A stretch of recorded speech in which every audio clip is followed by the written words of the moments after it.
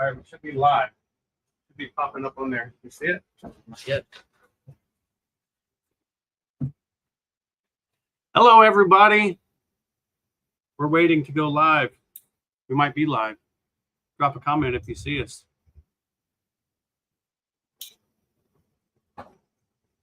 See anything on there?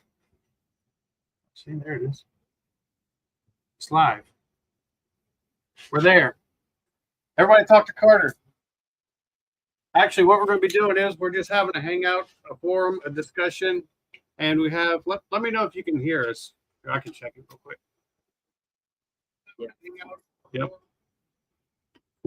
Can you hear me? Well, what's that dinging noise? But what we're doing, hello, Jupiter Robotics. We're waiting on some others to come in, and I have to run back and forth. Oh, let me go let somebody in. Carter, tell me if you can hear me. Sam.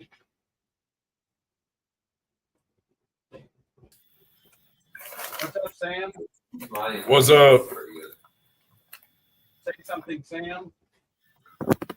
Ugh, my camera is not amazing, but that's fine. Carter, do you hear anything? No.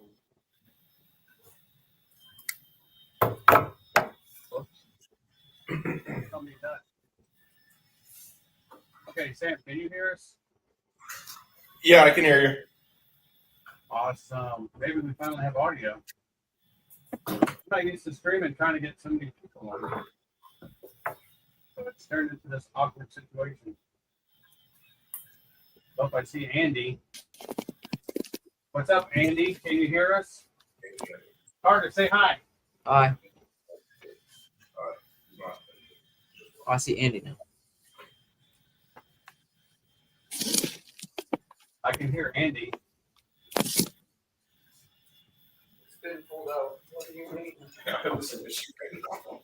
I can hear you, Andy. Can you hear us? Check 1, 2.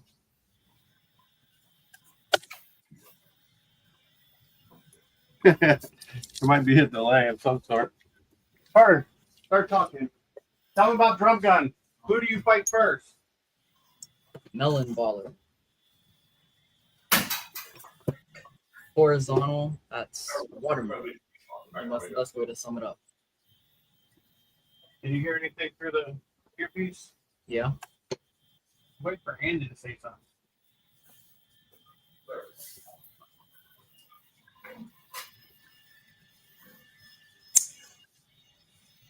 Andy, I can hear.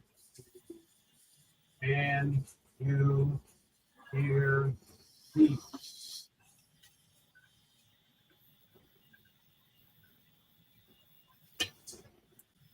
He's never going to go. He said no. Turn your volume up. Where are you at, Sam? What are you doing? See if you can still hear us on there.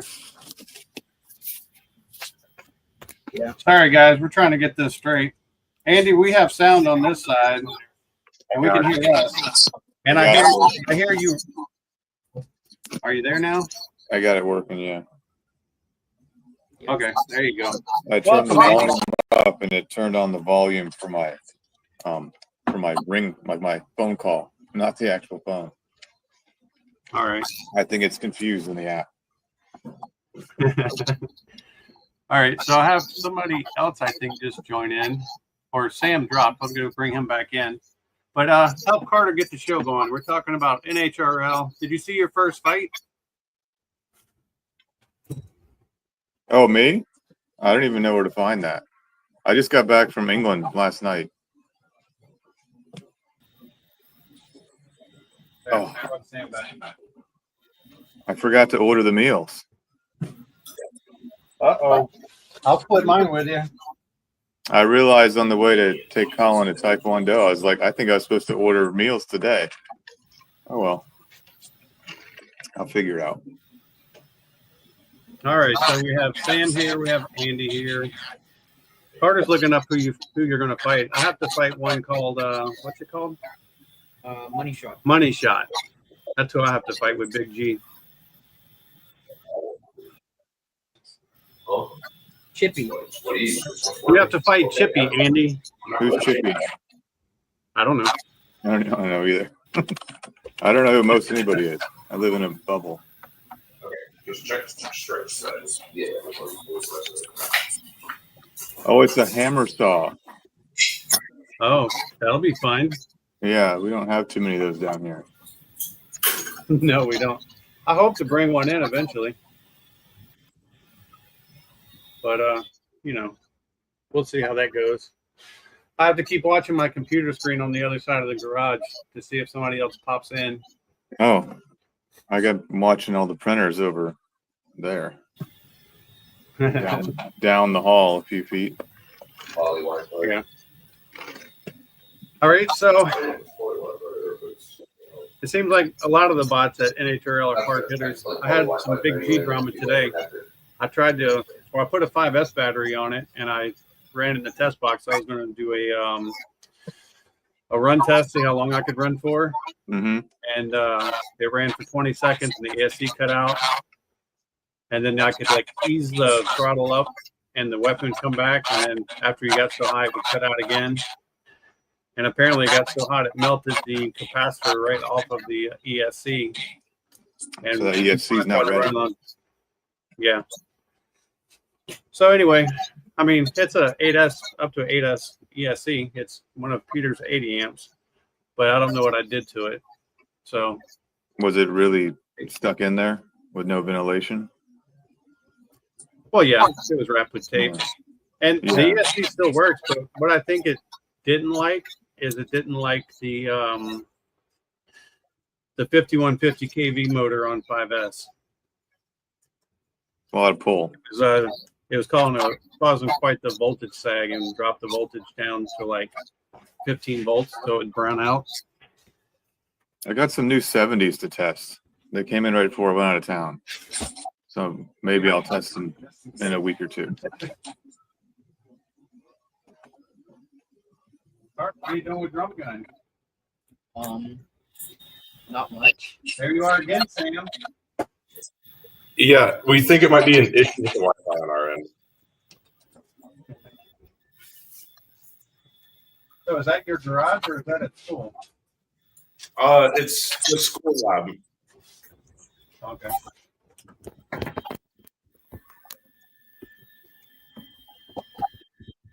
Other than going to 5S, there aren't many changes.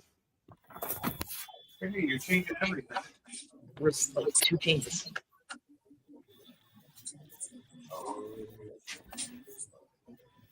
This is the current state of Big G. He's still in his package from the last event.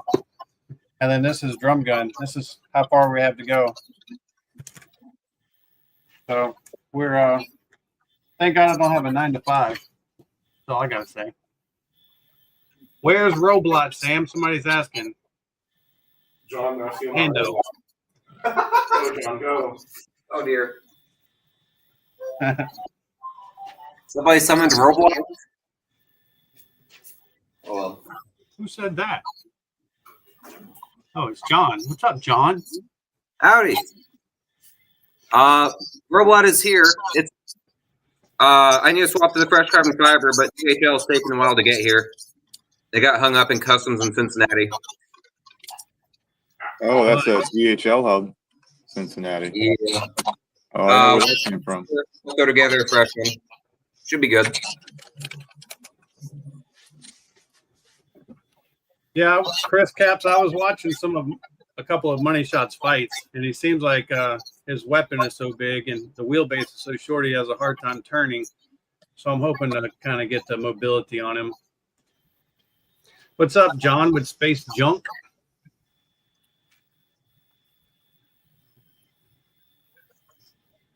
Don't get hit in the back. I got hit in the back by temporal tear. That was a pretty good one. So, Andy, how's Gallo 12? What's his status? Ready, right? Nah. Everything came in yesterday night because I was out of town for 10 days. So I scheduled everything to arrive last night, and I took today to look at it. And so I made a little spreadsheet with a matrix of all the different configurations and weights to see what I can actually do. So I can use some, I made some more custom Athena's teeth in titanium, but I made them twice as thick. And it looks like I can run those with the big battery and foam wheels with cleats. That's Yeah. With my ESC situation, I'm going to have to run. I think I have to go back with the Casa right here, the Talon 60, oh, the big one. because and it's an ounce heavier than my other ESC. So that's going to eliminate me being able to use my nice heavy urethane wheels. So I have some urethane coated foam and cleats. Yeah, I can do the foams across the board with any weapon setup I have or any battery I choose with the urethane on them. But once I get with the cleats on there, it adds the cleats added like 13 grams total between switching hubs and adding the cleats on. And so that knocks out my double thick AR 500 Athena's teeth on the big fat battery. But it looks like the slots are going to stay home. They're too heavy. I'm not going to run the 261s because I didn't like how they did in St. Lucie. I don't think they could take the big hits as well as the 81s. Well, I mean, they're a lot smaller, so probably not. You have Team Robotics saying, thanks, Andy, for help with their recent order. Oh, yeah. All their parts, Post office. and they're building a new bot. Yeah, post office sat on that one for a little too long. It should take like a day or two to get there, and it took like 7. Yeah. Shipping has been a logistical nightmare. We've been getting batteries lost in the mail. We've had all kinds. I mean, we ordered a radio master for Carter from Amazon. It comes, it won't go into the binding screen. Oh, So we go through all this troubleshooting for like 3 hours, and then I reached out to Zach and with Sunday Scaries, and he just took his SD card and all of his files and sent it to me, and I wiped our card and just put his files on it that we know that worked with his setup, and the radio still wouldn't go in that menu. It would just sit there and say loading, loading. So we had to order a second radio. We think the radio's bonked.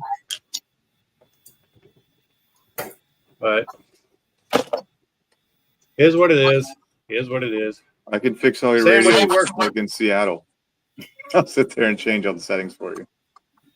Yeah. That was fun. Hopefully we don't have to do that. That's when I was trying to run the radio link stuff that I hate so much because the ESC is constantly brown out. Yeah, I have that same one. I set it up and I used it once, and then I have a pile of remotes here from testing everything, all kinds of stuff. Yeah. Most of it I use one time and then just sits on the shelf. Carter, if somebody clicks in, I'll let you go there and click them in. You get to work. Sam, what you working on? So, long story short, all of our bamboo printers decided to stop working this weekend. So we were switching to our bed printers, and we have to clear the supports out for the chassis. That sounds fun. That sounds like our luck. Every time we get like a few days before an event, my K1 Max, the main board loves to crash, and I have to pull the main board and completely wipe it and reflash it and reinstall everything. But I'm getting good at it now. So how many teams altogether do we have coming is what Team Robotics asked. How many Florida teams are going? Like 5 or We 6. know that we have Zach with Sunday Scaries, you, us, Purple Fire, of course. You have the UF guys, and they're bringing a 30 and a 12, I think 12-pound Powerball. They should be on here shortly. They're being fashionably late. It's usually Purple Fire who's late for everything. Yeah. First time for everything. Carter said, first time for everything.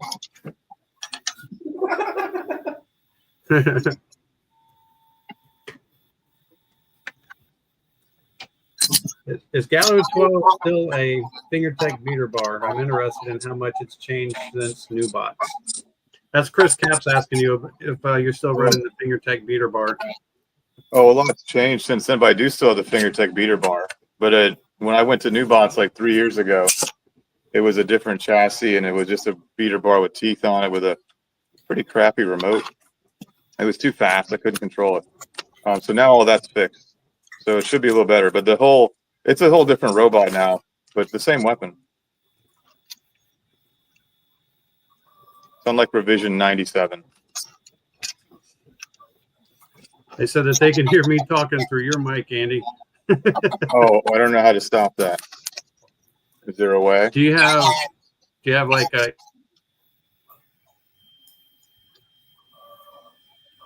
what it's doing is it coming out of your speakers and it's going through your mic, or are you on your phone? I'm on my phone. Oh, okay.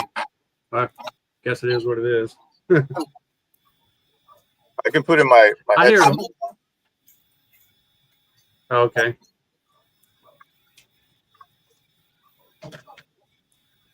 Yeah, I might have to send you a wish list or a parts list. Just ask you to bring some stuff with you. Hopefully, my wife's not still on, but I have to get everything built first to see.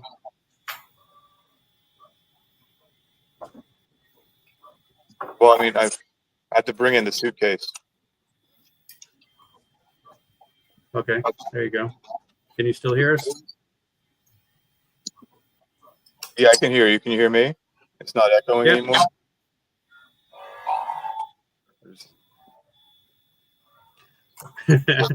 I said I might have a couple parts that I might have to tell you to bring with you so I can get them in NHRL. And I said, hopefully my wife isn't listening. And she's like, oddly enough, Yeah, I as just long as logged there's- back in. I'm under 50 pounds on the bag. We're good. Yeah. Well, that was my way of getting under 50 pounds is to have you bring some of my stuff. What's up, Mitchell Minor? We got 13 people watching. That's pretty good for this channel. I keep looking to see if any of the UF guys are going to come in, but if they don't, also let Aaron Taggart know. He might pop in. He could give us some NHRL advice. And I also invited Zach. Lando said, your headset worked. It sounds better. Oh, I just figured out how to use it. I use it for work all the time, but it just sits in a box. I look like an idiot all day. I have a stupid headset in my ear, but that way I can answer to a computer and two phones at the same time. Right. Okay, we just had Christian from Team X. Hey, He Christian. said, how's it going? When are y'all going to make an event other than Makers Fair? That's the event. That's the one they come to That now. is the event.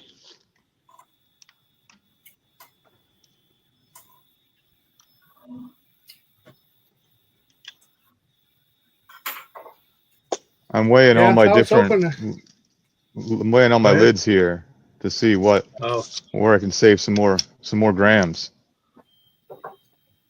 Yeah, I went from 2 mil plates to 3 mil plates.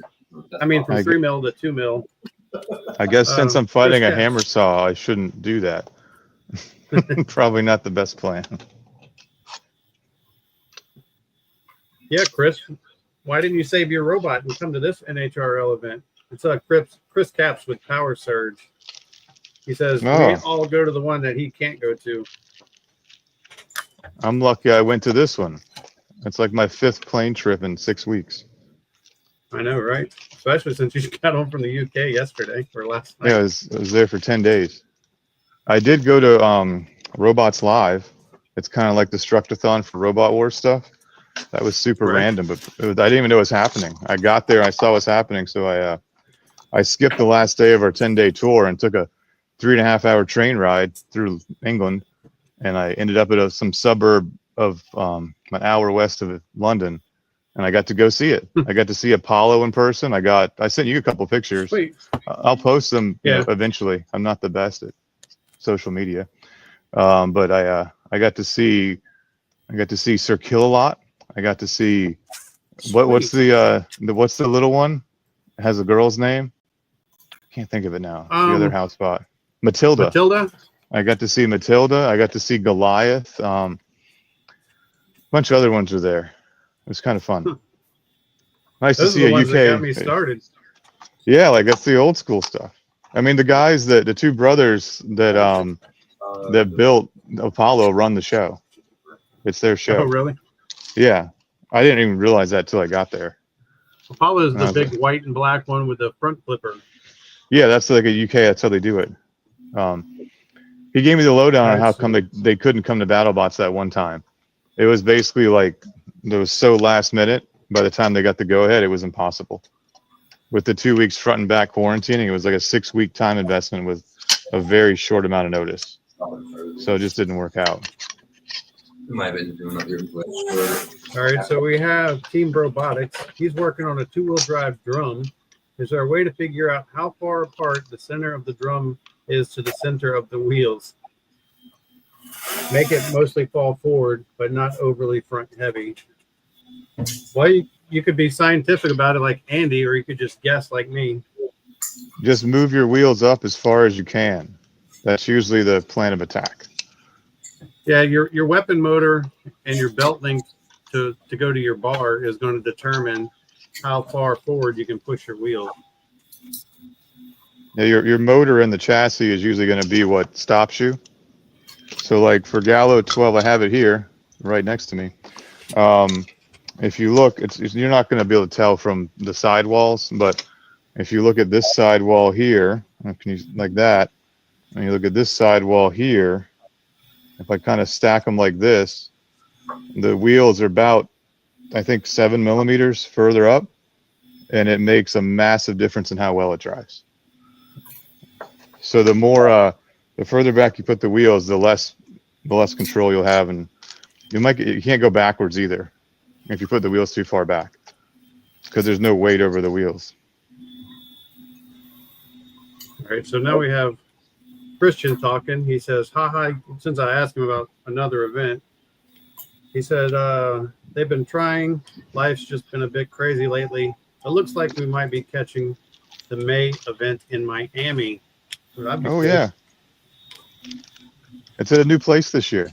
It's not at the UM basketball arena. It's at a place called the Fairchild Botanical Gardens. So it's outside, but we are inside because that's how robots work. So we're inside, air conditioned, all that stuff. But it's at a different venue, and I think we might put it on a stage this year. I'm not sure. We were talking about putting the arena on a stage, and then using like a big screen and maybe a giant projector I happen to have. Yeah, I know all about that. So you sent me a projector a while back. I found it the other day. I forgot I had it. I thought it was the drone. And I opened the bag. I'm like, this is not a drone. This is a projector. So Lando's in the chat, and if you don't know who he is, he's with the Weekday Warriors. He's got Launchpad or Launchpad. And he said that Nausea, Carter said, is new one. He said he'd go to the NHRL, but he doesn't have a Beetle yet. Well, get a Beetle. And Chris Cap says, and it worked pretty solid at GSCRL. It's harder than it has in a while. He's talking about Power Surge. It's hitting harder and better. He just doesn't have a lot of parts right now.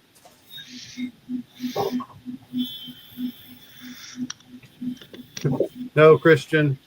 It's a mostly outdoor venue, but the robots will be indoors. Yeah, I don't do outside events. Jacob Rogers says, "What's up?" Oh wait, we got somebody else over there waiting to come in. Say hi there, buddy. It's Zach. Jacob Rogers, the old Demis parts are still here. Pretty much it. We show them.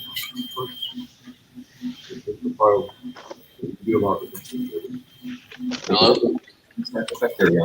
Zach, Can you guys hear me? we can hear you, but we can't see you. Yeah, my camera's not on right now at the moment. Oh, you're so vain. You don't want to make the rest of us to look bad. Oh, I know. I'll try not to.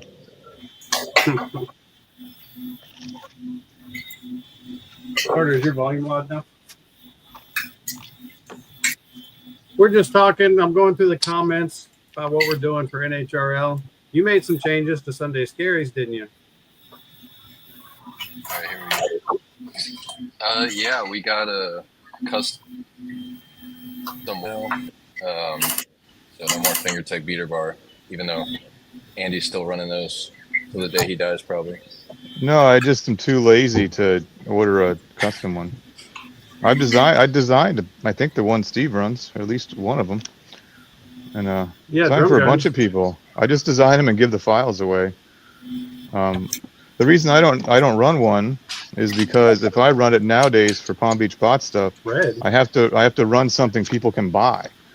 Oh, So I've yet to find a cost-effective way to make one that makes it affordable for what people need. That's why I don't run one. It might be coming. There's been some talks, but Steve, who makes your beaters? huh? Who makes Steve's beaters? PCB? I don't. Steve usually does all Okay. that stuff. I don't make any of them. Here's the backstory on my beater bar. If you've ever seen the old Seth Schaefer video, how to design a beater bar, I didn't know where to go, so I emailed him, and he charged me an hourly rate for a couple hours to finish that, to run with FingerTech gear, and the rest is history. That's where my bar came from. That's the one I redesigned, right? Yeah, but then you redesigned it to a 2x3 and a 3x3. Yeah, because I misread your message on what size to make it. And I didn't double check it and ordered it, and I get a 2x3, and I was like, Yeah. "What the hell is this?" I can make it any. I can make it any size you want. that part's easy. But Chris Capps is saying that outdoor events are an experience. I've done a few state fair events in New Jersey once it was a torrential downpour. I bet that did suck. And Jacob Rogers is going to be watching from the from paternity leave. Congratulations, Jacob Rogers. The new generation with paternity leave. So jealous. Yeah, I know. I had the weekend off. My daughter was born on Thanksgiving, so I was lucky enough to get like 3 days off. That was it. I think I had to work the same day.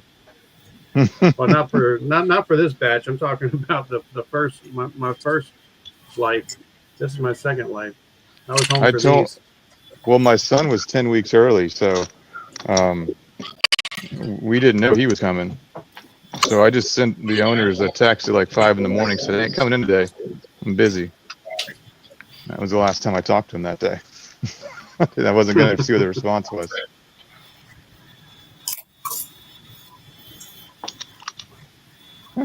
All screws present and accounted for. That's good. Yep. Always a good day.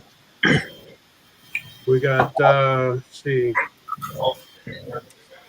Chris Capps. Custom beaters cost went up. Now too, everything's gone up.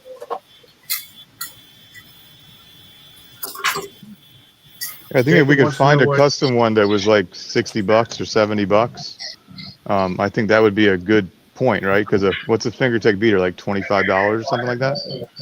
So yeah. It's obviously worth more to do that, but you run into a weight thing too.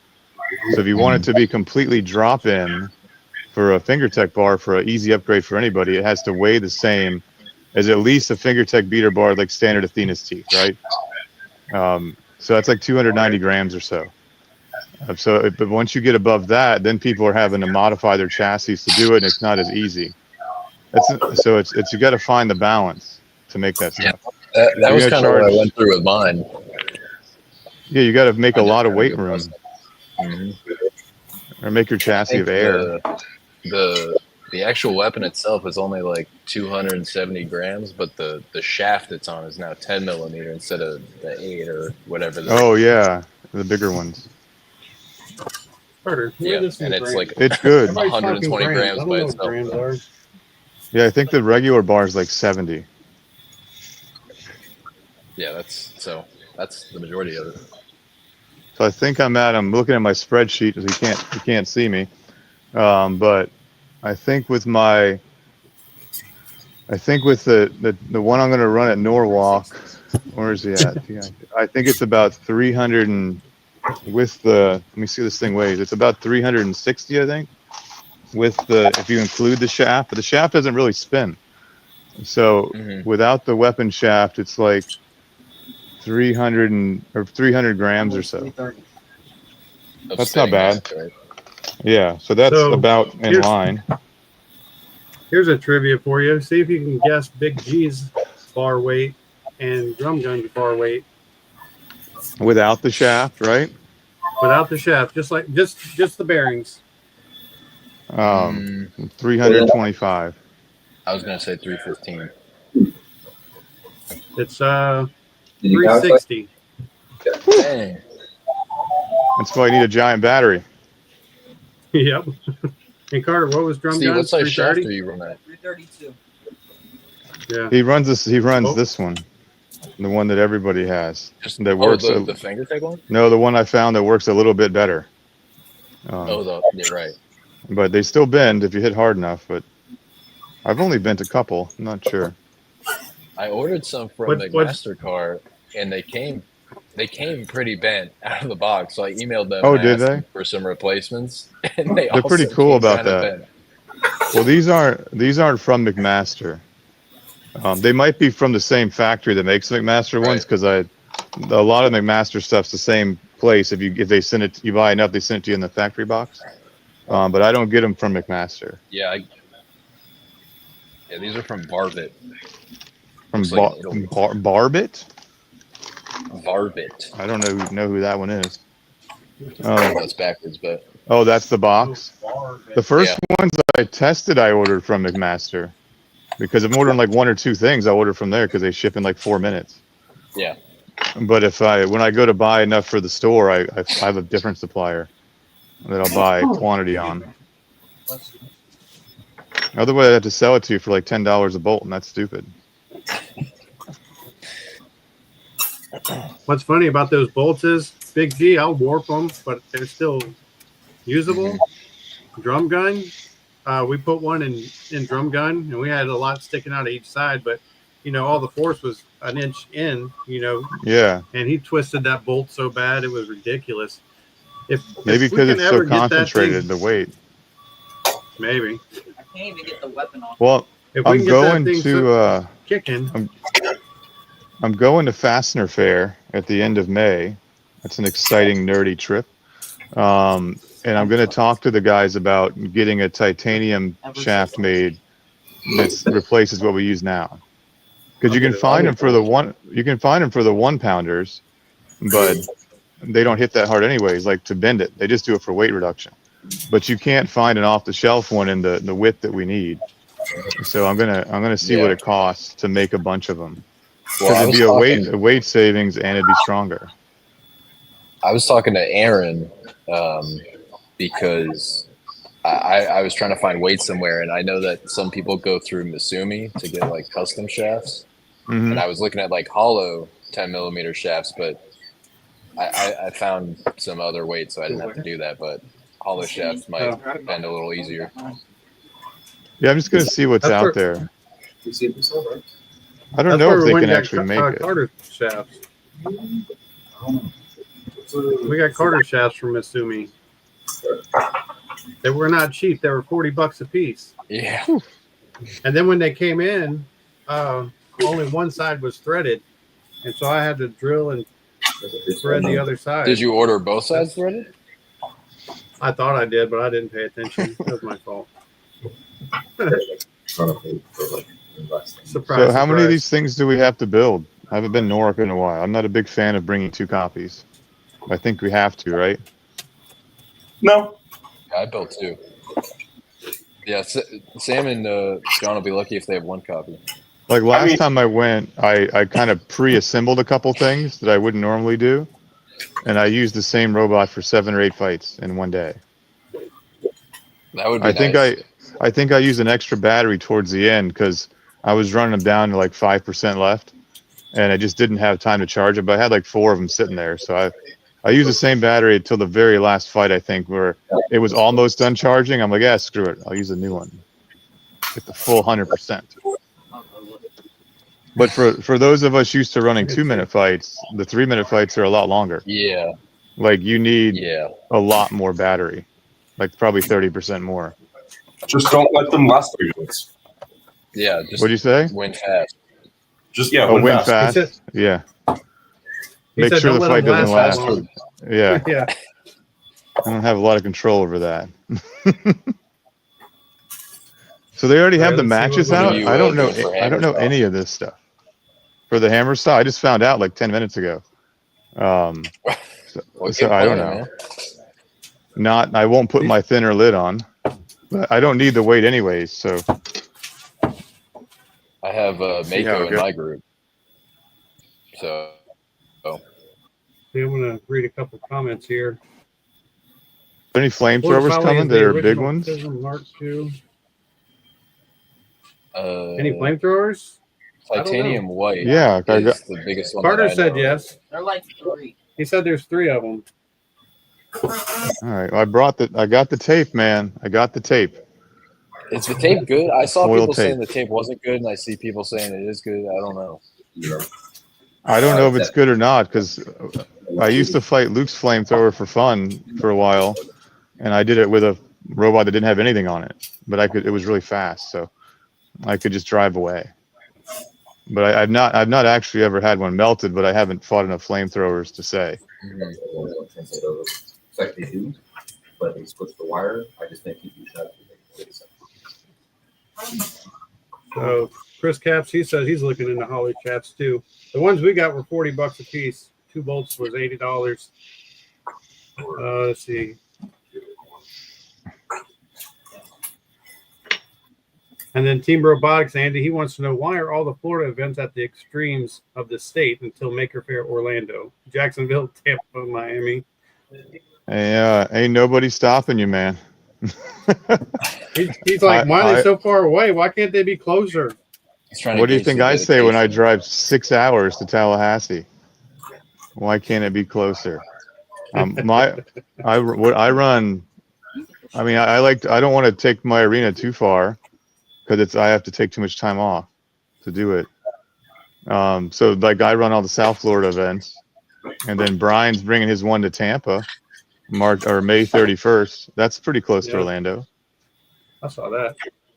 Orlando, despite being the biggest event of the year, has 0 events all year long. It's kind of weird.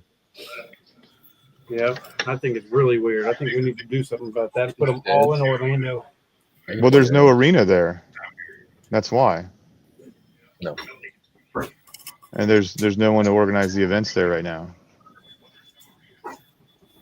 If you want to clear out the garage, Steve, we'll have one at your house. Yeah. You see my garage. It's a reflection of my life. I don't know who got Mako.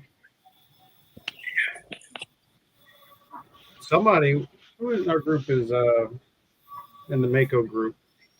Zach. Oh, Yeah, Mako's in my group. is this on the website somewhere? Yeah, Zach's group.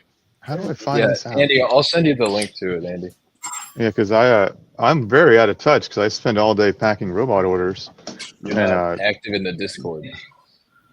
Discord, Hey, I what are don't. you doing to our I log in audience? like once a year on Discord. Well, Huh? that's why you didn't order your food. No, I had No. the things. Steve sent it to me. I was in England until yesterday or like midnight last night.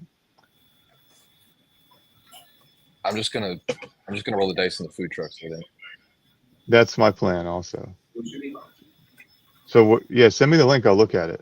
I don't even know how it works Yeah, anymore. It's so you basically fight the robots in your group for the first 3, and then Oh, it's like World Cup. yeah, and then if you get 2 of those fights or a win, then you move on to the Elam bracket. I think that's Oh. based on the seeding. So you If take you- 3 fights. It's like we've run. Yeah. If you win your first 2, Yeah. you don't have a third. It's like a mini Swiss with your group. Yeah, that's kind of how Merca does it. Oh my God, there's 48 robots in a group. No, there's only like I don't think there's 48. Wait, so no, there's like Mine was 93 always pounders, I think. There's- Oh, it's got yeah. round. Oh, Yeah, there's like- multiple rounds. It's Yeah, all set out already. I didn't know that. So you can figure Oh, geez. out like if you win or if you lose, and then if they win, then you're fighting this guy, and then both folds, so we're getting up back. is Oh. Rain-X ready for lobotomizer soon? What? He's still bald. Still bald. What is lobotomizer? It sounds familiar, but I don't Is think it a we- thagomizer? We were looking, we couldn't find any picture of it in the NHRL Discord. How do you spell it? I can't- So, I'm trying to find it. I can't. It's like a picture that came over. I can't like highlight stuff. So what I've been. the link I sent you? Yeah, I clicked on it and it's like it says it's this Google Doc, but I think It you just can is just a do picture. Control F and then search, will it work? but there's no pictures. It's just Okay, like yeah. text. Lobotomizer Prime. LOBO. What is it? Is it I haven't done a lot of brain swaps in a while, so to the melting? that was like that movie Get Out. Remember? that has Mhm. never bought anywhere that we could find. Yeah. So looking at the signed up bots, it's a melty brain, and we can't find any fight videos or any history on it. So who knows? Maybe it's new. Roll the dice. Yeah, which- Yeah, if they're in like the right column, those are like the unseated bots. So a lot of them are like new bots, or they were just unseated because they were too low in the. I'm sign-up unseated because I haven't been there in 3 years. bots. Yeah. I'm unseated. I've never been there. I go to Norwalk more when they're not running fights than when they are. Because if I'm there for work, I stop by and say hi. It's a cool place when there's nothing going on. Are they there like during the week? Yeah. I mean, it's Like not. they work like it's an. It's office there's a during the few week? people that are full time that work there. It's a lot of work to put on these events every 2 months across 8 arenas with a live action TV crew. Like it's a lot going on there. I think one guy is full time just to fix the arenas, like just to keep them maintained and ready to go. You Real got the quick, silver wrench back there? What are you referring to? Jacob Rogers asked Who said for real quick? Prusa Mark IIIs. Both of them, sorry, the Mark II has been upgraded to a Mark III. They have both been slaving away for like 5 years now. Both are running today. I think they're both running right now. Yeah, they are. Yeah. Those things are going to go until they fall apart. I still have my first Prusa. Carter has my second Prusa. I I was gave about it to to say, him. I got your second, Prusa. Just printing Yeah, right now. The first one's the first printer I ever got, so I kept it. It's more of a museum piece. It's just kind of sitting there in a lac table enclosure, and I started running TPU on the bamboos instead, and since it's way faster and easier, I don't have a need to turn it on. But I'll probably never get rid of it because it's like a trophy. These screws I can't get out because they're all sheared. Like, I'm worried about getting the robot top plate off because I can't find the snowbox anyway. Sam, what happened to your bamboos? yeah. So we think there was too much TPU dust got collected into them, like in the area. So we What you doing, we're- Junior? merged it with like PLA and PETG, and now they're printing again. So we've gotten decent prints out. These finished today, so good. But we've been struggle busing right now. Like we printed this on a 0.8 nozzle on a Creality CRM4. Oh my God. Here, then. Yeah, it's CRM4. It's the updated CR10. Yeah. It's not any better. We're struggling. It's probably fine if we had the 0.4 nozzle still on it. Maybe. Probably. It would have taken so much. How many bots are you guys bringing?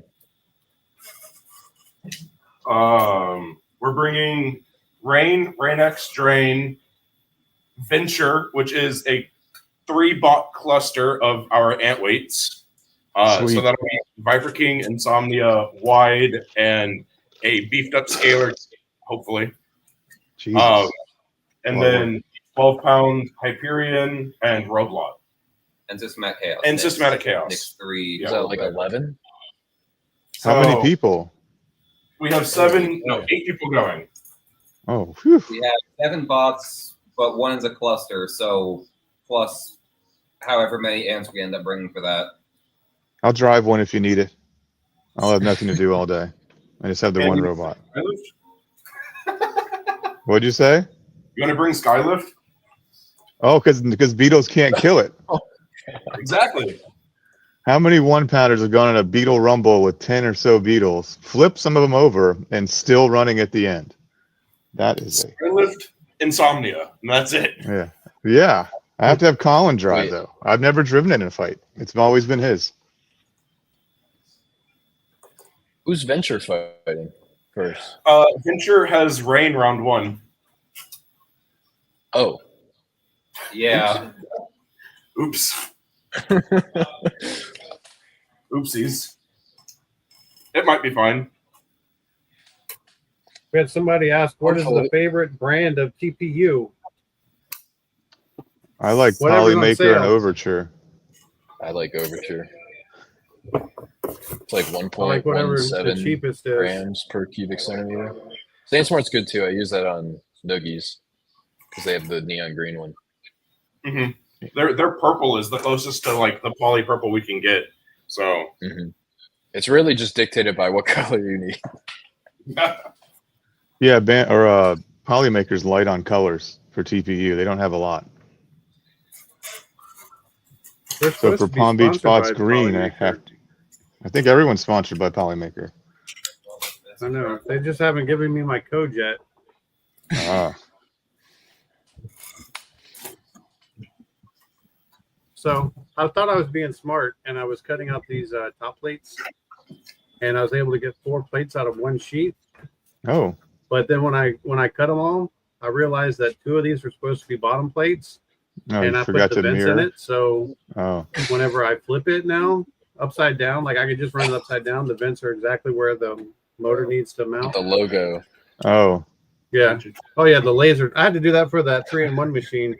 I was part of my contractual agreement was to make a Yeah, the video laser. demonstrating how I use all parts of the machine to build a combat robot.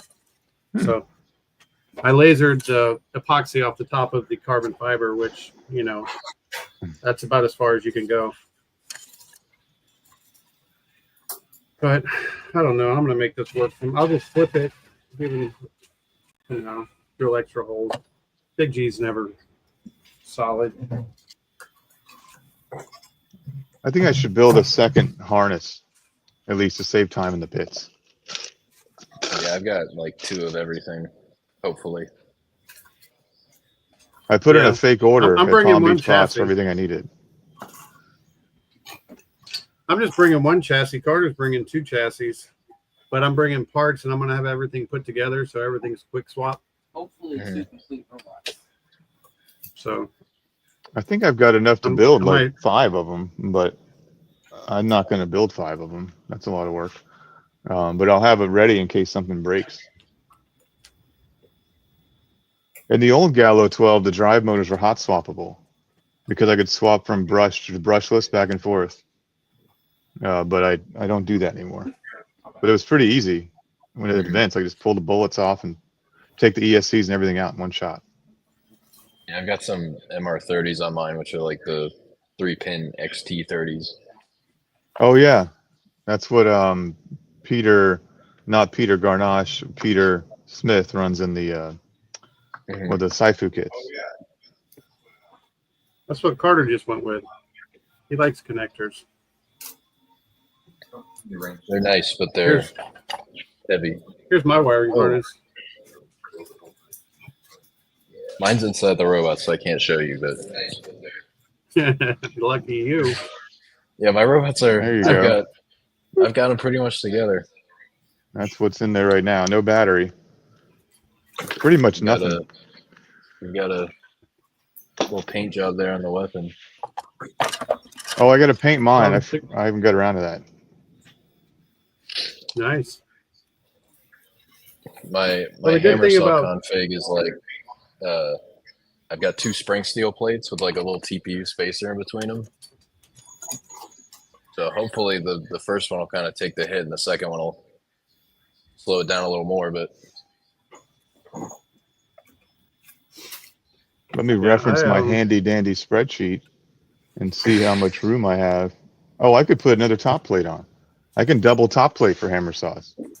what thickness is your top plate? Would be 4 millimeters then. It's 2 Wow. millimeters now. That'd be pretty good. That'd be pretty resilient. And I have longer screws already to solve that problem real quick. Well, the good thing about building Big G is I've been building this same robot for so many years. Like it was literally running 10 minutes before the stream doing a run test, and I can have it together in 0 time. Oh, can we share videos on this thing we got? Can I like Maybe if load you a video on my present, you can, phone? like show your screen. I'm I don't know. I'm on the phone. I'm not Oh. even sure. I don't have a camera on my, well, it's my laptop's shut because I'm on all the screens all the time. I mean, I 'Cause I know could from sh- my end I can share a screen from my computer, but I can't do it. You'd have to try to figure that out on your side. Yeah, I had the video when I tested the cleats and it was jumping out of the test box.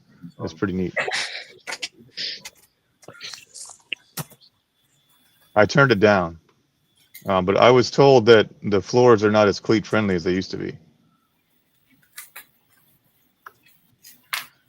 I'm a little worried about my metal forks catching on the floor if it gets torn up. Mine are floppy. Mine bounce.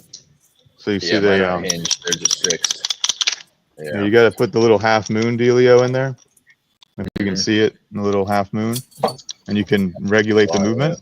Then you put a little spacer inside and the washers and all the stuff, and they do that. I would have done that My for question- Sunday Scaries, but I got lazy. My question is, what are forks? I call them forky forks. Carter has forks. It's funny, when we went to Seattle, we fought Firecracker, which is a very, I got very some- forky bot. Oh, that And, thing's fast. Yeah, but our bar was so low to the ground that every time he tried to go under our bar with the forks, we just spat him up right back out. You probably But ended then up we in the got pit, unlucky. right? Yeah, we landed on top of him, and we couldn't move, and he just Oh. drove to the pit and hit the brakes, and we slid off the top of him into the pit. That's how all fights ended at that event. Was in the pit. I know The that pit was won. the pits. The pit got a trophy at the end of that event. 60 grams. All right. I'm surprised Sean Lytle, he's probably sleeping. He goes to bed at like 2 p.m. If he works He unusual gets hours. up. Yeah, he works driving that truck. He's there at the cracker. You know what? Dang, I just found a piece of washer embedded in my chassis side. Like, I don't know. What do you think That's about not a running good no wheel sign. guards? That's what Carter said. You ought to just take your wheel guards off. I'm like, I'm not buying another gearbox after every match. If I take the wheel guards off, I can run like anything in the world. All the configurations work. I would take wheel guards off in the 1 pound class. They had that guy at the event close to your house, the one with the super awesome host, the guy who does all the signs and stuff. I forgot. Oh, his with name. Dan? Yeah. Yeah, that one guy was running no wheel guards, and he was What- replacing one, if not both, gearboxes every single round. The only I'm person not that's running ever wheel broken guards the Sorry. only person ever broke a skybox or a skylift gearbox is Zach. He's the only one I haven't. that ever broke it. It had like 17 fights on it, and it broke that one day. Colin So you- has you it get- like Sharpied entirely red. Yeah, that's the Sharpie I have in my toolbox at the event, so everything's red. I think I have to change the color for you guys. Yeah, I'm not running wheel guards on the hammer saw config, so I could run the metal top armor. Because I figured, Probably won't need it for the hammer saw, right? I don't think it's spare. Yeah, you're right. You won't need it for the hammer saw. Unless they pull like a strike point and go vert mode. But So it's, Chris Cap suggests printed forks over steel forks for NHRL. Mm, Here's what makes for me the- happy though. To I get the found a piece TPU of action. trash can. exactly. I have an almost near perfect garbage can backplate for Big G to keep the tradition alive. Oh, the trash can wheel guards are legendary. I know. I ran out of What is that, material, so I PETG or started going something? to TPU. No, it's Conti trash can. Probably HDP of some sort. oh yeah. Yeah, for the hammer saw config, I have some crazy like 3.5-inch TPU forks just to try to keep them away, push under them. I could change these side plates. I have thinner ones, but I like them. They're cool. I think as long as I can I run had foam Jupiter. wheels, I'll be okay. Yeah.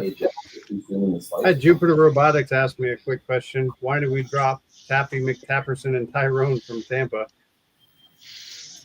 And the answer for that is I forgot that it was a one-day event, and it's really hectic bringing 4 robots to a one-day event. And there was a long list of people waiting to get into the 1-pound class. So I figured I would do a double good deed and save myself a lot of stress and give up 2 spots. Did she add plastics to that event? I had some people I don't asking, think so. and then because I thought it the was just classes are fairies pretty and small. Running from anyone. Oh, Yeah. Zach, you probably haven't seen this yet. This is my my bling for NHRL. Oh yeah. What do you think about that? Yeah, I saw in the thumbnail. I saw in the. We got the Wow. Big G. That thing is huge, man. Are you Don't gonna you wear think that during you- your fight? Oh heck yeah!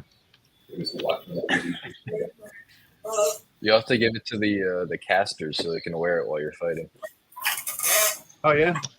Anything to draw attention to us and maybe get us on the stream, right? Exactly. Winning's the fight best Maker, plan we'll get for on the that. stream. Well, I can't rely on winning. Yeah, it looks like it's still just fairy weight, ant weight, and beetle weight at Tampa. I think she told me that because I had someone asking me why they weren't running it. I was like, well, it's not my event, but let me ask her. So she said that she wasn't sure she had enough volunteers to run the extra class. Hopefully, the new venue will be cool. Yeah, it's at I saw that. it's at a Yingling brew house. Mm-hmm. That place is huge. I've driven past it a few times. I would Hopefully- go, but Stay I'm away from the bar. No. I was gonna go bring the arena for her, but I'm out of town 22 to 26 of May. Then I fly from there to Fastener Fair till the 29th. I'd have to come home that night, drive to Tampa the next day to run the event, and then come home for like 2 days. And I have to go do another show in Vegas for a week. And I was like, I'm gonna have to say I no. think she got Like, she got Brian bringing it. yeah, Yeah, I right. talked to Brian. I called him and said, hey man, what are you doing that weekend? Because Tampa's probably Oh, nice. an easier ride for him than it is for me, anyways. But she didn't know Brian yet, so now they're in touch. They can do stuff. Oh, cool. Yeah, the other How long did box it was a little sketchy for beetles. No, she stopped doing it after the last event. I talked to her, and so Yeah, I was giving her some advice on building a new arena. I just don't think they've had time because like she doesn't just do robots; she does everything. Mhm. Like she does so much stuff; it's insane. Yeah, So I knew her from. I was like, how do I know her? She was First the Robotics. FRC. Yeah, she was the FRC event like area coordinator, whatever it was for Orlando. Yeah, she knows everybody. Mm-hmm. She's super well connected. So the Big G, my bling. Somebody asked how long it took to print. If I remember correctly, I think it was like a 6-hour print, and then I had to do the chain links separately, but those were short.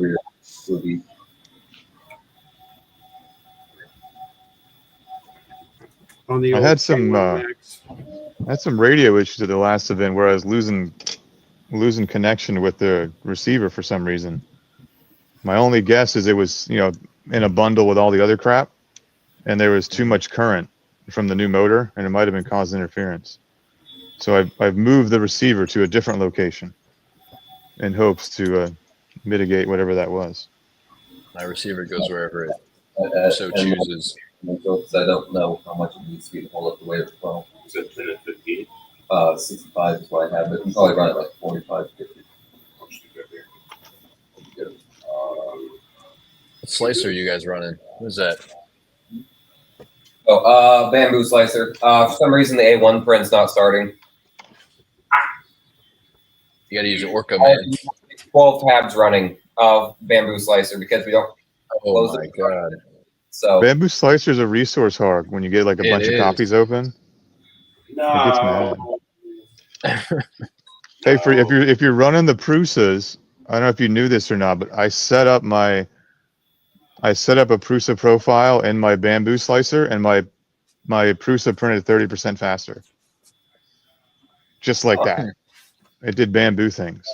All I did was just put in like the right size and stuff and specs for the Prusa, and whatever they're doing in their little magic land, it worked and they came out fine. interesting. So if they're broken for a while, give it a shot.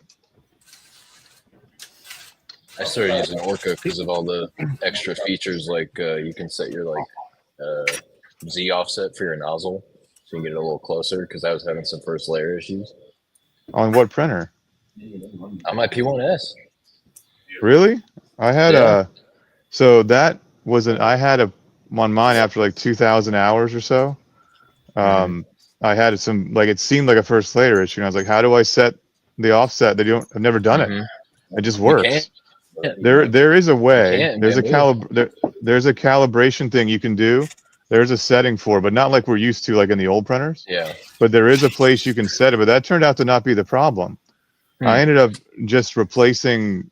I put in, because I had the stock stuff in it, so I put in the hardened steel, gear and stuff inside, and everything's fine. Like That's I what I'm wouldn't. running, but I was still having some problems, so the offset kind of fixed it. I changed the filament cutter. I changed like 1,000 different things before I got to that piece, and that just fixed it like magic. Because I pulled the gear out and there was no teeth on it. I'd worn it down, but it runs plastic kits all day, so it had a gajillion hours on it. I think I'm ready to go. I don't think I even need to do anything else. Well, no, like look, the lid's on now, right? I just put some screws in it and some wheels. That's it. Yeah. Is it because of the weapon on it? No, I got a bunch of them sitting here. I gotta paint them. I have 3 of the ones with the bars on it. So this is what I think I'm gonna run. I made if you can see it, I'm on the phone, so I can't really tell. So this is the regular thickness one, and then this is the ones I'm gonna run. They're twice as thick. And you still have enough clearance? Yeah, I checked that first before, because these are really expensive to make them in titanium. It's not really not budget friendly. Do you have issues with the threads on the bolts they use to attach the teeth, like marring up the inside of the beater bar? That was what my problem. You take them off. I've never had one that I could reuse, like after they wear out. Once the teeth get like bent or the heads get taken off, I have to take the screw out, and then the threads are just. I usually don't. I got a couple beat up ones. I'll show them to you.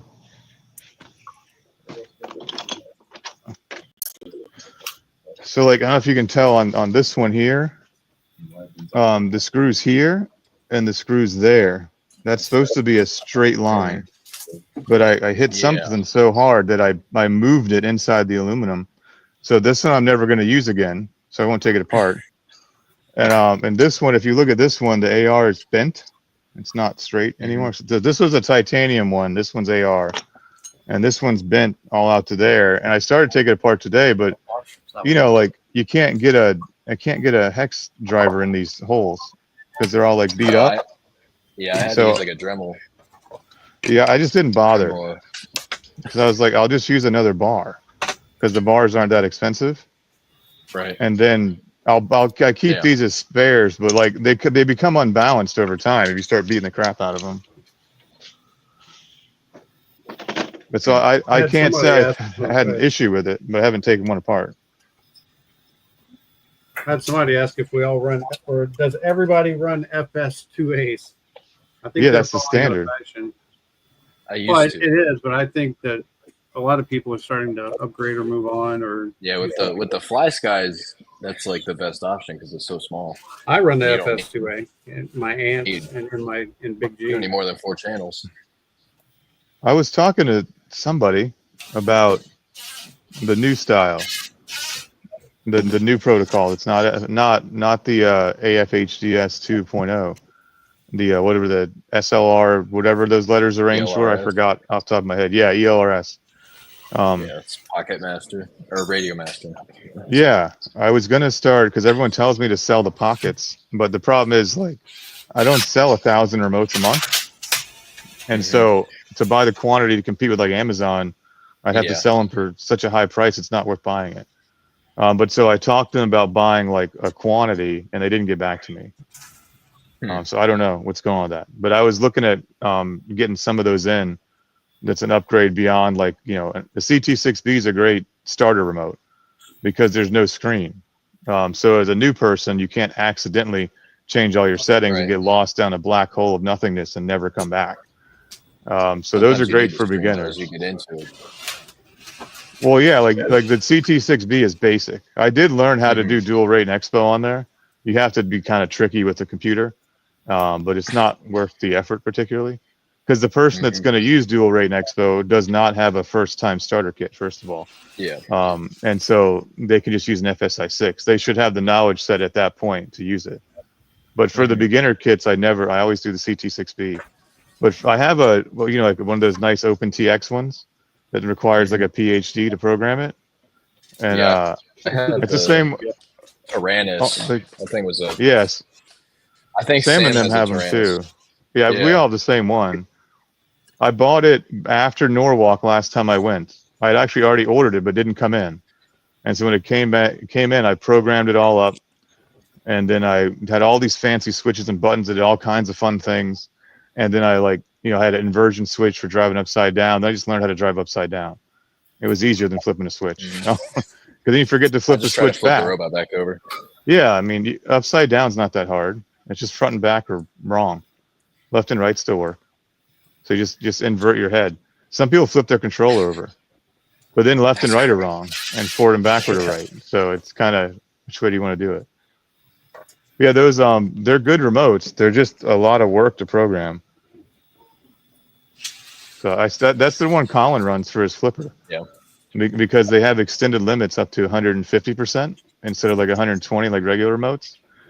And I was lazy when I made Skylift, and I didn't feel like messing with the geometry too much. So I just put it on extended limits, and so it goes further. Because he runs one of those test servos. Actually, he runs an off the shelf one now, because I did break the servo in that Beetle Rumble.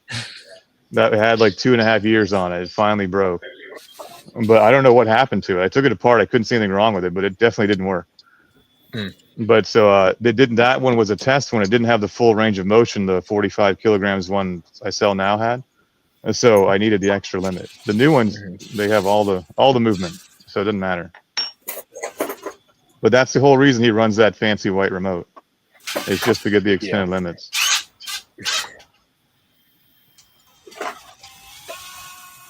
That thing Does puffed a everybody else battery. use wood screws?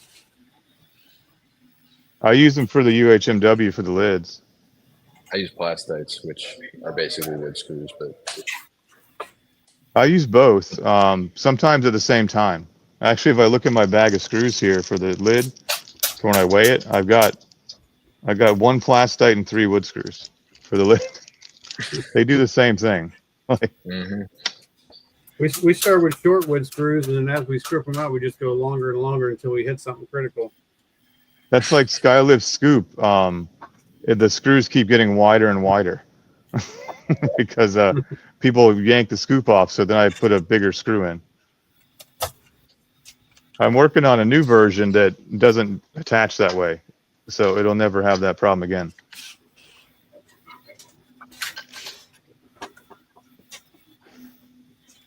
Let's see.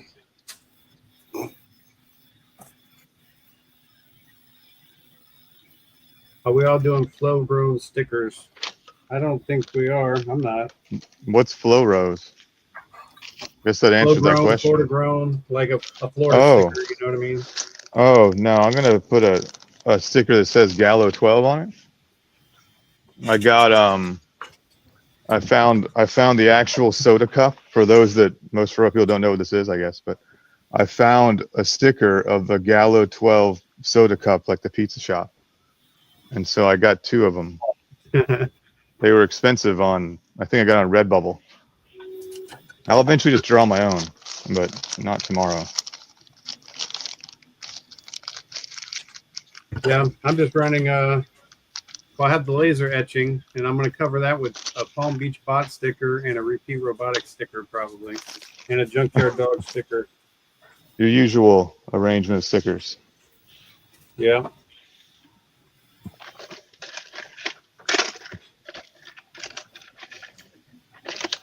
So Sam, you guys just bring one robot, right? You bring one of everything?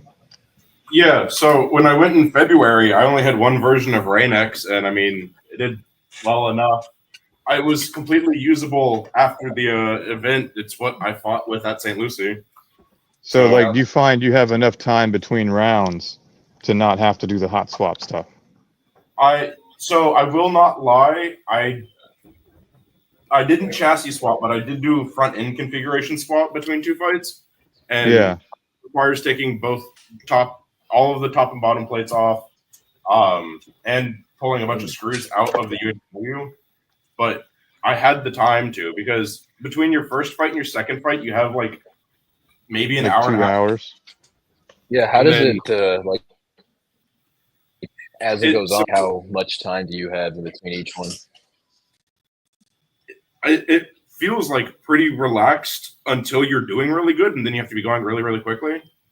I think in this, it's like a Swiss tournament. So, like, the way we run it now is you're going to have like a bunch of time between round 1 and between 2 and 3. But once you get to elimination bracket, it's actually faster. Yeah, it goes a lot faster. So- You don't have as much so- time between fights. In the elimination bracket, how much time do you see like between each match? Like It in would the just early pop up on stages, the I bottom. guess. You're guaranteed 20 minutes, and then I think you Right. get one pause or like one. Yeah, I think I saw like one 15-minute extension. Did you like? Was it at any point where you were like they were counting down the seconds of your 20 minutes to get you up there, or For did me, you not never really hit that 20 necessarily. minutes? Every time it was I'm putting my top plates on, or I'm plugging my battery in, or I'm waiting on a battery to charge, and they're like, "Okay, that's fine. Just know that you're up soon." Like So at least in the earlier rounds, if your competitor's cool, they don't seem to care. Like, I gave somebody an hour and a half one time. Like, I gave somebody so much time one round that they were starting the next round already. Like, we were in, like, they were into the next part of the bracket and we hadn't made our fight yet. So then as a result, I won that fight, and then I had 11 seconds to turn it around for the next fight, which luckily there wasn't anything to do. And then the fight after that, I gave the girl like an hour and a half, because they're kind of like the way we run our events. If you're not holding the event up, no one really cares. They're all for you fixing your robots. It's just when you get to those later rounds, they're kind of on a schedule. yeah, Because it ends at like 11, right? I mean, you don't want to push that back too far. Does it run that late? I don't even remember. Yeah, not late. Used to be worse. Yeah, that's crazy. Got to order the meals. You get Chris Caps is saying you get one postponement for 15 minutes. Earlier in the day, you get 1 to 2 hours or even more. But once you get past round 2 or 3 in the bracket, it gets way harder. Times get tighter. So there you go. You want to see something cool I did on this one? I made it so I can swap, because the wheel guards aren't on right now. I made it so I can swap the side plates, the front and the back, all independently, but they're all interlocked into each other. So I did a little dovetail thing on the back. So even though there's no screws in it, like if someone managed to slice like half the screws off, they would still have a little bit holding it together. Of course, if somebody sliced all the screws off, I probably lost Yeah. already. But it was a neat. I wanted to do it for fun, to try and make it all, kind of like a. It makes it easy. Like I can It's take like a side puzzle fit, off. right? Yeah, like I can take a side off and not undo any electronics or anything, and all I can do is take off the wheel mount and just swap a new side back on. Because the old Gallo 12 was such a pain in the ass to change the sides on, and the forks were part of the UHMW side thing. They weren't really forks; they're kind of like a little extension on the front. They were cut And those would into get it. Yeah, like I had like a little slope, in the front that would stick out a Right. little bit, and those would get eaten up all the time. So I constantly, and it was the way I built that one was, I had like a hole. I like lock nuts a lot, so I had like a little slot in the side where I could put a bolt through a lock nut on the back, but it became a huge, like pain in the ass to change them in a hurry. So that's why I went to this way. It's real fast, but I haven't had to change a side ever since this new version. Because there's nowhere to hit them. I'd rarely change much of anything. Maybe a top plate or a bottom plate here and there. Are you running the UHMW wheel guards? Yeah, the little flappy things I have that might just get stuck in themselves when I get there. Or are those TPU? I might need you to Those are bring TPU. some UHMW. Oh, they're TPU. Sorry, you said UHMW? Yeah. Oh yeah. Like the No, I, like wraparound ring that some people do. the old version had UHMW, but these are TPU.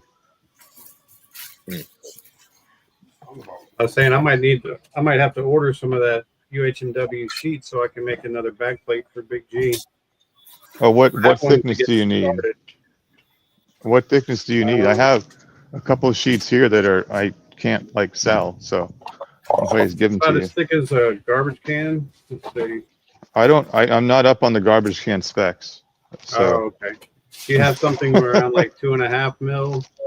I have a piece of 1/8 inch, which is what 3.187 or whatever. Yeah.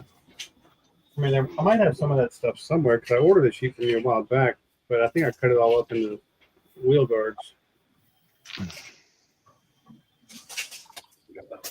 This is my favorite part, trying to figure out my belt tension. Any card. I always screw it up and end up having to make slots. I just put slots in it from the start now. Remember I showed you that thing I made? So I just put slots to adjust it over time. So I can make it tighter if it loosens up. Heck, it spins faster when it's loose. Less likely to It's break harder the to get pulley off, started. right? On the motor. There's less tension. That's right. I'm surprised none of the UF guys wanted to play tonight. They're going to I say didn't- something like, "Oh well, we were behind and we were working, and we got to get our butts ready. No time." I traveled for 22 hours yesterday. I think I was awake for 22 hours. I think I traveled for 18 or so. Took a long time. Yes, indeed. And a slight time change as well. 5 hours. It wasn't so bad because we were there 10 days. We got used to their time, but we took a 3 p.m. flight home. So it landed at 9 o'clock here time. But the problem is we got to the airport at like noon in UK time. And so and we didn't get home until 5 a.m. UK time. It was like 17 hours, I guess. Something like 18 hours. Was it 19 hours? 19 hours, I think. Just a little Was bit it there- longer than my trip to Seattle. Yeah, that was funny. When you took off like 6-7 hours before me and I got there before you did. Because I had a direct flight. See, we Pro flew into traveler Miami. versus noob. Huh? I said a pro traveler versus a newbie. I do have to travel a lot. But it was a cheap ticket and it was direct. That's why I went. I wasn't even planning on going. But the ticket was so cheap and you gave me a hotel room to stay in. I was like, all right, my cost is like $360 to go to this event.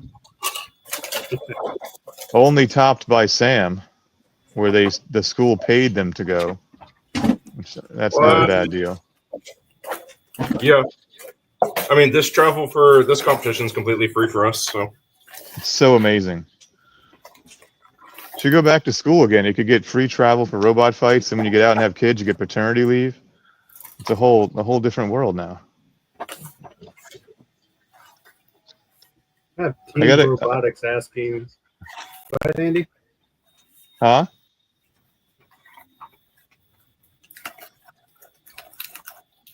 Was that Steve? Oh, I was just going to say, Team Robotics was asking, what does it take to get on one of our local school teams, UF, Poly, other than being a student? Do you need to sign up for a specific class, or is it about who you know? How do you join a school team, Sam? Yeah, of course. So at John? Poly, we are a club and a sports team. All you have to do is just find us. We have our Discord posted on our lab door. We're in the main academic building, so it's pretty simple to find us. And we'll get you going. Probably continuing a legacy bot if you've never done it before. If you've done it before, you can probably start on your own bot and just start going. You guys all know Nick. He goes to Poly now. It was pretty simple. He just contacted us and we got him in the Discords. I would assume it's similar for UF, is just find those guys in the NHRL server and just ask them questions. Get into the server, and then you're probably good to go. That's If like I wear a purple fire allocate. shirt, will you guys fly me up there? Yeah. I need someone to drive Rain, actually, so like, I don't have the stuff that you want yeah. to. So you finally have Can I audit some classes? Yeah. Well, we are the cheapest STEM university in all of Florida, so feel free. So I will go audit like Calculus 1 over and over again. And that way I can get into the events for free. You'd probably recognize the same people in the class every time as well. Not the successful ones.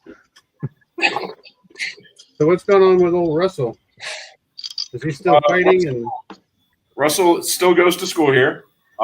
He is currently doing an internship with a defense company in Lake Wales. something like that. We can go to Legoland. Yeah, it's right close to Legoland. The sitch with that is he took a break semester. He'll come back next semester and finish his degree out. Ideally. Hopefully. He only has capstone and like one other class, so he should be good. Maybe. What do you guys do like when you finish your degrees and you can't be on the school robot team anymore? Cry about the costs. Mm-hmm. Ask Jacob Rogers for details. Well, he's going to be on paternity leave. I don't know if they can find him. I think Jack Zapotnik from UF still goes under the UF banner to events like NHRL. Oh, I think wow. just switched to being Team Texas, whatever they're calling themselves at finals. So Yeah, because he didn't he work for Vex or somebody out there? Not Vex, I think. He worked for somebody else. Peter works for Vex. He works for a defense company or something. That's like Lockheed Martin. I have no idea. I don't think it's Lockheed. Oh. I could be wrong though. One of them. One of them. All right. Well, I'm gonna get going, guys. It was nice talking to you. oh, That's Zach's probably a got good bedtime. Yeah. Yeah. Well, I gotta get my beauty sleep, Steve. I know that you don't really care about that, but Steve goes to I bed at gave up 5 in on the that. morning. Obvious. But Steve doesn't sleep. Yeah, I'm just getting started. I'm drinking my morning coffee. I'm pulling an all-nighter tonight. I'll be up Do at So you gotta do that the 6:15. night before. No. Thursday and Friday. I have an exam tomorrow. I have to pull an all-nighter tonight. Well, get some monsters, man. Get some white monsters. Well, Zach, man, thanks for stopping by. Hanging Yeah, out. thanks for doing the live. And thanks for the radio help today. Yeah, well, The new one will be in tomorrow. hopefully it just works. I mean, you did everything right. You know, I didn't do anything. I didn't help you at all. Well, I mean, whenever I put your settings and just dropped them in there, I knew, you know what I mean? It gave me that Yeah. reassurance that, okay, Well, you've got all something my is not secrets right now, with this so radio. be Yeah. careful with those. Oh, Zach, we got to Oh. work on the streaming setup maybe for May. I think if we have internet there, I'm okay to do it. I got slots for wiring and enough stuff to do it. I just need to get a couple cameras, and that's about it. Okay. I don't know if I'm gonna make Maker Fair down there. It's so I far. might be burnt out, man. It's a long way to get down there. It's not like St. Lucie is the second biggest event now, outside of Ruckus. Mhm. And I think it's because of the location. It's kind of in the middle. It's as close to the middle as I'm probably going to get. Unless a venue pops up out of the nowhere. Stewart one you did was 4 hours, and we drove past St. Lucie, and I was like, St. Lucie's a little bit closer, so it was nicer that it's an hour closer than Stewart. And it's only like 30 minutes for me, like further away. It's not that bad. Yeah. So to answer the question about why there aren't more events in Orlando, it's the real issue is having a venue to do it. Because to throw these events, obviously I could just go rent a building somewhere and then there'd be no prizes and registration costs would probably go up. And it'd be kind of useless, like you got to cost a lot to rent a decent venue for the day, then the tables, the chairs, all the whole deal. So they have to be part of another event, which is a maker fair, a Comic-Con, a state fair, or like when the first robotics, lab in Martin County lets me use their shop. So the only cost is tables and chairs, like the one in January, so an arrangement like that. So if there's a venue in Orlando big enough to let me do it, then I don't mind going there for a weekend instead of somewhere else. I mean, It's just a matter of finding the venue. Crowds because I like the venues with crowds, not because I like the crowds, but it gives us a chance to grow the sport and get other people involved. I was thinking about doing another big con. I've been staying away from it for a while. This is my hammer. Didn't work very good. All right. I'll see you guys later. Peace out, man. Thanks for joining us. Sorry about the noise. All the drilling and stuff we're doing. Like that. Oh, as soon as we're off Did I of this, miss I'm my going hole? to be aluminum all night, so it's going to be very loud in here. I'm just setting these up to paint them. So I put the bearings in first, and then I just put them on an old shaft. This one's a little bent because it stops when it gets there. So I put them on a shaft and then set them on a couple pieces of boards and just paint them. Works pretty good. I think I'm gonna get running too, because I gotta apparently build another copy of the robot tonight. So we'll see. It's been good hanging out. We'll see you guys in a couple days. If you guys need anything brought to Norwalk, just let me know. I can just throw it in the suitcase or something and bring it. Yeah, I don't need a lot. It might be just like a another dual brushless ESC as a backup, and like UHMW, like a little sheet of that. If I don't find what I need here, nothing major. I mean, I was gonna be out of town so long. That 10-day trip, there was like the culmination of like 5 other trips that I put in a fake order in Palm Beach Bots for myself, and allocated all the inventory to the NHRL trip. So when I get back, I can see what I actually used and then what I owe myself for. Because I mean, because I'm used to bringing the whole parts bin right to the events. Right. So I have my personal spares, but like things like screws or like some foam tires, I don't worry about bringing because I'm going to have a giant bin full of them. So for this event, I had to go like allocate those pieces to that trip so no one accidentally buys them, because then I'd have to ship them out and then I wouldn't have anything to use. Unfortunately, I'm used to you having a parts in there too. They do have some stuff you can buy there, but I don't think they have. I think it's not like what you're used to seeing at our events. It's not like all the consumables. They have all the Peter stuff there now. Yeah, like they don't. I don't know if they have. Running right now.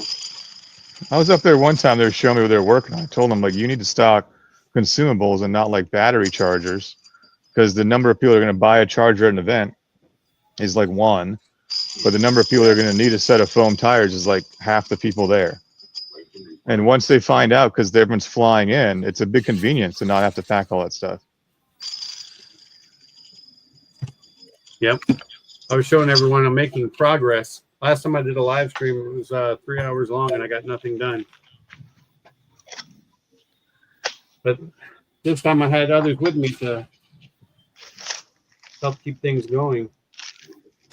Oh, I got a bag of mounts for those Drive Pros, the ones I made for mine. People kept asking me for them, so I made a bag of them. I'll put them for sale, maybe, eventually. All right, I'll see you guys in a couple days. Let me know if you need anything. All right, man. Talk to you later. Well, they won many. And then there were two, Fine, fine, fine. just the two of us, me and you, and Carter and John.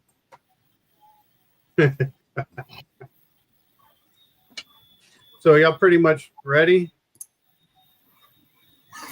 Sam? No, 'Cause who's bringing the new Beetle? I forget his name. I should never forget his name. I've been fighting robots with him for years. He's got Viper King. Nick. So Nick has this Mac Chaos. Right. Basically a custom rip of a feeder bar kit, but not quite. I'd say it's different enough that's not a complete clone, I guess. We have it. It's behind your computer. No, it's not. Yeah, it is. I just, Oh. it's on his stack of Look, bots. we have Kaden. He was waiting for Andy to leave. I know what he was doing. Oh, Ah, there it goes. Hey. Hey, I brought you in. Surprise. Ah, there we go. I don't know how to work this, but what's up? I'm trying to figure out what my body is. What's going on, man? What's going on over at UF? Oh, I'm not at UF right now. But I assume lots of panic. Oh, yeah? Yep, I am. Yeah, I'm in my garage workspace here. No place like home. Oh yeah. Well, yeah, things are So coming how's- along. I'm mostly waiting on packages, and then I'm gonna head to UF tomorrow to finish stuff up. How's Powerball 12?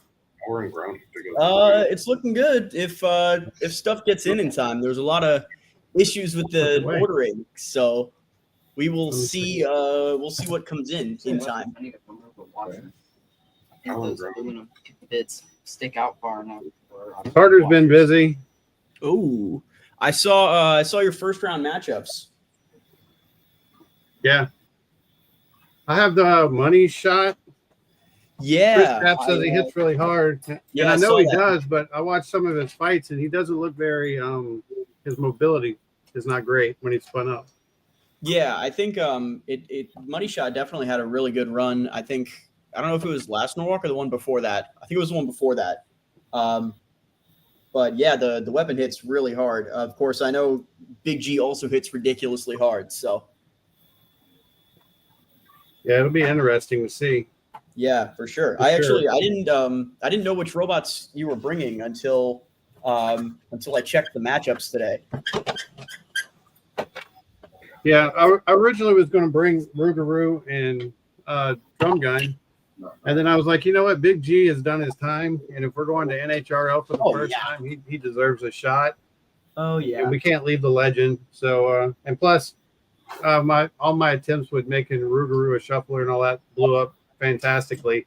So I was like, I'm going to go with what works and what we're comfortable with. So, Yeah, for sure. and I might even have Carter just drive both of them, to be honest. I might just be a pick guy. Wouldn't doubt it. I'm glad I have those now. Yeah, I am excited. Oh, hey, wait.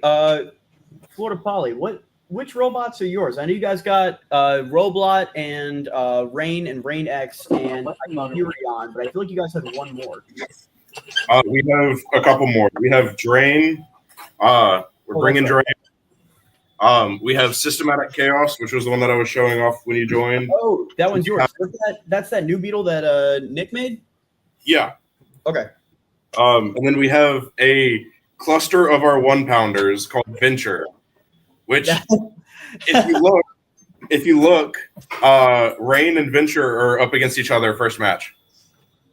I was gonna say, why do I No feel way. like I saw Venture somewhere? That's really funny. I guess that's the downside of having to register with multiple teams, huh? Yeah. We could have probably gotten around it by contacting them and been like, hey, we're technically the two same teams. But I was like, if it happens, it happens. It'll be funny. That's like the number one fear being validated. Like we do the Florida Bot takeover, and then we go to Norwalk. Oh, We all it just should be fight up each there on other the table. anyway. I think that was the only Florida bots that shared a single group, though, right? Yeah, I think the majority of us were in separate groups. Yeah, I So- think so. No, I think all things considered, we have 15 robots then. I feel like that's actually, given all that, we distributed pretty well. Okay, wait, hang on. I'm going to grab my notebook because I have all of our matchups, the whole Florida gang written down, and I want to add those. Oh, dear. Oh, dear. Caden, can you see the chat? I have private chat. Probably not. It's, okay. it's just Well- me saying, hey, how do I work this? And bye, Andy. You can click on comments next to it, Okay. and then you Well, can see everything. I was just saying because if not, I'll read them to you. Oh. But Chris Caps is saying, "What's up? How you been?" Oh, Long I time see. It's no got see. it's got the YouTube comments on here. Oh, yeah, I haven't seen these at all. Oh my gosh, there were so many people saying hi. Well, hello, people. I will be right Oh, so- back.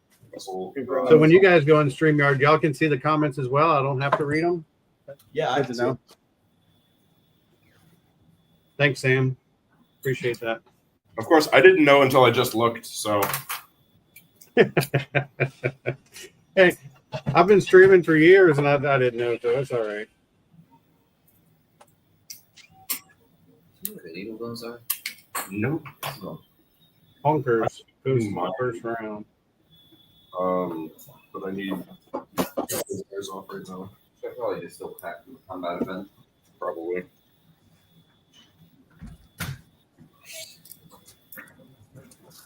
We're going all the way up my car to get mine. I gotta find a place to set my notebook. Everything's covered in urethane right now. Hey, I just gave my own video a like. Somebody's got to do it. No. Actually, the Hey. Junkyard Dog channel's been gaining a little bit. It's been doing okay. Hey, that's awesome. Yo, Chris, definitely. I That's great, absolutely. I wanna fight with Hyperdrive. Absolutely, that'd be super fun. I just gotta get some actual like spares on Hyperdrive and make sure that the weapon shaft stops falling out. Like ever since I did my big rebuild, that's happened like probably like 4 or 5 times that the weapon shaft fell out. It's kind of my own fault. There was a mix up with the ordering, and I got a shaft that was too short, so it doesn't like quite fit in like it's supposed to. That might have something to do with it. Maybe. Oh. Yeah. Also, the nylon uprights I ran at that one event probably didn't help. This is the shaft that we pulled out of Drum Gun. It's not the shaft for him. This was one that like Big G uses, one of those hardened oxide Oh ones. yeah, like the And grade 12, like yeah. right, and you can see. I think if we can get Drum Gun firing the way he should, I think he hits harder than Big G because his weapon bar is 3 inches by 3 inches and almost weighs the same, where Big G is 2 by 4. Oh jeez. So Have you I ever, think with like- that, you know, Have you ever like calculated the like the MOI on those or like the joules that it stores? At Russell Wilson. no, not really. Yeah, that's fine. Math is It's a is good from bit here. though. I mean, I've tried it before, and I might have done it a long time ago when we first got the bars, but I don't remember, so I'm not going to. Yeah, I've got it like written in a notebook somewhere, but that's about it. Yeah, power surge know. would be really fun. I know it weighs. How many grams does it weigh? 360. 360 minus 330. Big G's bar is 360 grams, and it spins at 325 miles an hour, wide open. 325, yeesh. Without a weapon loader, because I can't find it, weighs 213.8. So I'm probably not gonna like show the robot on the stream or anything, but I'm really excited about this drive setup I have. It's awesome. I You was gotta kind keep of your secrets. I converted some. Yeah, I'm gonna keep the robot secret, but the like stuff like the drive system, I'm too excited about it not to talk about it. But I took some of like the first stage gears out of this old long box, and I was able to put them in the repeat ultras, and I was able to like swap out the pinion gears for one that works for like a 1/8 shaft and put it on the inrunner, and it is awesome. It's so like compact and light while also being crazy fat. I have this limited because I don't want to like run it too hard, but I'm super excited about it.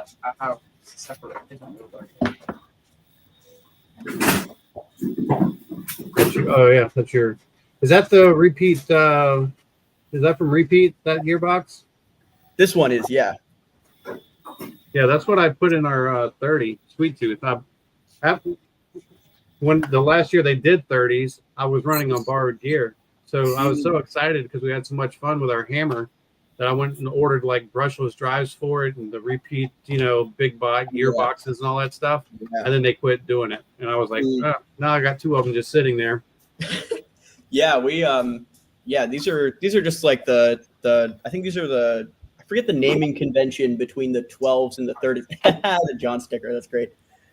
I think the 12s are the repeat ultras and the 30s are the repeat magnums. I could be wrong about that, but yeah, it's really exciting. I'm not direct driving them because I don't trust I don't trust this, but bought into the bracket round. Yeah, I have before. I'm not on there super often. They like to only put me on the stream when I lose. So I have a wonderful I have like 1 or 2 stream fights per event, and like the last one I had was against Throngler, and I lost that one. And the one before that, I think that I was on stream was Hurt Caboose, and both were things where the robot was like working well right at the start, and like if the robot had just not broken, I would have won. But they all had it's just kind of one of those things where it's just running issues that I can't fix without a lot of money. But Adam, I'm working on the 12. You know what, Adam? Look at this drive. Hang on, wait, I was just showing it. Oh, where's the chat? Yeah, I've made bracket every time. I've never not made the bracket, but on stream, I'm not very lucky with that. But with the 12, I should definitely be on stream more because I mean, I'm looking at it right now next to the screen. It's beautiful. It's awesome. The only downside is that I'm going to show just a part here. The only downside is that I love this clear, like transparent orange TPU, and I accidentally put like in our team order sheet, I put like matte orange, and it's so painful. It hurts me so much.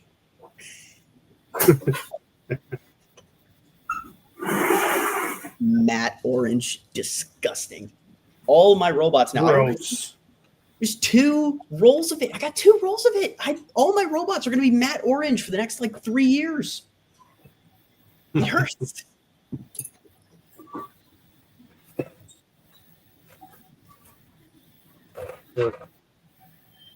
So I take it that Adam and Brooks, they're probably working on something back at school, right? Or are they home as well? I'm not 100% sure. I know that I was just with yeah. I bet Brooks and John are still working on stuff right now, but I think they're waiting for stuff to come back. I know I was just working with them like 2 nights ago, and we were doing some last minute kind of assembly and testing and whatnot of the 30. Looks really good. I think it's going to do really well. And I would assume that Temporal Terror V2 is in a good spot right now. You'd have to ask Adam. He is in the chat. Adam, I bet you could join. Do you have the link? I mean, if you want to. If you send it to him, if he wants. A lot of design for a class right now. Yeah, that's fair. That is definitely I fair. have big expectations for V2. I'm excited. It was he had a rough cool event at St. Lucie. Or Yeah, I don't know what happened. I didn't see any of his fights, but I was assuming that things just didn't go to plan. What it takes to get on the UF team? Go to UF and join the team. That's about it. We're not strict. A pit moment, yeah. Yeah. Gotta All love my those homies pit take moments. pit. Yeah. Although actually, I think it should be optional. It should be. Yeah. If both people agree to take out the pit, it's magnetic. You can just pull it out. Yep. Or have a vote at the drivers' meeting. The only reason that I can't talk too much smack about the pit is because it's the only reason that I won one of my fights last time. After I blew up my weapon motor and I just threw the wedge on there and just wedged him into the pit. Not my proudest win, but definitely my funniest.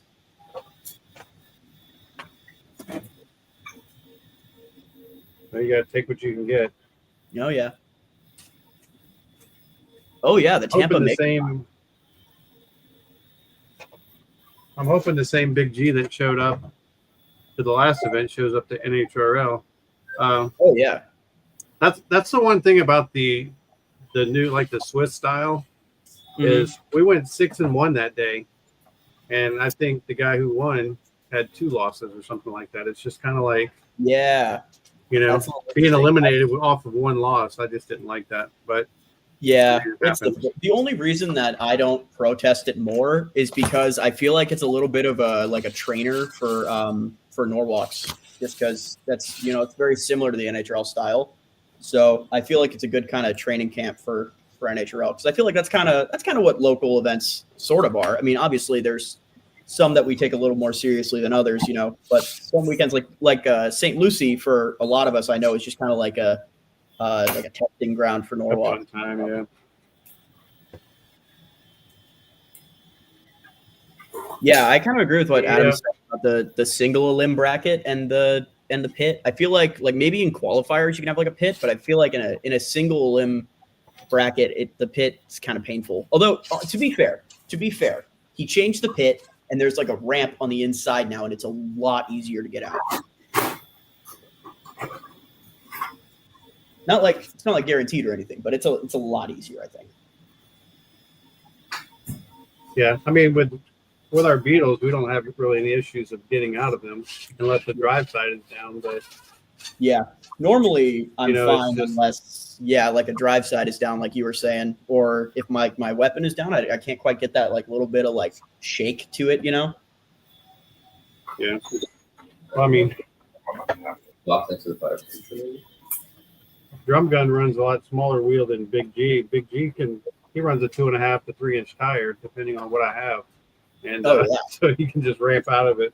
Oh yeah, no, that's the thing I discovered is that if you turn around and just kind of back out of it, it's a lot easier. My tires are giant, and look at that, I'm missing a belt. Wow. I guess this is what happens when you just like don't look at your robot at all post event. Hey Carter, go see who's waiting over there and let somebody in. We got somebody else coming in. Oh, okay. I don't know who it is, but we're gonna let them in.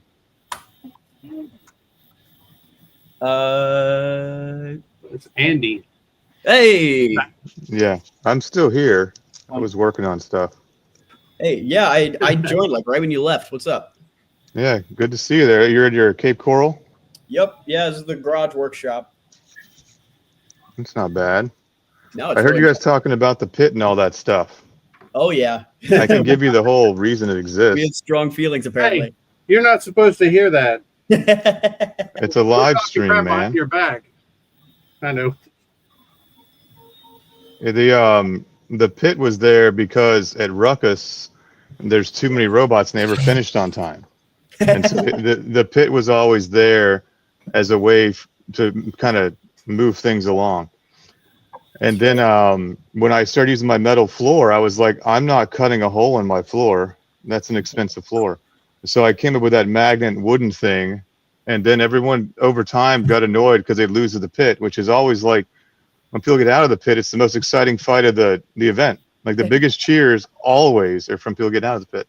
So the ramp on the inside happened for Ruckus this year, but the guy that made them, I didn't make them at home like I usually did. He made them too tall. The current set of pits I have are about 1/4 inch taller than I designed them to be. They're supposed to be 1 inch to 1.25 inches high, and these look a little peaky.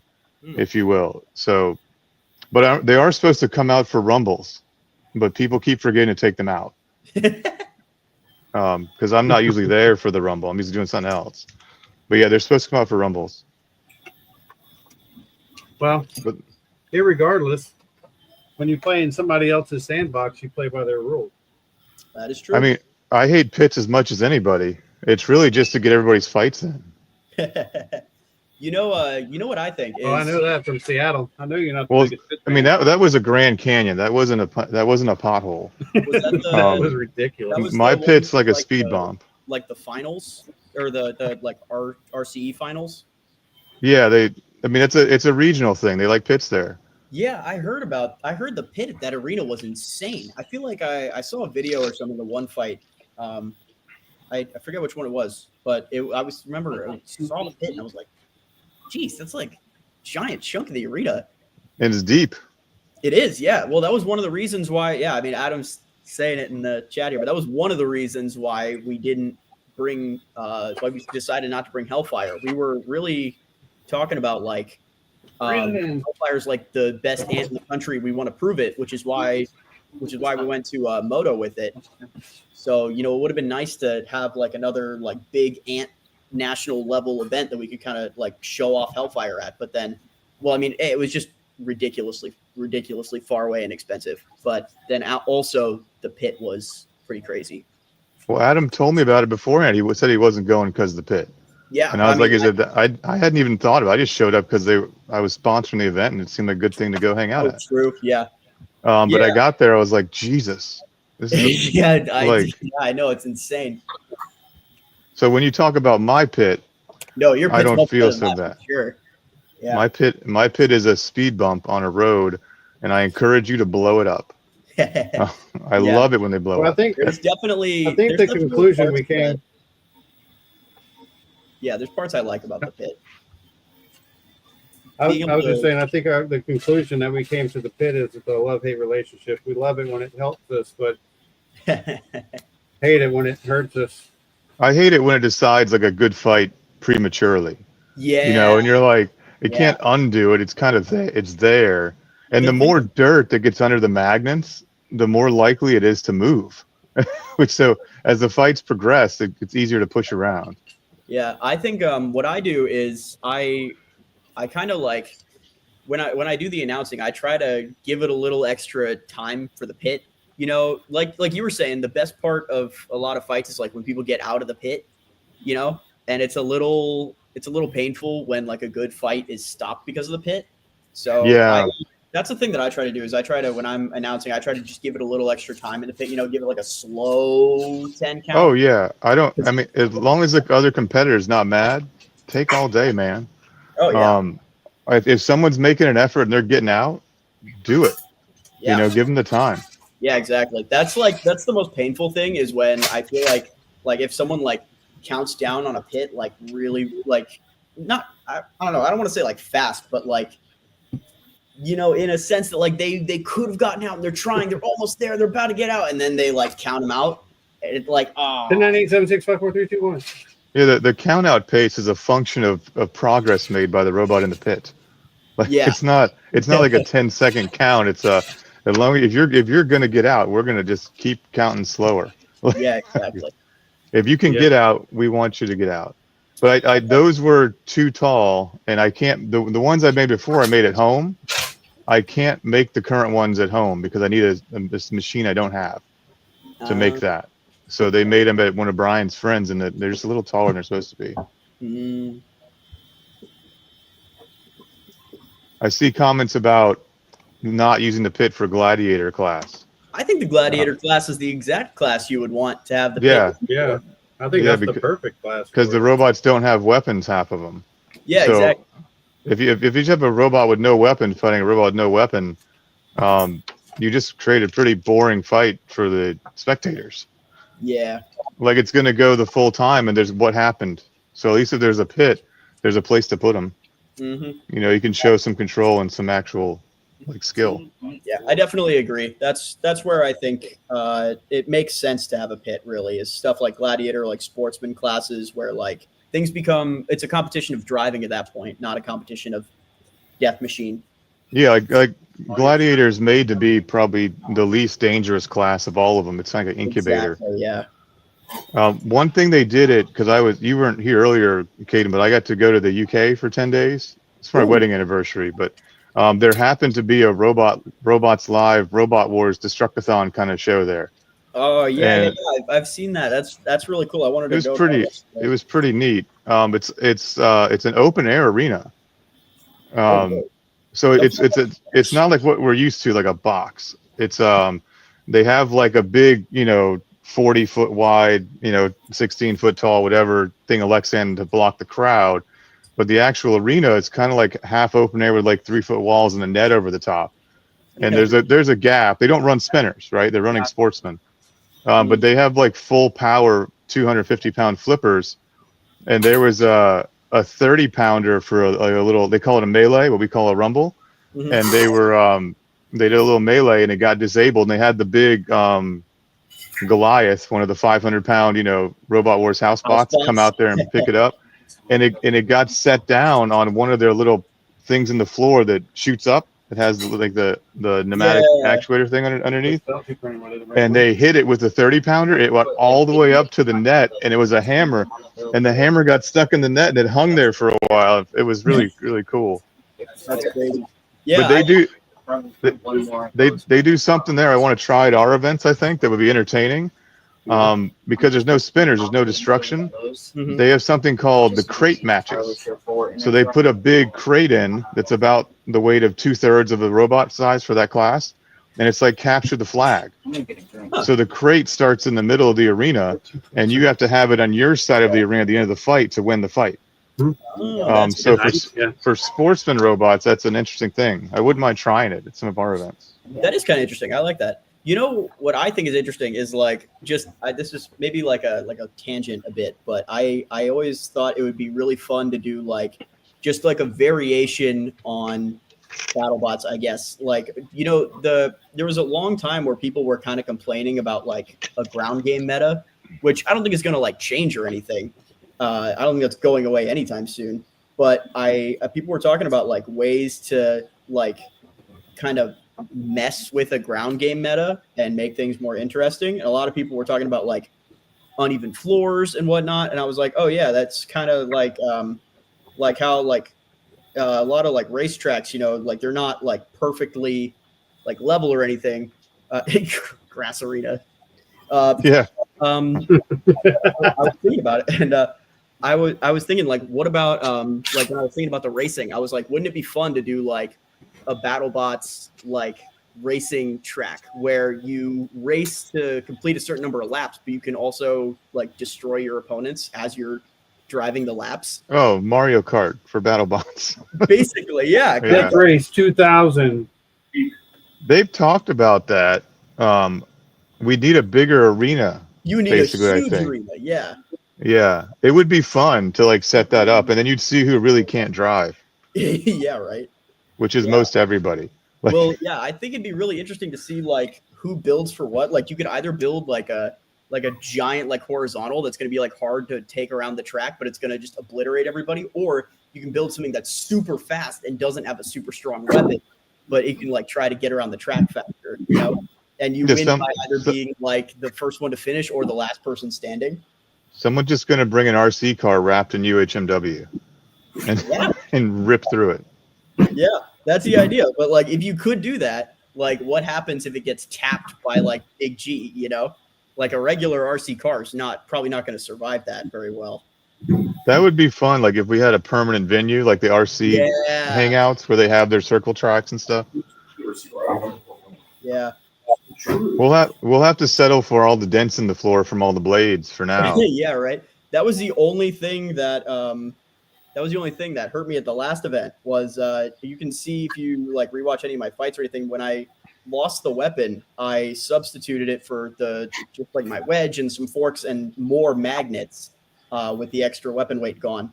And I was sticking so close to the ground with like all the extra magnets and whatnot. I was squishing that my screws that I had put through the bottom of the robot to hold the magnets on, they were like getting like high centered on some of like the wow. and I found where all the little high spots are in the arena. Yeah, that's because I flipped the floor right before that event. Oh, really? Because yeah, so that's why there's no logo in the middle.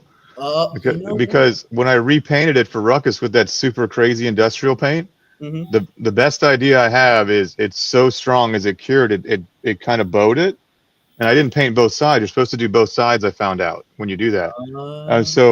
Like the previous event when I saw that happening, it started happening towards the end of Ruckus. It wasn't like it just dropped in the arena that way. It was flat, and then towards the end of Ruckus, it was like coming up. I'm like, how does that even happen? So the event in January, I just put one of the bumpers on top of it and shifted the floor a little bit. But for the St. Lucie, it hadn't flattened out in the trailer, so I just flipped them over to see what happened. It was real flat in the middle, but as a result, all the gashes you guys have put in that floor over time, well, now you were driving over the other side of those gashes, so it was bumpy. So before the next event, I'll probably take the angle grinder and smooth all those out. We'll see if I have time. But that's why it was bumpy instead of having potholes. It had little speed bumps. That's funny. Yeah, we I know there was like a lot of like kind of half serious talk about like battle boats. You heard about that? Oh, Jeff's gonna run it in Vegas. He just sent me a message the other day. Oh, yeah. Yes. I haven't. He sent me a video link. I haven't got to watch it yet, but he showed me a sample of it. Oh, that's cool. Yeah, we were just like I just thought about this because the weird racing arena talk, but we were joking about like what about like if you had like a giant tank like for battle boats, but you also had like an island. Yes, Adam, I'm bringing the conversation back. It's happening. Yeah, but rowboat wars. That's funny. But yeah, we were talking about like what if you had like a tank like half like 3/4 filled with water, but there was like a corner of the arena that had like sand terrain, like a beach, and then that could be like the pit basically for battle boats. And then if you had something like screw tank treads, you could drive on both like water and land. And we talked about it way too much actually. So the problem is the level of difficulty to build these little arenas you're talking about. It's a little crazy. It's insane. It'll never happen. But in theory, for the 4 people that would show up, it'd be great. It's a very fun conversation to have. It's not fun for whoever's putting in the time and money to build said arenas. Hey, do you guys think that liquid latex will go bad over time, just sitting in the jug?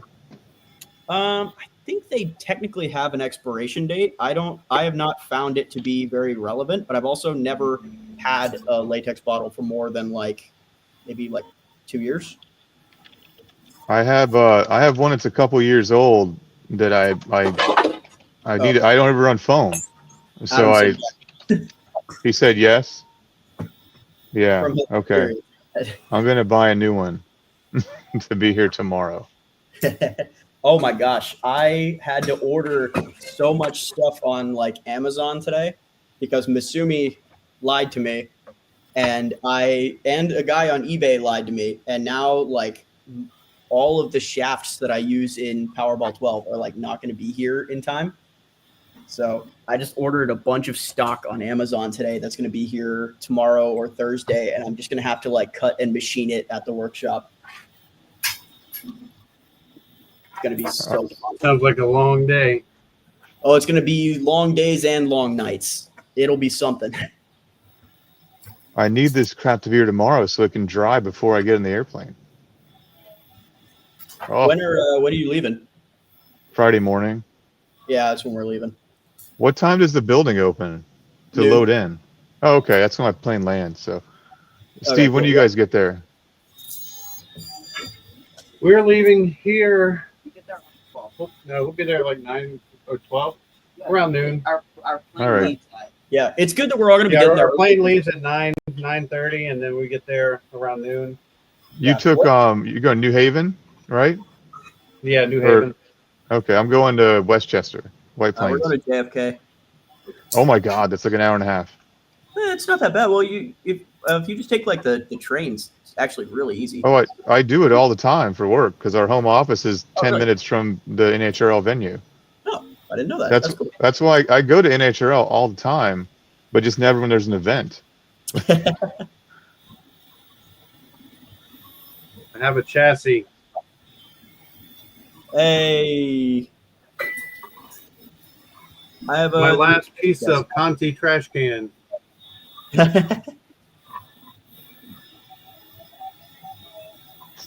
Damn it.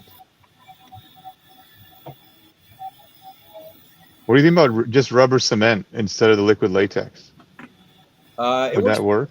It works pretty well, but not like that well. Like I feel like if you're driving, you'll notice a difference between it. Because I have lot a of the latex people now, they're doing both. They put the cement on first and then the Yeah. latex to make the latex Both stick better. is a requirement, in my opinion. You have to. use yeah. Well, I But- have a brand new tub of rubber cement here, but I don't have any liquid latex. And Party City went out of business, both. Oh yeah, I heard so I about that. can't just go buy it at the store. Team Robotics is asking, what about Flex Seal? And they sell that at the store. Huh? To I'm show doing you the how Flex Seal urethane are- on my foam tires. Stick them in a mold and pour urethane on the outside of them. Yeah, that was neat. That thing you made. That was cool. Let me know how that goes because I've been wondering about that because I really want. There's a secret compound that I'd like to use that's very similar to urethane, but I want to use it on like foam wheels. 'Cause foam wheels are just insanely light. Secret compound, as in it's a common item, but he's not telling us. I don't think it's that common, but I also don't 100% sure know if it even works well yet. So I'm sure if it does work, I'll be so excited about it that I'll be rambling about it at a local Florida event, and then people will know. Yeah. Yeah, I think so. Well, did he actually use that for this event? Because I didn't know if he actually bought it. If he did, I'm super interested. But it is that stuff that he was talking about. Yes, Adam. I want to use it on hyperdrive because I feel like right now the drive is really good and the magnets made a huge difference, but I feel like I'm still traction limited. So I want to find a compound that nobody's using. Didn't like it. Oh man, that's unfortunate. Okay, well maybe I won't use it then. Never mind. Maybe that whole conversation was moot anyway.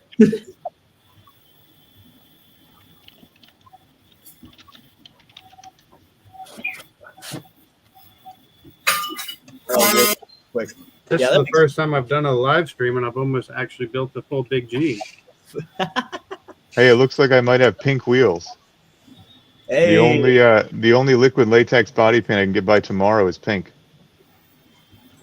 fancy. You know what? I ordered blue, and when it dried, it turned black on black wheels. So it was so dark you couldn't tell it was blue. I keep Okay. trying to add like more and more of the mica powder to the wheels that I make, and I feel like I can never quite get the color I want. Like even though I guess I can't really show you without showing you the whole robot, but it's still like the fleshy urethane color instead of orange. And I'm like, I keep adding, like I feel like I'm adding so much mica powder, and it's still like a very pale orange. The best one we've had so far was Russell. All of his wheels were a light color. He just sat there with a Sharpie, or I think it was actually like an Expo marker. Yeah, it was a black dry erase marker, and he just sat there holding it against it, letting it absorb, and then slowly moving and doing the same over and over until he got these like dark gray, almost black wheels. That is awesome. Yeah, Adam, paint your robot. If not, I'll bring the stuff to paint it, but you gotta paint it. It looks so cool in the renders. You gotta do it. Oh, you know what? There was something Curtis from FingerTech showed me to use for traction on wheels. Let me, On wheels? yeah. And I talked to an RC guy who used to race RC cars. They use the same thing. Give me a second. I'll find it. I went there in August of 2024. Is it something like this? August of 20. Hold on. I got to look at the YouTube to see it. I'm really curious because What's that called? This I is can't called see it. Sticky Kicks RC tire conditioner. All right. Let me see. It was August Makes rubber softer. 2023. I think. Interesting. Yeah, I was I forget what event it was. I think it was Motorama, and they had like an RC car like drag racing area. And I remember they when they put the cars on the ground and like moved them back and forth, kind of like get it all like nice and sticky, whatnot. I remember being like, whoa, their tires have like so much traction. And I know it's not just dependent on like the aero of the car. So I meant to like stop and ask them what they were using, and then I forget what happened. I think Well, I got they use the same stuff like it's tire prep like they use in real drag racing. Can you guys see it? Like- This is what it was. What is it? Death what? Death Grip Touring Car Tire Traction. Interesting. I'm gonna write And then that it says foam on the other side. So I had a guy here at the shop. The guy did the floors, was a big RC car racer for a while. And I showed him the pictures, like that's exactly what we use. So I forgot about buying because I just never run foam. But now I'm going to run foam. Come on, Amazon, what you got? I mean, yeah, this is basically the same stuff right here. It's they're all just tire traction compounds. You should be familiar with those from drag racing. Yeah, I'm going to get a big can of VHT and spray it on my tires. So Oh, you need- if it works for like rubber, does it work for stuff like Lego tires? It probably would, yeah. Interesting. You think Steve it would knows work, more about that than I do. you think Yeah, it it would breaks work on down rubber. something, you think it would work on something like the latex? It would I think probably you'd use need it the in- latex. I think you'd use it instead of latex.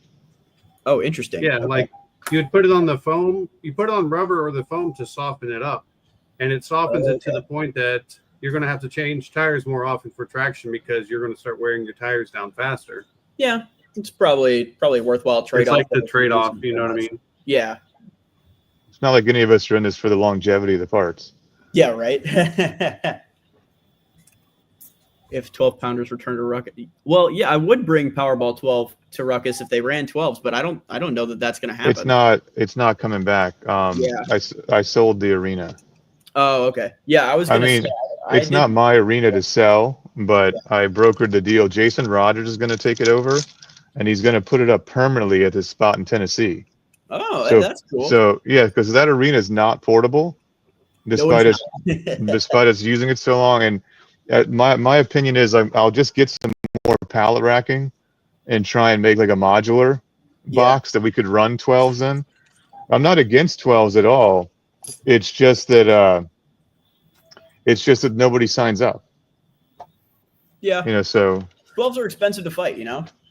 yeah, and like all of last year, because the year before at Ruckus, 23 Ruckus, we said if we don't get 32 12s and 30s combined, we're not going to run the class.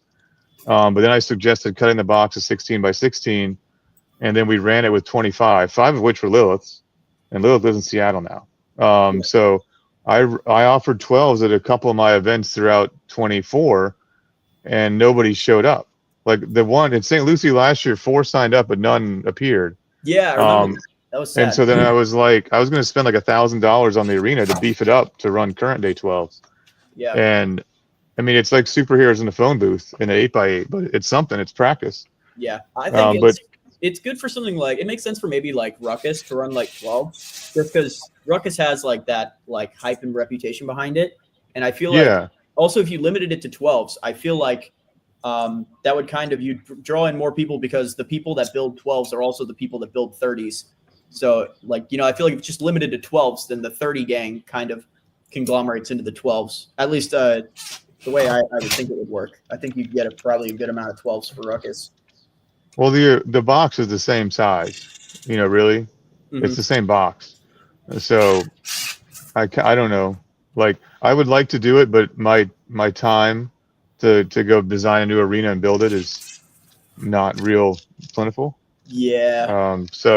But I had an idea of how to do it. I thought it up the other day, and I bounced it off a couple of people, and we all liked the idea. It's a matter of me finding the time to get a bunch more pallet racking and chop it up and make it. But I could make one that clicked together pretty much like the one I have now. That's nice. Yeah, it would be a little more complicated because it'd be so wide. There'd need to be some supports underneath in the middle for the floor. I'd probably just do wood floor for the cost and simplicity of it. But it would all fit in the same trailer. Like it would fit in my trailer I have now because it'd break down to 8-foot pieces. I haven't. I'm working on a 4x4 arena. I made the plans like a couple months ago, and now I was supposed to build it when I get back from Norwalk. And if it works, I'm just going to give away the plans. But it'll be anybody can build it that has a circular saw can build a 4x4 arena at their house Yeah, that's nice. for less than $1,000. Would there That's be nice. cost of materials? I So I've been working on it. That's awesome. Yeah, I definitely. I think having more arenas around would be cool. I mean, obviously, it's not anything like against anybody's arenas that exist right now, but I just think that the more the better. I'd love to have a permanently set up arena. That'd be awesome. That's the dream right there. I'd love to have like a permanent little space and then set up an arena and just be able to test there and have it be like a big workshop, but also hold the occasional event would be really fun. Well, Palm Beach Bots does not exist for me to eat. It exists to grow the hobby. Oh yeah. So buy more robot parts and I'll spend more money. Kind of how it works. But I have it. I mean, I've told a lot of people this my master plan, which I don't know ever come to fruition. But the idea was to sell enough parts to cover the rent on a like a retail space, which is a bad idea. But then use that retail space to do like birthday parties and other stuff. Yeah. Enough to pay for the overhead. And then once I have that in place and it's self-sufficient, then I use the excess to open a makerspace. That's awesome. Which it never makes money, so it has to be propped up somehow. Right. So if I could do something like that, and then I could have a place people could play, leave an arena set up all the time. But again, it'd be like by my house. So all you guys that don't want to drive to West Palm Beach would have the same problem still. Yeah. But Helen and Robert bought Jill's arena. Oh, really? The one, yeah. So it's up where they live, which is I think near Ocala. I know. So. I know Mark was interested in buying one of the Jill arenas. Yeah, he wanted the 4x4. Yeah. It was a package deal though. Oh. So whoever bought the big box got the small box too. Oh, okay. I was wondering why that never happened, because he seemed like he really wanted to buy it. No, I mean if I ended up with it and nobody bought it, I was probably just going to give it to him. But I didn't end up with it. Good, by the way. Yeah, that'd be awesome for me because I don't have a test box here, and he's like a 20-minute drive from me. So, oh yeah, drum gun does look really good. Look at that wedge. That's just the Peter bar wedge. Nice. Are you that's what it looks like. Are you still using the printed drive? Yep. Yeah. I don't know if you can see it. One of us. One of us. He's printing because the TPU belts did really well at St. Lucie. Like his drive was amazing. Yeah, because TPU belts are awesome. We just kept losing weapon, and it was either something wasn't aligned right, or once was the nylon pulley that we smoked. We smoked the nylon pulley and it exploded. So. Oh yeah, I feel your pain. Just trying different stuff. Yeah, I'm excited. He's only 0.1 over. No, 0.01, right? There's a 0.1 ounces heavy right now. It's like 0.1. 0.1. I actually we got a little more work to do. I don't actually know where my weight is going to end up, and I know that sounds really bad. I made a lot of spreadsheets, but things have become so oddly nebulous with ordering and the materials and machining and whatnot the last week or so that I'm not 100% sure where it's going to land. Yeah. Adam, that was an anomalous situation. My belts normally hold up fine. They're fine. It's fine. Oh, Adam, you're gonna love this. I'm gonna be using printed belts on Powerball 12. Not completely. I acknowledge that this is a bad idea, but there was an issue with ordering from Mitsumi. Their website was down or something, and then Brooks forgot to order stuff for a week, and then messaged me. It was like, hey, by the way, you got to order all the Mitsumi stuff yourself. And by the time he told me that, it there wasn't enough lead time for them to make the belts anymore. So I am having to 3D print my front wheel drive belts. The back wheels, I got those from McMaster, so I have those belts. But to the front wheels from my center drive pulley, I'm going to have to 3D print them because I don't have an alternative. But if it works, it's going to be. When you make your TPU belts, Do you have some kind of generator, or do you have to do like I do? And I actually go No, there and have to do Yeah, my circle with the offset and draw Yeah. one tooth, and then use the pattern tool and just keep That's adding exactly teeth what I until do. you can, Yeah, I you just can have measure from one tooth to the next, and they're all uniform. I just have notes written down in my notebook of like the measurements that are like drawn out, and then I just have like a formula for the diameter of the circle based on how many teeth there are, and it's been pretty reliable so far. I did mess up this current belt. I'm not sure how I messed it up, but I did, so I'm going to be redoing it and printing a lot. But yeah, normally it works really well. Yeah, I'll have to get one of you future engineers to help me, because what I have to do is, of course, you measure the outside diameter of your pulleys, and then you measure the distance from center to center, and you make your circles that way, and then you connect them. So basically, when I print all my belts, they're all oblong, but I'd like to be able to print them round, but I don't know how to transition that from something that's oblong, to make it a perfectly round shape, so it doesn't have that memory in it. Are you making your belts like you're drawing like from pulley to pulley in CAD? Sam. Yeah, because like if it's a 25 mil circle, then I'll do a 25 mil, and if the other one's 30 mil, I'll do a 30 mil circle. Okay. And then I put the centers of those circles the exact distance apart as how it sits on the bot. Yeah. And then I just do like a 3 mil offset, or however thick I want my belt to be. And then I put my teeth in. Yeah. What I do is because that can create like some like slight incorrect offsets in the teeth. What I like to do is I use the like the STPI belt calculator, and I'll find how many teeth I need just in the belt, and then I just use a formula to calculate that I have written down somewhere.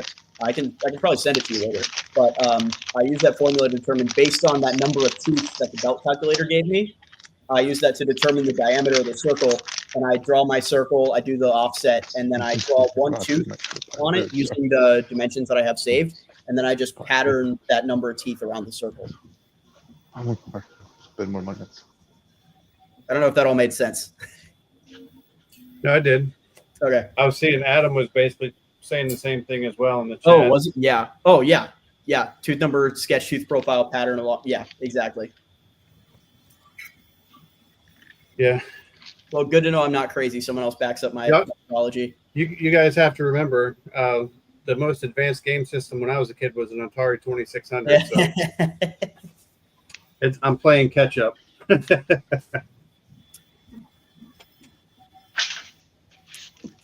Yeah, I've definitely gotten a lot of experience with the printed belts now. I really like them for like ant weights, especially. Like I know I tout them on hyperdrive all the time, and I do really like them on hyperdrive. But for the ant weights, it's really cool. And like now, like I'm doing another commission build right now, and I got like the box of parts is showing up in the mail now, so I'm kind of in the middle of it. It's going to really accelerate after Norwalk, but I'm using all printed belts on his robot too, and they've been feeling really good. Cool. We'll see how good it is. We'll see if it's another situation where I accidentally give somebody a plastic ant and then they terrorize everybody for like 2 years.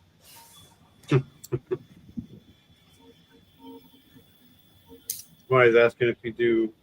Yes, I do robot commission. I've been doing a lot of stuff actually. People have really liked the tutoring for like younger people that are like just learning, and then also commissioning like the full robots, and sometimes just like just the parts for people. Just design a self-destruct button. Yeah, that's the move. I'm gonna design everything like Doofenshmirtz. That's my favorite one I got to do. My favorite commission. Oh gosh, that's a good question. I don't know if Grimace counts as a commission, but I had a lot of fun doing all like the modifications for it after I gave it to Mark. That was so much fun designing like the different weapons for it, and like especially like the interesting like anti-wedge configurations, which I don't think ever actually fought. I don't think he ever fought like Cheesy Doom or anything after I made the anti-wedge disc, but that was a whole lot of fun. And then also like Order 66 was really fun, just because like Yeah, I know. I'm really excited for Order to come back, but yeah, gosh, Order's an absolute monster, and that's why that one's so fun. Just because I got to build something that's like just super meta, but like it works. It was kind of like I did a robot forever ago called Siege that I actually hated working on, but it was all like it was designed to be like just meta, and I was able to kind of take the stuff that I had learned from that because I was like my worst robot ever and I hated it, but I was able to make it like fun and good and just make things work. So just making like a super awesome like obliterator bot in Order 66 was really fun. And it's my favorite thing ever to just watch it fight. It's great.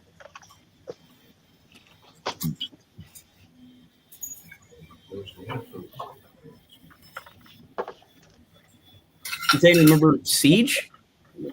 No. No one remembers Siege. And if you do remember Siege, forget Siege. I remember you talking about it. I remember the name, but I couldn't remember like what the bot looked like. It actually never fought in Florida. It fought once at Norwalk and once at Motorama, and I don't like it. You know what? It's on my wall actually right now. I have a robot wall, and it's on there. But it's staying there. It is staying there. I actually, well, maybe I actually.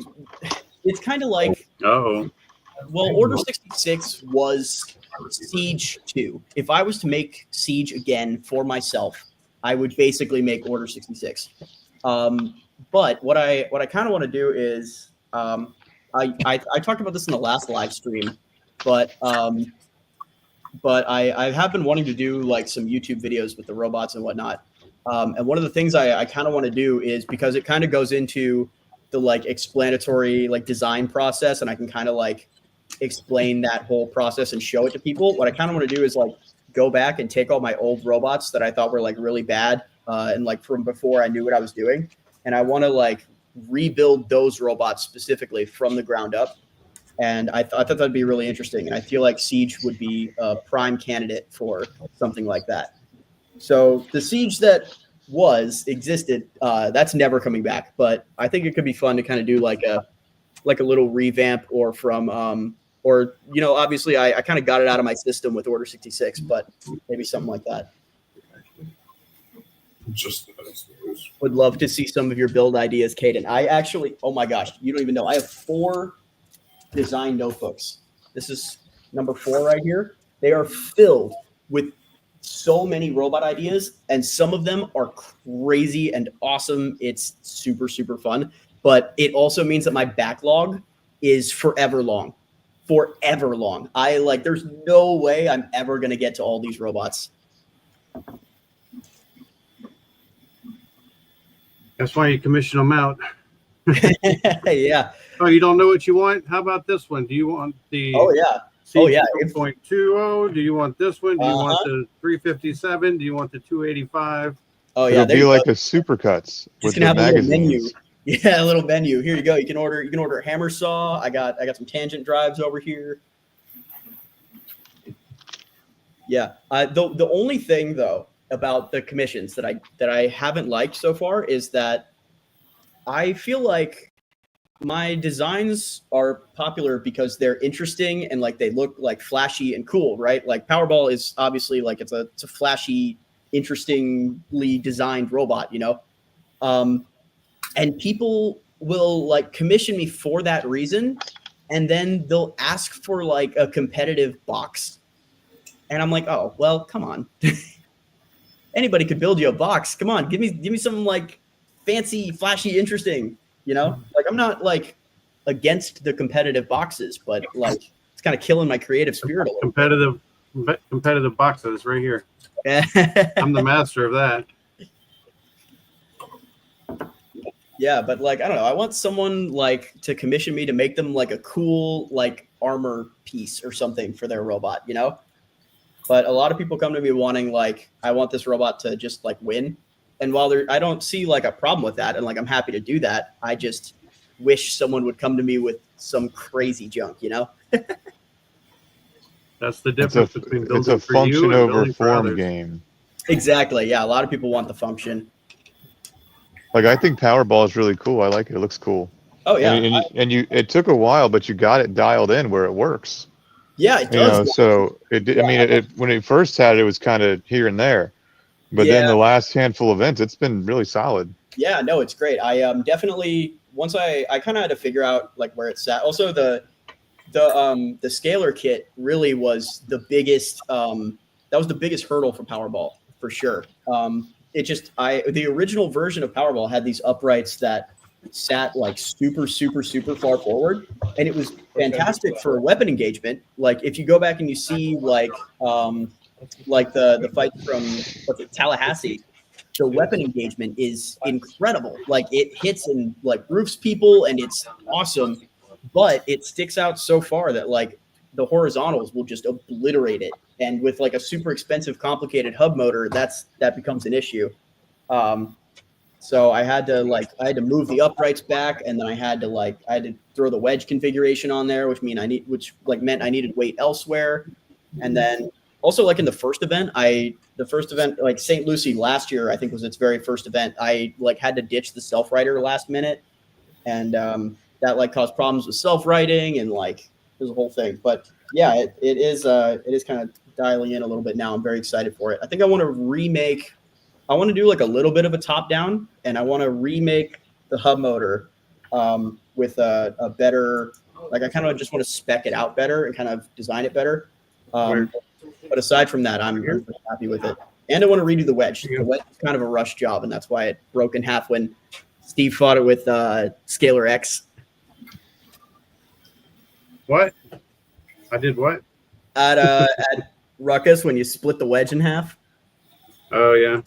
Yeah, there used to be I felt bad about how I won that fight too, but it was normally painful, but knocked you also over. like, yeah, it was painful, but fair play. Did I ever tell you what happened with that? Well, right out of the gate, my top nut fell out for some reason. I And I saw was like, that. well, this isn't going to last very long because the top nut was gone the first 5 seconds. And then Yeah, I felt pressure on me to win a couple matches because Peter was trying to get points for it to get it in the RCL, right. Yeah, which I did end up getting them 8 points, which was great. But, yeah. that's why I fought it differently than I would have fought one of my own bots. Yeah, it's fine. I mean, I've seen you fight like a Scalar against Powerball, and I've seen you fight Scalar X against Powerball. I know that there's a little bit of like an expectation difference, but yeah, the hub motor I'm using, like there's like a little like TPU. I don't really know what to call it in there, like a spacer or something, but because it was TPU, it holds up pretty well, but it just occasionally on a big hit, it'll cause the bell of the motor to go into the stator, and just that little tiny tap, over time it will burn out the coils. And so that's what I discovered. At Ruckus, I lost because I couldn't self-right multiple times, and that's what killed me eventually. And I was like, what the heck? How come this hasn't come up as an issue before? And I watched all my old fights, and I was like, wait a minute, it wasn't an issue before. It just was self-righting fine. Like it had the power. Why did it lose this power at Ruckus? So I took it all apart, and it turns out that I think anyway, it was from that little bit of squishing. I had burnt out the coils, and I just because the coils were burned, it just didn't have the power to flip back over.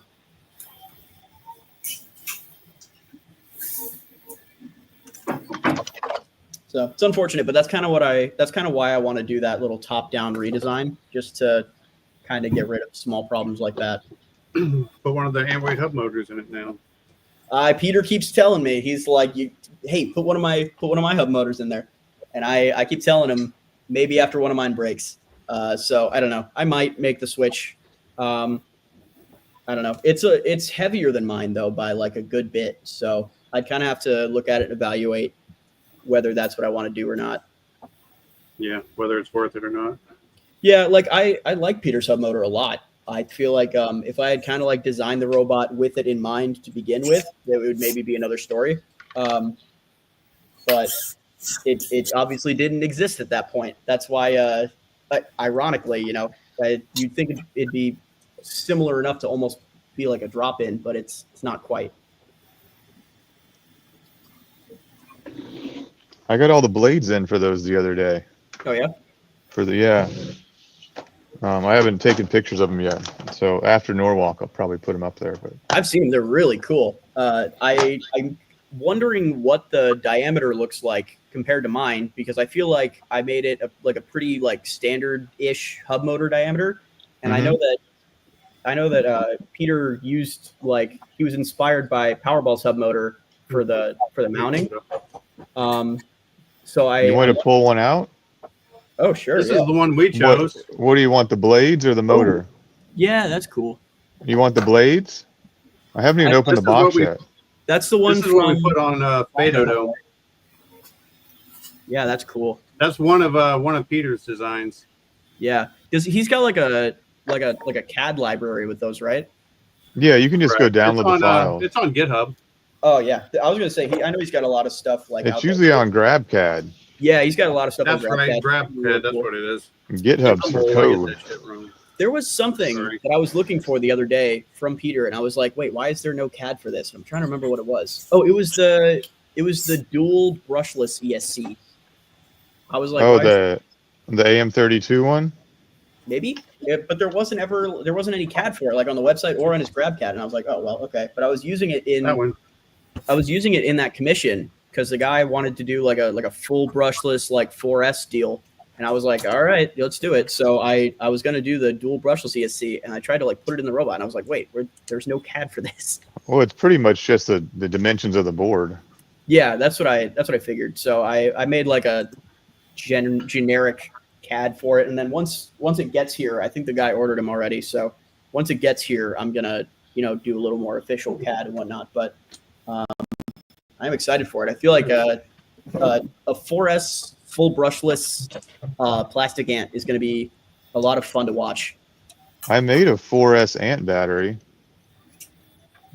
Peter kept asking me to do it, so I made a 4S 350 with an XT30 on it. That's nice. Yeah, so they exist. I might have to. I might have to look at that. I want to do 4S 300 on this guy's robot because I feel like that's right about where it's like maxing out where it should be. It's very optimized because I wasn't originally going to do 450 because that's I feel like I run 450 on Powerball and it seemed like a little too much. Did you get ice? Yeah, you're going into a weight and size issue. Yeah, exactly. These 4S ones. Yeah, the weight of the 4S 450 is pretty big. That's what we ran in Fadodo 4S 450. Yeah, that's what I'd like to run, but I feel like the 300's been fine for me. I run two S300s in Powerball, and those work fine now. Oh, I'm gonna have to grab a computer charger real quick. I'm gonna be back.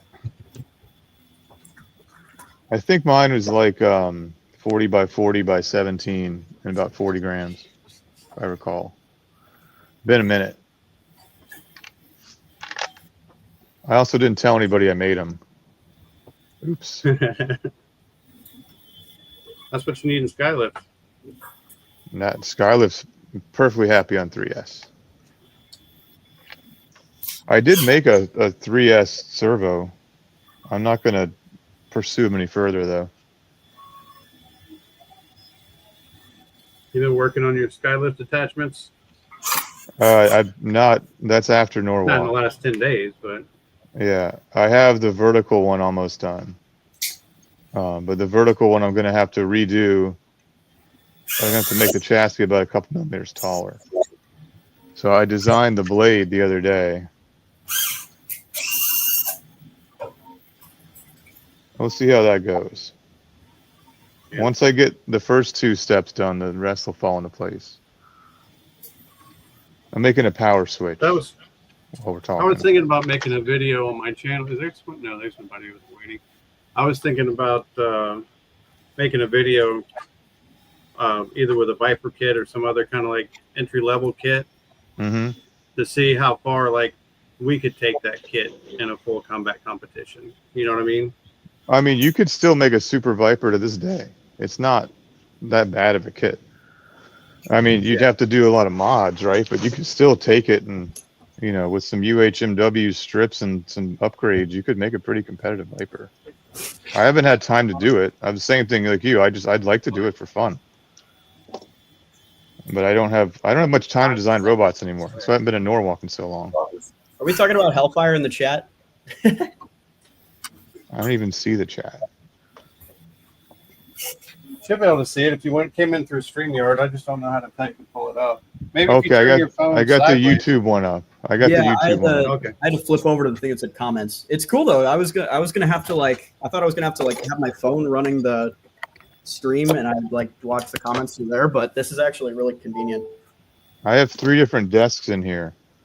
So I have like a soldering desk, a robot desk, and then like the actual desk. So I have to move from desk to desk. And the YouTube's on a different sitting place. I got a big like L desk setup going here, but it's covered in robot parts right now. It's an absolute disaster. That's what happened to me with my L desk. So when I moved out in the shop, I bought a bunch of those little adjustable height workbench things from Home Depot. Oh yeah. And so I have like I can show you. It's not very clean, but let me see here. All right, I don't know if you guys can. There's one, right? Yep. So I got this. Can you see it there? If y'all want to feel better about your mess, I can just pan around my office right here, my work area. I can see the pallet racks. Between Norwalk and then our Vex team's getting ready for the World Championship, it looks like an absolute bomb went off in here. It's awful.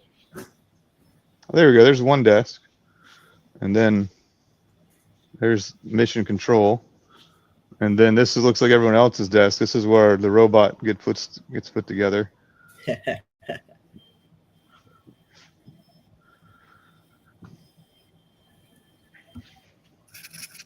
All right, Carter, you try it. See if you can put that screw through the back of the hole. I might be. I'll be right back.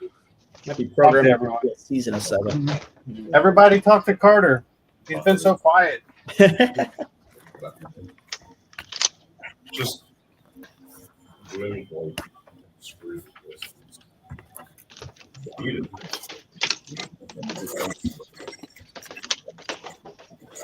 Time for ESC programming. Yay!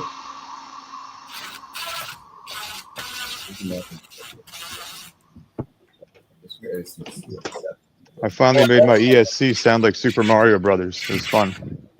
Yeah, I got that on Hyperdrive and Powerball. I got it doing the little mushroom like doo-doo-doo-doo-doo. Now, did you do it with all the motors or whatever, or just the one? I did it with all of the ones on Hyperdrive, and I think like 2 of them on Powerball. One of them is the weapon ESC is AM32, and I don't actually have a way to program those because I have a Mac, unfortunately. Oh, okay. But on the BL Heli ones, it does have the Mario. Because you can do different pitches on different motors and ESCs, and you can make cool stuff. Like I just did the one, but all the drone guys, they have 4, and they do a whole cool 4 setup.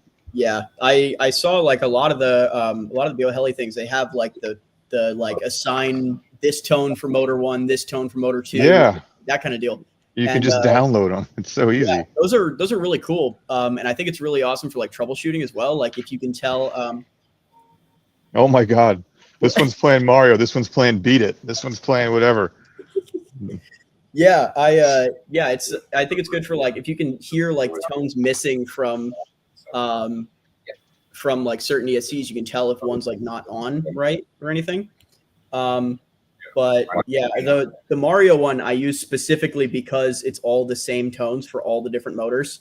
Mm-hmm. So it's there's nothing missing from the sounds when it plays. Yeah, I was because when you go on the sites to download them, they have like, samples you can listen to. Right. Yeah. I just did one of them and I was like, mine doesn't sound like that. Yeah, exactly. I've just been getting mine from YouTube, honestly. I don't know if AM32 can play music. I would assume it can. I can program. I just I didn't program my drive ones, and my weapon's on a BL32. I had to adjust everything. I'm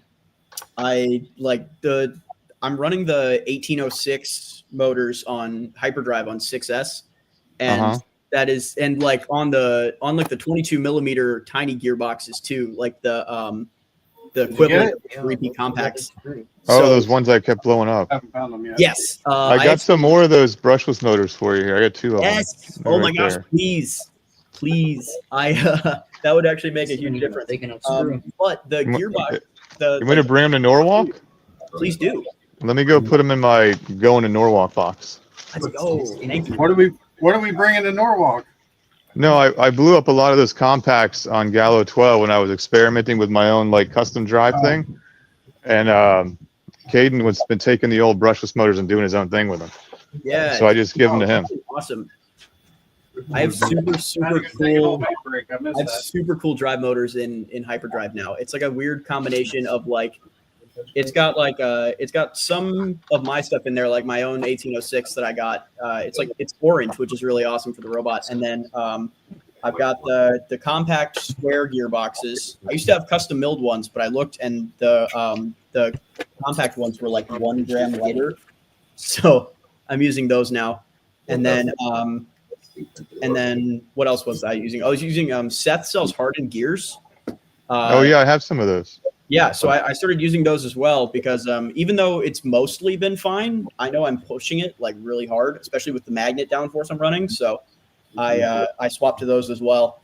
And then it's got the faceplate, I think, it has the mating plate right now from a rectified, and then the faceplate, some of them use repeat compact faceplates and some of them use the rectifieds.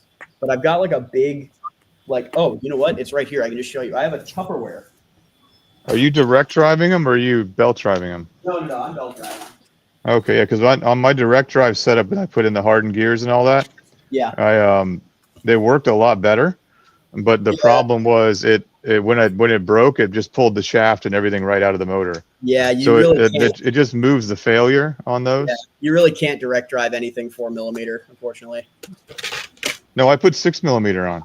Oh, you did? And I put the 6mm box with the upgraded gears and everything inside, and at Ruckus it pulled one out all the way. So wow, is that the 22mm gearbox or is that yeah, it was a Gecko or whatever box with the gears swapped out with the 6mm shaft.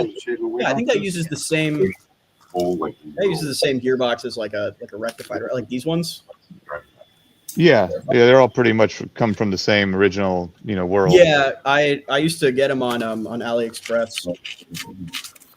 I've been real happy with the pros. Have you? Yeah, I've heard those are good. I might try them out at some point. But I made you can make your own, but I made a mounting plate for them that bolts in the same spot as the regular repeat plate everybody uses. Oh yeah.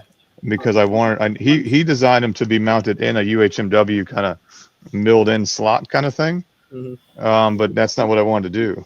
This is my gearbox Tupperware. Hmm. All of my I used to have separate boxes for ant weight and beetle weight drive stuff, but there was one event where I just didn't have time or something, and stuff just started getting mixed, and now everything is just in the same Tupperware. Here's the urethane over foam, Caden, that you were. Ooh, how's it feel? It holds on there well. Oh yeah. It'll rip the first layer of the foam off when you try to peel it off. Oh wow, that's awesome. It got a little messy in the back though. That's just extra protection. That's fine. Yeah, that's good to know. I've been curious about that. I've been wondering about how well it holds because I know the foam can be really porous. I wonder if you do if you're milling your own custom wheels, if you do the instead of doing the conventional climb direction on the spindle, if you go the other way and it it shreds the outside of the material. I wonder if it would make more of a surface area for the urethane to hold on to. But I don't know. That's all theory stuff for trying out later. Oh, what bushings is cracked. Probably have to make more of these, Carter. And run these. This is the one I ran at St. Lucie for the TPU Center. Oh yeah. Amazing traction. I like the little suspension on the inside too. Yeah. But these things they weigh a ton. They weigh a ton. But funny enough, the TPU wheels and the foams use the same mold. So there you go. Yeah. This is the Powerball 12 wheel, the core anyway, not the outside. But oh, nice. I'm liking it. I think I did pretty good with it. You can tell I ran out of filament part of the way through. But is that matte orange or is that So this currently is transparent orange, but Okay. everything. I was just saying that because of what you said earlier. No, I know everything from now on is going to be the matte orange, and I'm just heartbroken. And When I worked at making glasses in college, we used to have to order blanks from central purchasing to make patterns for frames. And I didn't know it. I kept ordering the wrong SKU for like 4 months. And we were like, why do we keep getting the blue ones? We want the green ones. The blue ones suck. And I was like, they keep sending us the wrong crap. And I went and looked at the order I was making. I was like, oh, I've been ordering the blue ones for months. So I've had the same problem before. oh man. Yeah. The TPU wheel weighs 2 ounces, and the foam with the urethane weighs 0.9 ounces. Yeah, that's So the only that's gonna reason be my- that it's the only reason I got the foam back wheels on hyperdrive still. I really liked the way it drove with the molded wheels, but ever since I switched to 6S, I don't have the wheel weight anymore. Yeah, we're going to be running Drum Gun and Big G on 5S for this competition. Oh, hey, that's fun. 5S is what you use to convert Ryobis to LiPo. Really? Well, it's the closest to the 18.8 or whatever 18 volts This is It's interesting. Big G's new battery right here. What's that? 5S 1100? Yeah, 1100's a lot. I'm running a Big G 13. takes a lot. You, Hey, Andy, you got this 30 is yours, by the way. I forgot to $100 give it back to you. Oh, I don't have. Hold on, let me turn the chat off. What you got? Oh. Oh, is What it are one of your my batteries? Oh, you can have it. I found one with the big plug, and I was like, I don't run that plug. This is the one I had, like, just in case from Andy. So Was the new batch I have here are all XT30s for the Beetle batteries. I just haven't. He just finished putting the stickers on the boxes while I was out of town. So after Norwalk, I'll take the pictures and load them up, and I'll probably All I can clearance out say all the is- XT60 ones. when I started running XT30s like a year ago, people thought I was crazy. Well, And they now I can't think really everybody- handle. They can't handle the current, but they can for a short period of time. Yeah. I have been planning to convert all my stuff to XT30 for hyperdrive, and I honestly just haven't gotten around to it. I feel like I'm always using my XT30 connections like for everything else. I've got a bunch of them. Like I use a ton in Powerball, and like there were some in like one of the agents, and then I forget what was going on, but I just like XT30s just go like crazy. I can never. I'm using them in everything all the time. It's insane. Filming, live streaming at NHRL. I bet I want to film more at NHRL. I keep meaning to do like things where I like take more video of like the build process, but I've just been bad about it. There's a lot of stuff for Powerball, but things have just been so chaotic that I haven't gotten around to just recording stuff, which is ironic because it actually probably would make a really good video given how much drama is going on with it. But I'm planning on vlogging at this time, and I'll try to include everybody as much as I can. But it's like I just my last set of videos for fight videos, I was able to add commentary and some in between scene stuff that I shot, and people really responded to that well. Like, oh, we need to see more of that. But I'm Yeah. like, you don't understand how difficult that is in the heat of the moment. Like, yeah. You need someone to do it. It can't be you. yeah, Yeah. What I want to do is I want to like mic myself up for my fights because I talk to myself a lot during fights. I would need a sensor. Yeah. Ideally, what Big I'd time. love to do is I'd love to get my like commentary in the moment, like while I'm fighting.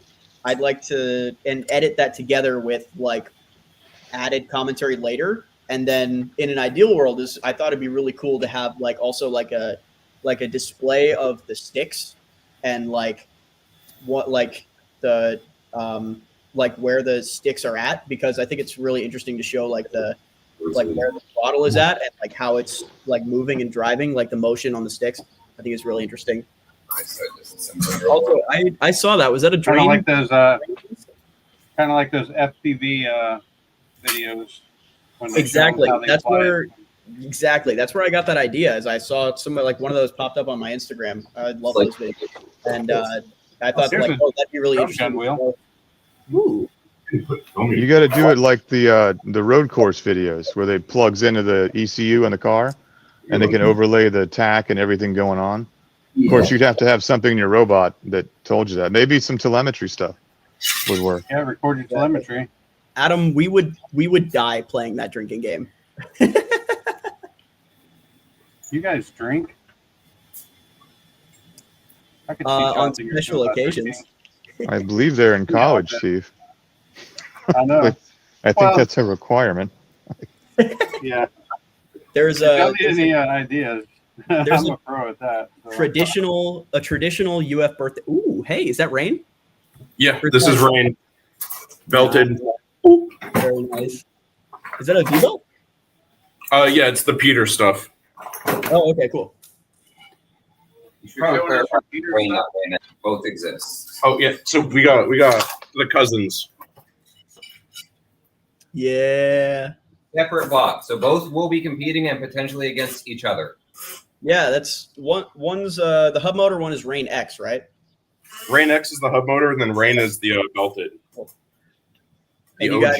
you guys have good geometry on the disc now. It's not gonna So funny story. I don't like how that starts. They didn't break, but they bent so hard that I had to bang it off of the hub motor with a hammer. Oh gosh. Yeah, looking at it, it looks like a C. So too late to order new stuff now. It is what it is. It's getting sent. That's after like 3 events though, so Yeah, that's after 3 Nice. events. That's probably a total of like 15 That's fights. fine. It beat Impact. Dual arena Yeah, that's corners a lot. Doing that is because, I mean, usually because having a we hard kind of time. accept that as a failure mode. Let me see. What do I? I don't have- okay. I gotta go Yeah, get. nothing to do. I get batteries. I gotta get a battery. I don't know. Get this one ready.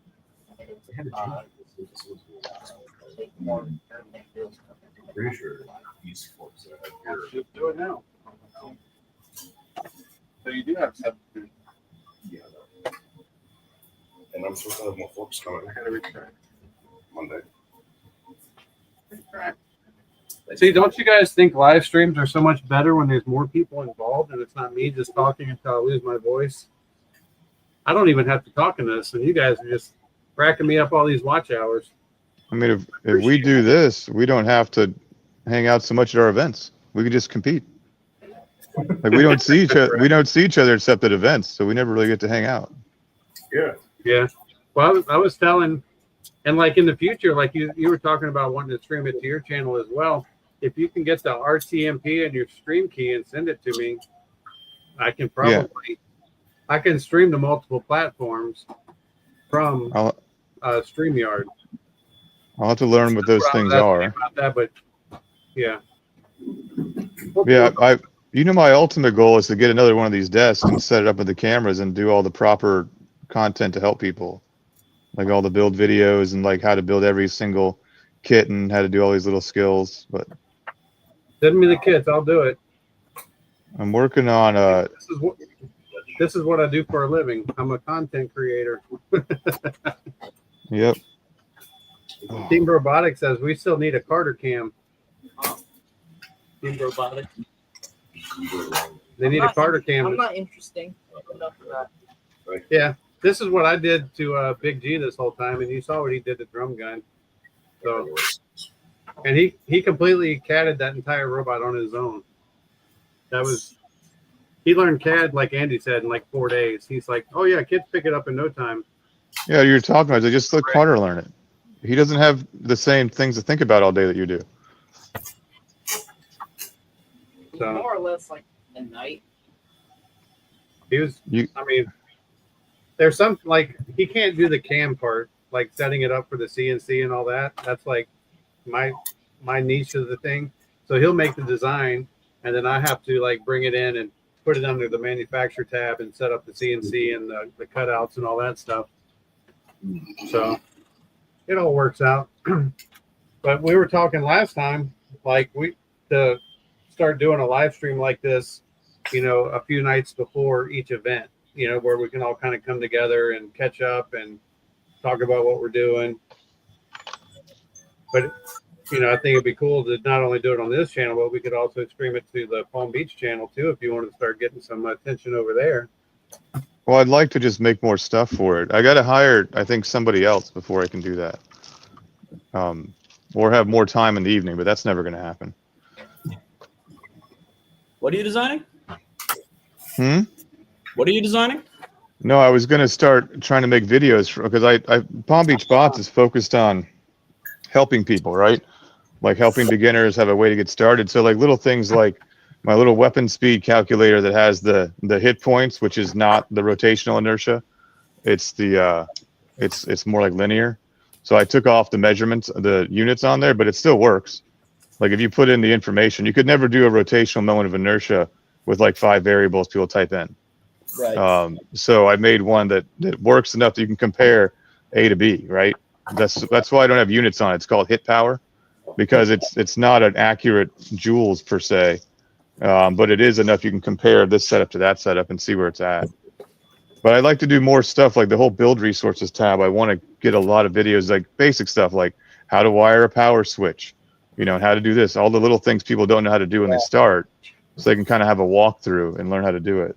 We've got a big design guide for our new members that like all of our old members and current like members that have been doing this for a while have kind of like contributed to. I don't know how big it is now, but I know since it's been made, I've personally added probably like 20 pages to it. It's long, really, really long. And we encourage everybody to go through all of it. It's really, it's one of those like kind of legacy knowledge treasure troves. It's the tribal knowledge. Exactly. Yeah. That's actually one of the reasons why, oh gosh, what's the team that's like really, really good? WPI. They, that's what they contribute their success to. They're like in Norwalk finals, like all the time with a ton of robots. And that's what they attribute their success to is they say they have a ton of legacy knowledge to draw from, especially when like learning about their opponents and like how to fight specific types of robots. Probably.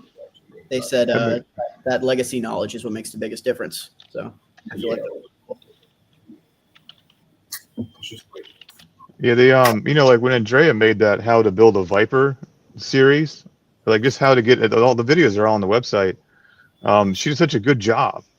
And it's based on building a Viper wedge kit, and then it even goes into how to build your first arena. Like she documented an entire event. Well, you're probably at it. It was the first South Florida Fair event in 2021. I was but she there, yeah. she documented the whole. I think Jack was there, so I'm assuming you were there. Yeah, but she documented the whole thing, and it was so great. But a lot of the information there is not current anymore. Yeah. So I'd love to make another one, but she had a whole place to film at the old makerspace, and I don't think she has a place to film now. And same problem. Now I have a place I can film. I just had to set up the desk and stuff. Yeah. I want to film. That's one of the reasons I was really happy to have this little like workbench set up, because I want to put a camera like here and then film myself like with the workspace in the background. But the workspace has been a disaster, and I've been super busy with school, and it's just been factors. Yeah, you need to get in my opinion, the overhead cam, and then like the straight, like 2 or 3 camera angles, like the rig that you kind of build around what you're doing. Yeah. That is. But that's why I haven't done it yet. Jesse joined the chat. That's a good question about how many robots we are bringing to Norwalk. We have a lot. Weren't you at 15? I think it was 15. Let me grab my pen because I need to. Hey, Andy, the Machine Colt, you know who that is? That's Counterfeit, Jesse. Oh, yeah, Jesse Pico. Oh, really? Yeah. Slam Hog. Counterfeit. Slam I was Hog. going to say, I thought I saw one of the like Slam Hog kits in the profile picture there. Counterfeit's the one that the murder blade exploded, right? It hit so hard that the robot blew off. I was very proud of that. Right. And now he runs the murder blade because I gave it to him. Yeah, no, it was in his robot, and he hit something and it blew up his own robot. And I said, "That's a you problem, man." That's not a me problem. Okay, so that's funny. I was short on Florida Poly robots, so I didn't have Venture or what was the other one? Nick's robot that I keep forgetting the name of. Systematic chaos. Systematic Chaos. That's right. Who's he fighting? I'm not actually sure. Grand Control Master or something. Oh, like Master that? Control Bot. That's it. Master Control Bot. Yeah. I know that one. That one's the Tron themed one. It's super cool. So Nick is going to Norwalk? Yeah. Yeah. That's I think pretty it's great. just a modified SSP, but it's pretty fun. I like seeing people like Nick that I was at his first robot fight, and now he's come along and come such a long way. That's It's really so fun to cool. see. Oh gosh, is it Steph, the Cheesy Doom kid? Yeah, I was at his first build day too. Yeah, that was awesome. And Alec from UF, I was at his first fight too. So was Steve.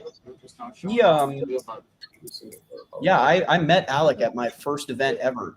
He actually that was one of the only reasons why I even did as well as I did at the first event, because I had those original like FingerTech hubs that like the tap was off on the set screw. Oh wow. He gave me one of the ones off of Pulsar. Pulsar was such a great first robot to make. Oh yeah. Like he went from a Viper wedge kit, and his dad bought him a 3D printer for Christmas or something, and they went to a build day. Andrea did. He was like 13 or 14, and then he like taught himself CAD. So I told Steve, like, just let Carter teach himself CAD. It'll take like an hour, and then and he designed some little wedge for it. He came in like second, and then he came back with Pulsar like the next event. I was like, you're on a different level. I was like, than most of the people here. Yeah, Alec keeps like popping up here and there, but I wish I'd see more of him. Is he still on the robot team? Yes, he still registers for some events sometimes, and he still like pops up here and there, but he's not there like a lot. The only event he's actually shown up to in the past couple of years was Ruckus this last year. Exactly. Because I remember I sent his dad a message and I was like, hey, is he coming or not? Because he's canceled out of a lot of events, and this event is kind of scarce on space. Yeah. So I don't want to hold a spot if he's not going to come. And Oh, ironically, my previous message to his dad was from Ruckus the year before, asking the same question. So, but no, he showed up this year, and then he just didn't have enough spare parts, so he didn't come the second day. Yeah, I remember I saw him the first day. He had Peppermint, right? Yeah. Yeah, it was good to. Yeah, I lost the Peppermint because my receiver blew out. Yeah, that's. I like to see all the stuff he makes. Peppermint. Yeah, I'm sure he's just really busy with school. That's the killer, you know. He's got to be a junior or senior by now, I think. Probably. I think he joined. Yeah, he's probably a junior because he joined like 2 years after me, I think. Yeah, I got all the 15 bots now. All those end our matchups. I think the 30 only needs 3 wins to qualify, but Termigator got a bye in the first round, so it actually only needs 2 wins to qualify for finals. Termigator, I like it. It's good, right? Yeah, someone I don't know why someone tagged me about it because I didn't build it, but someone tagged me in the Norwalk Discord. Was like, you should have called it Gatorade. Like Gatorade. Gator and then like aid, like AID. And I was like, oh, that's good, but that's what we should have called our mini bots last year. That's a serious missed opportunity. Well, we got Rain X, which I never caught the pun until like a month ago. I didn't even get it. I feel like when the people didn't know what Gallo 12 was, I was like, oh, Rain X, I get it. I don't think I get it. Somebody help me. Windshield wiper. Well, I knew Rain the X. windshield wiper stuff was Rain X. Yeah. So but the robot it was a version of was called Rain, and it was Rain X, like Scalar X, like everything else gotcha. X. Yeah. Oh. Yeah, Like, everything has an X. Proto X. Yeah. The prototype for Big G. And then we just went back to Big G because Andy's like, quit switching the name of your bots. You're Yeah, it was confusing like- everybody. I was like, make a name and stick with it. Don't just keep subbing them out. Yeah. That kept like freaking me out because I didn't know if I have to like bring my wedge to an event or something because like I don't know if it's gonna turn out to be like Rougarou or like Hey, strategy, man. messing with me. Yeah. Actually, it's called indecisiveness. It's not intentional. It's just Understandable. I'm a very spur of the moment type person. It's like, oh, I've worked a month on this. Screw this. I'm going to do something completely new in the last 3 days. Yeah. You know what I'm actually going to do is after the Powerball 12 build has like taken a lot out of me. I am like tired and broke and like it's been insane. So after this, I'm going to like cool off with some like for fun, like small builds. And what I want to do is for the next event, I forget which one that is. I think it's Miami Maker Fair, I believe. That's the next one. And then Yeah. after that's Terry's by your house. Yeah, I don't actually, you know what? I don't actually think I'm registered for Amrock yet. I don't even know if there's still space. She only has room for like 12 robots, I think, in each class. So it kind of sells out right away. Yeah, I'm probably gonna show up anyway. What was I gonna say? Oh yeah, for Miami, I'm just gonna do like I used to do sometimes intentionally, sometimes unintentionally. Every year, I used to do a 1 week build. Kind of like challenge myself to just build something in a week, and I didn't do it last year. But now that I kind of know what I'm doing, I kind of want to like challenge myself again to do like a 1 week build. And I don't know exactly what I'm going to do yet. I haven't really planned it out because that's kind of like the point of it. But I want to, I think I want to experience the shuffler bonus before it goes away. Yeah, it's going to go away next year. Yeah, exactly. I already missed out on the 1.5 shuffler bonus. So I want to have that experience of the 1.25 at least. So I think I might challenge myself now that I like kind of know what I'm doing because I know for a fact I can build a robot in 1 week now and it could be like a fine robot. So I kind of want to push myself even further and see if I can build like a shuffler robot in a week because I've never built a shuffler. So I feel like it's still like a challenge. And then you can pretty much just download and print the shuffler module. Yeah, but I know it's not your style. It's not. Yeah. Well, also there's actually I've tried that. It didn't work. Speaking of like industrial secrets though, there's a really good shuffler design that I found that someone posted like somewhere really obscure, and I was super interested in it because it's like it looks really, really good. Really good. It looks like JMO shufflers like plus a little bit of efficiency. So I'm actually really, really interested to try it. And I think I can make it on an ant weight in that week. But that's kind of what I want to push myself to do is I want to use that shuffler design that I really like. And we'll see how it turns out. Obviously, I haven't started working on it. It's not week of yet, but I feel like that'll be a fun little like kind of not take it too seriously kind of build because the Powerball 12 build has been stressing me out like crazy. The first the first baby beater was a 1 day when the first time I made that thing. It was it was a 3D printed version, but I started and within 24 hours I had one in the arena fighting. It's pretty neat. Then I revised it like 1,000 times, but that's kind of what happened with my first robot, Falcon Light. I don't know if you know the history of it. I know you probably saw it fight a couple times, I'm sure. Was that the one that started out as a Viper and you threw away all the stuff? Yeah, I never fought a Viper. My dad bought me a Viper and I used it to learn like the electronics and whatnot. And I tore all the electronics out of it and I used it in Falcon Light. And then it was just a 3D printed wedge bot, but it originally was supposed to be a spinner. I had like a steel bar that I got from like Lowe's or something that I just like direct mounted on some kind of motor. But the thing is that I didn't have access to like a good CAD program at the time. So I was doing all my CAD in 3ds Max, which is not the move for any kind of CAD whatsoever. And because it was like complicated geometry, it refused to export like as coherent geometry that could be 3D printed. And I just kept remaking the part and trying to get it to export. And it literally just could not export a printable file in time. So I just removed it and made it a wedge. And then it worked so well, I just kept running it as a wedge.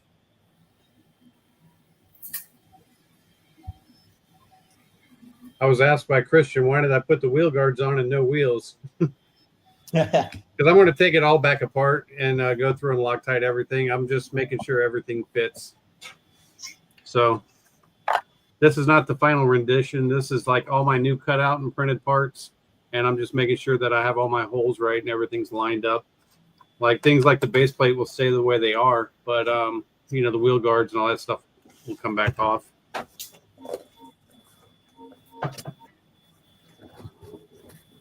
In case you don't know, Chris Capps, Amino Industries is the temporal terror guy.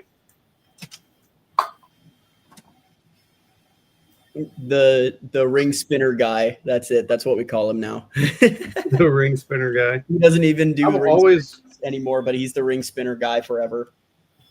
I've always wanted to do a full body spinner, but the whole self-riding thing has just kept me from doing it. Yeah, it's a little weird because the intuitive thing to do is just direct drive it on a really big motor, but then you can't quite self-ride it. It's unfortunate. So you kind of have to like indirect drive it and then have that thing with like the L bar and the shaft, and it's kind of like a whole thing. I've thought about, I also had some fun ideas for ring spinners, but like I feel like I kind of can't do it anymore. Just like, I don't know, Hellfire was so popular and was like associated with the team that I am closely associated with. I feel like if I ever made a ring spinner, people would only You copycat. Hellfire. Yeah, definitely copying Hellfire. By the way, I want to show everybody something interesting from my design notebook, Adam. I want to show everybody something interesting from my design notebook. Nope. Adam was asking why not a ring spinner, and I was going to say that my fascination with a full body spinner is because my OG favorite battle bot was Captain Shredderator. So, and I've always wanted to make a 3-pound version of that. But go ahead, Caden. This is a shuffling ring spinner from before Hellfire was a thing. Nuh-uh. Interesting. You could have drawn that yesterday. I could have. Yeah, but look at this. Well, this is, well, to be honest, that does look like it's probably in crayon. So he probably did that when he was like 6. Design notebook kidding. number 1. That's right. It all starts somewhere, baby. Oh, yeah. It actually, you know what's crazy is that actually happened. Look at this. 2 pages later, there's the shuffling ring spinner. And then 2 pages later is the first hyperdrive design. Yeah. Andy left us. He sure did. If he comes back, we'll sign him, log him back in. I can see my computer over there from here. Oh, I just heard him. Go click him back in, Carter. Yeah. My computer that's controlling the stream is on the other side of the garage. So it's like, when y'all see me looking like a prairie dog, I'm looking to see if anybody else is trying to come in or monitoring the stream from across the room. My phone battery died, I think, right after I asked the question about the weight penalty, and I don't know what anybody said. So I rejoined from the computer, so there's no camera because off the room with the lid shut.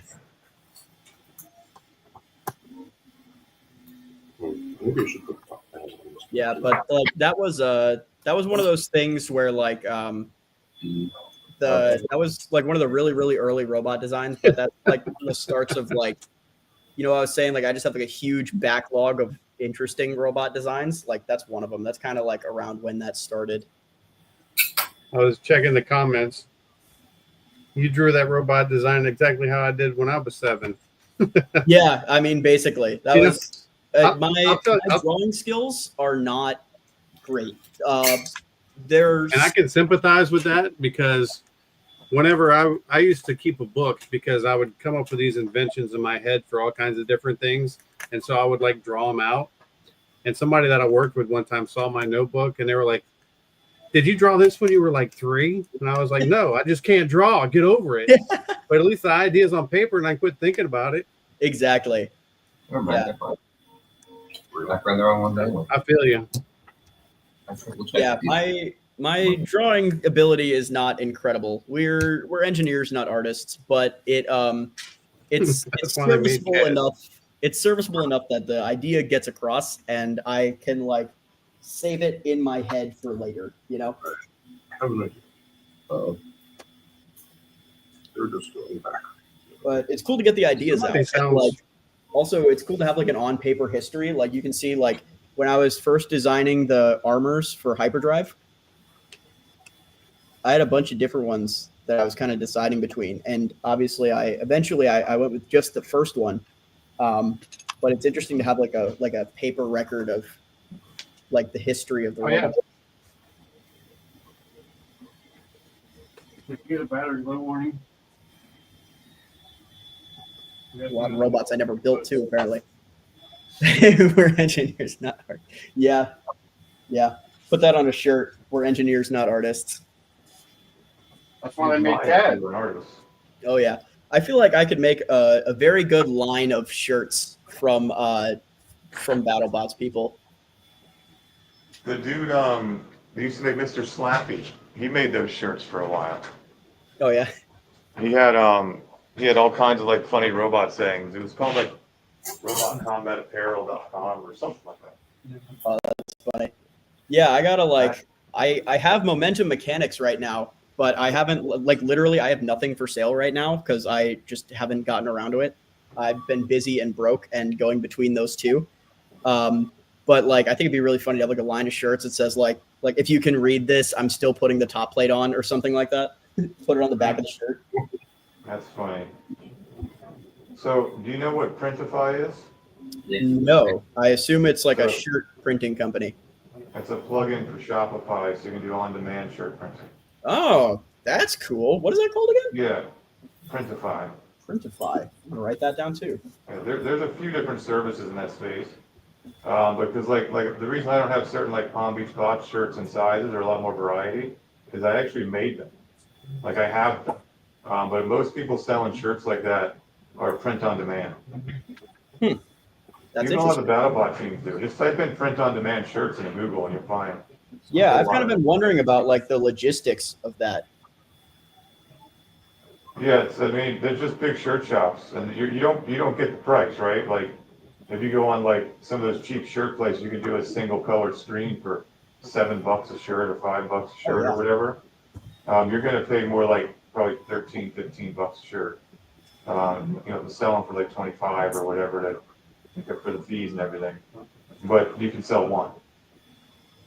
Because the amount of money I spent on shirts and hats to make all that stuff. Oh was a gosh, lot. I bet. Yeah. It was all for that one event in Tampa that didn't really happen.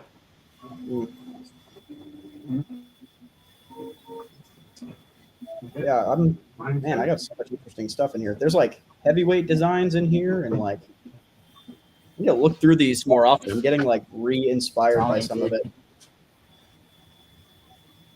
Okay, I'm back. My earbuds are going dead. I had to swap earbuds.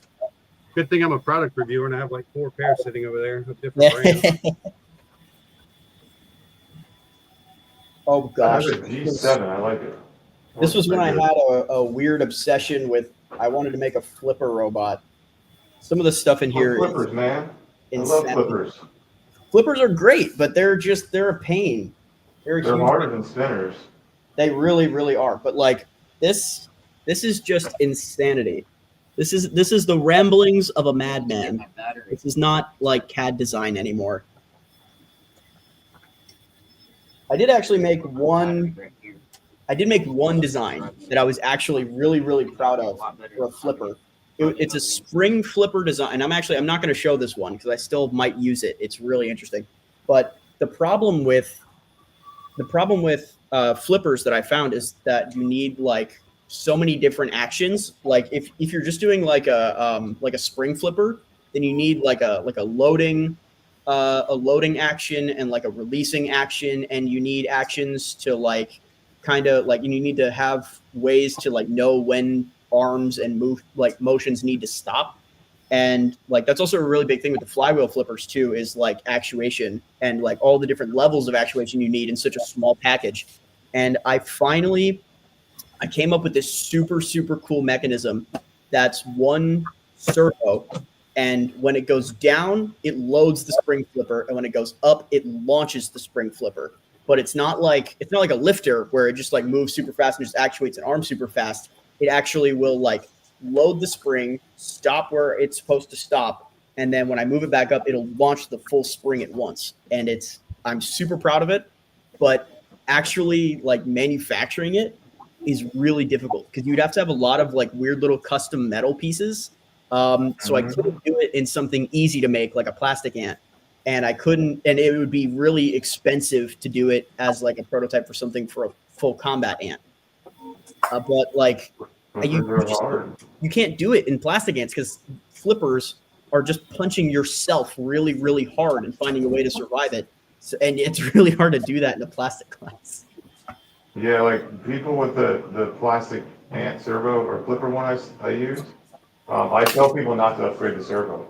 I'm like, you're going to break it. It's plastic. Yeah. They don't use the fancy servo itself. It's not for that class. I'm going to break it. Because I broke one in my Maker Fair 2 years ago.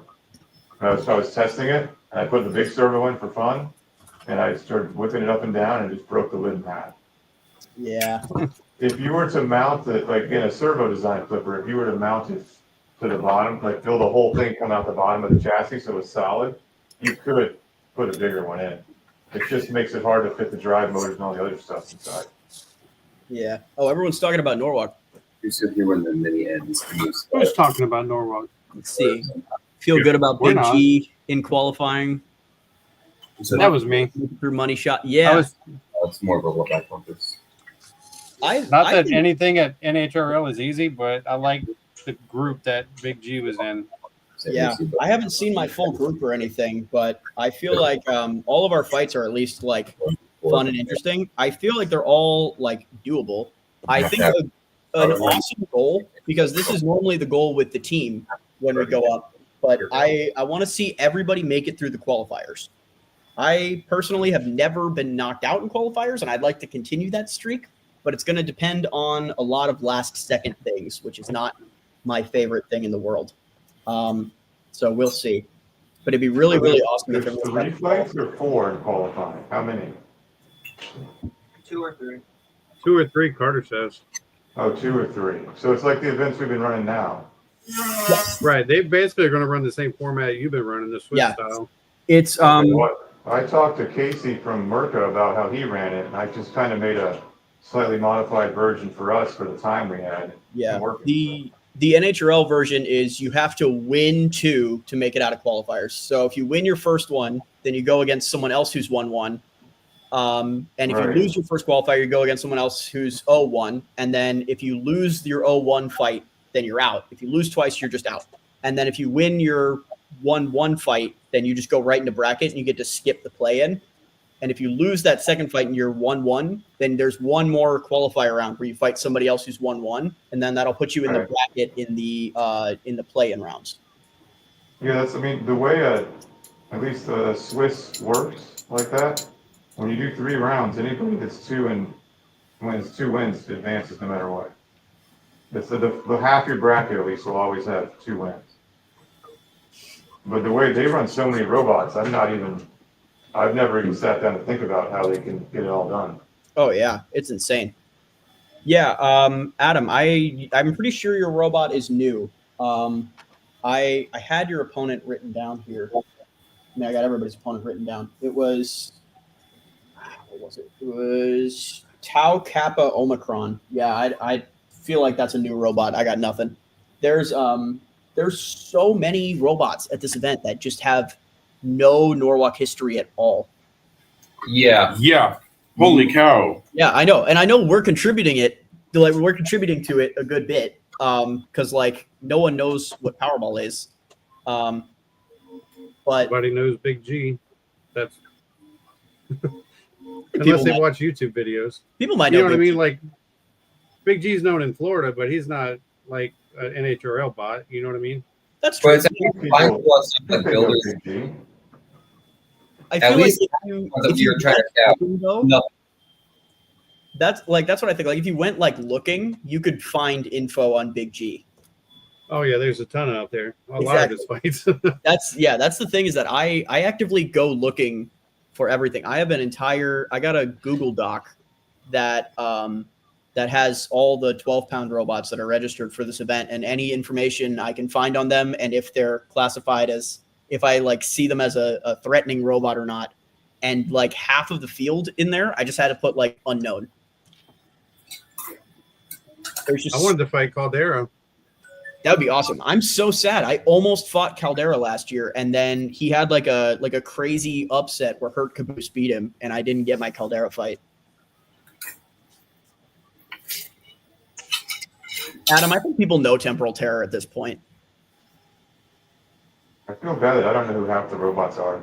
Winning Maker Faire, and then also like having a very like popularized stream fight against Dutch Oven. I think people know Temporal Terror now, but people don't know the V2. That is true. People are not gonna know about that. Chris Caps is saying the main one to keep an eye out for is Sting Up. Yeah, Sting Operation. Oh, that yeah. one's really good. It did it. Yeah. Oh, I didn't know that. That's what he said. Ask Chris. Chris was there. Maybe Yeah, that's why it's, he needs spares. Yeah, Sting Operation was there when I was there last September, but they had a flamethrower mini bot. But it's a pretty good hammer saw, if I'm not mistaken. This third belt we're into the food. Got it. Does anybody know anything about a 12-pound robot called Michael? I mean, there's a lot of builders here. I want to Michael. outsource my. About an NHRL chat earlier. That's the full extent of my knowledge. Yeah, I looked around and I couldn't see it. Camino is not making it, unfortunately. He got so many friends. He was invited to the stream, but he didn't come. No, for this. Yeah, he's probably This way now. I I would talked to him earlier. Yeah, I would assume it's because he's not going to the event. But it's sad because I did want him to come and represent Florida. I think he'd do really well. But he sent me a picture of his 4-in-1 from St. Lucie, and it's toasty. So Yeah, that was a rough exit. yeah, I know he's having problems with that switch, but I kind of wonder now if it was actually the switch or if it was the ESC. I think he keeps ripping the pads off those 4-in-1s. It's a big issue that he's having. Oh yeah, Because he was telling me, last year like that. yeah, well, his last 4-in-1 wasn't the same one that he's been running, so it didn't fit in his bot properly. I was gonna say, So it moved around more, and so he wasn't able to actually fasten it down. And I think in the process, it ripped the pad off, and so he's having to deal with that. Unfortunate. Yeah, I can't use 4-in-1s anymore. I used a 4-in-1 on Siege, and I think it was like my least favorite thing I've ever done in a build. It was just such a pain. And then it also, like, 4-in-1s, they can just randomly die. Like after a certain amount of time, they can just die like out of nowhere, and I hate that. And like that's what happened to like Lynx in one of his last fights. It just like one of the ESC's one of the channels on the 4-in-1 just burns out, and it just died. It just was alive or just around too long, and then it just died. And I don't like having stuff like that. Do you think That's Lynx has not been going back to NHRL because of that crappy decision when he got stuck on that light? Nah. I don't want to like, I don't know. I don't want to like assume too much about somebody, but Calvin just doesn't seem like that kind of guy that would do that. Like, Yeah. I don't know. I've only talked to him like a couple times, but each time he just like, I feel like he has such a love for the sport. Like you can really tell. And he's like, I don't know, he's, there's some people that like when you talk to them, you can just tell like this is like what they love and they do this, and I definitely got that vibe from him. But so we got to hang out with him in Seattle. Yeah, I was gonna say when you fought Big him, G right? got to fight him. Yeah. I didn't. I A just whole 45 seconds. Yeah, I saw that.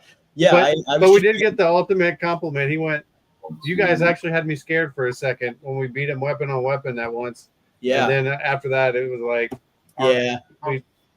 I mean, hate us. I was just pitted next to him out of Norwalk, so I just talked to him and Tommy, who's also Tommy's.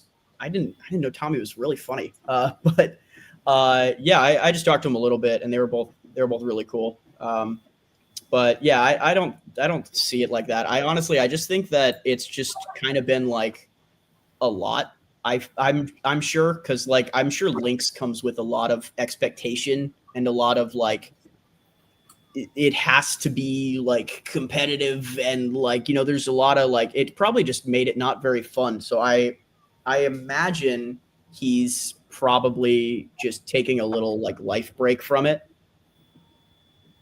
Yeah. I'm Well, sure, Chris Chaps. Expensive trip too for him. oh yeah, Well, I'm sure he's Chris- doing what he loves right now. Chris is in the chat, and he's at NHRL all the time. And he said that he's been moving on from NHRL and has been moving on with his professional career. So he hasn't been doing so much robot combat. That makes sense. Yeah. So, I mean, I didn't think he was like really mad about it, but I was like, maybe he was thinking like, why fly all the way across the country to do this when there's so many events going on the West Coast? Yeah, You know what I mean? I Like, get that, but also like Lynx hasn't competed locally either in like a year, right? yeah. So I don't know. If based on Well, everybody has links now. well, yeah, that also. I mean, yeah, I'm sure that takes. None of them are as good as the original, but there's so many yeah. clones out there. Yeah, I'm sure that's like a little tiring. He doesn't seem like somebody who would really like care that much, but I don't know. I don't want to like assume too much about it. I'm not like, I don't know. I'm not like talking to the guy all the time, but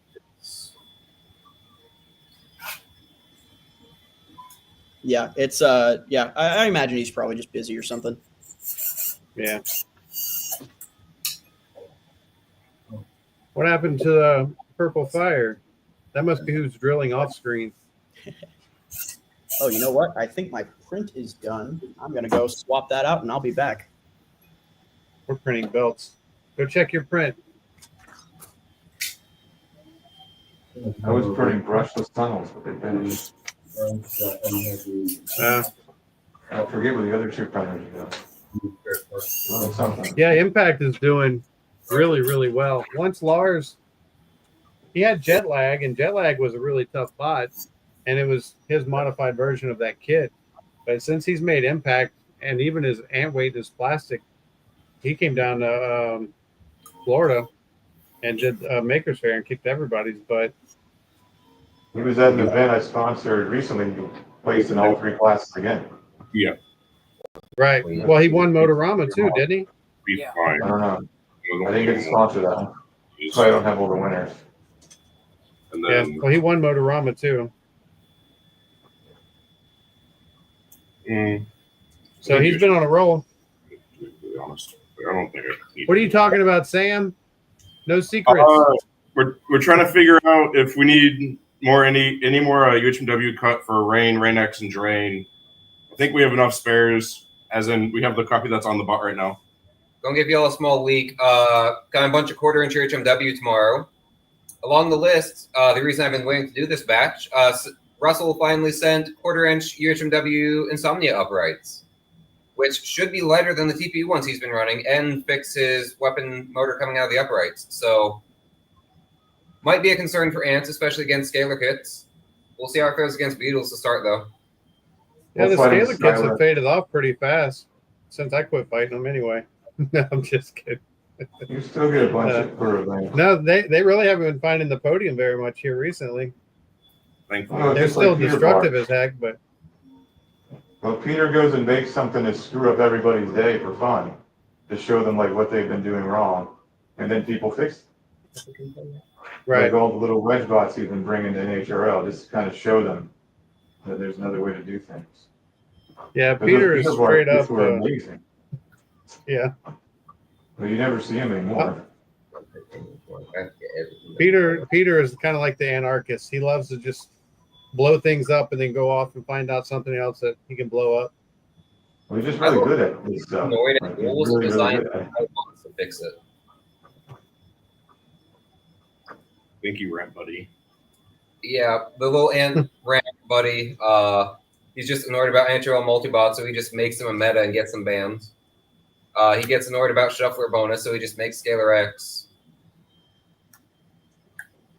When I told him Yeah. I was going to ban Scalar from the rookie class, he's like, do it. Do it. Yeah, we actually discussed all the kits to ban. Because after the Baby Beater kit won it, I was like, that's not even supposed to be in that class. And I was like, how'd they even Right. do that? And so then I banned that one, and I was like, well, while I'm at it, what are the other overly aggressive 1-pounder kits that shouldn't be in that class? And that's why it's called Gladiator now and doesn't have the same rule set. But I don't think we're going to run it in Miami. There's not too many signed up last I checked. But everyone will get lumped into regular AM. All right. I'm heading out for the night. Y'all still have Sam. I think he's pulling an all-nighter at this rate. So good night. Good night, John. Thanks for hanging out with us, man. Of course. Thanks for having me. I think I just finished a harness for Gallo 12. Look at that.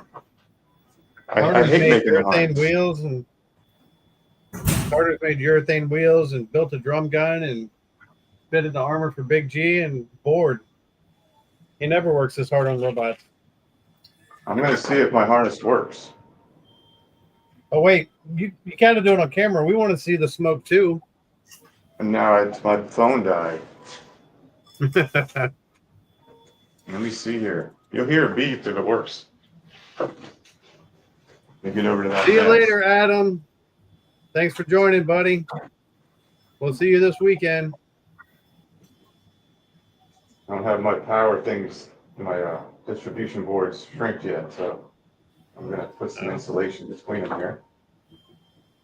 All right, let's see if it catches on fire. Fire, fire. All right, Sam, it's your time. It's your turn to entertain everybody. Give us some make the noise. I can do a test if you give me 1 second. Okay. I gotta Ready. put wheels on and then put the battery in. I was going to do a Big G run test in the box, but I couldn't figure out how to get more than one cam on my own stream. I don't use StreamYard very much. I actually signed up for a free trial so I could have 10 slots in case more people came in. Going on for almost 4 hours. Rain impact. Caden's back. Hello, I'm back. I guess I get caught in the delay because I'm watching the stream on my phone where I can see the chat, but on the computer it's current without the delay. So that's why I didn't see you until about 20 seconds after you got here. I was looking at the wrong screen. Yeah, the delay is a little crazy. If you're watching a YouTube stream. Yeah. It makes it hard, like, especially when you're by yourself and you're doing it, because people ask a question and by the time you see it, you're probably moved on, or, you know what I mean? You're 20 seconds in the future and you have to go back. You have to preface it like, I see a question about this. Right. Well, I think the harness worked. It made the Mario noise.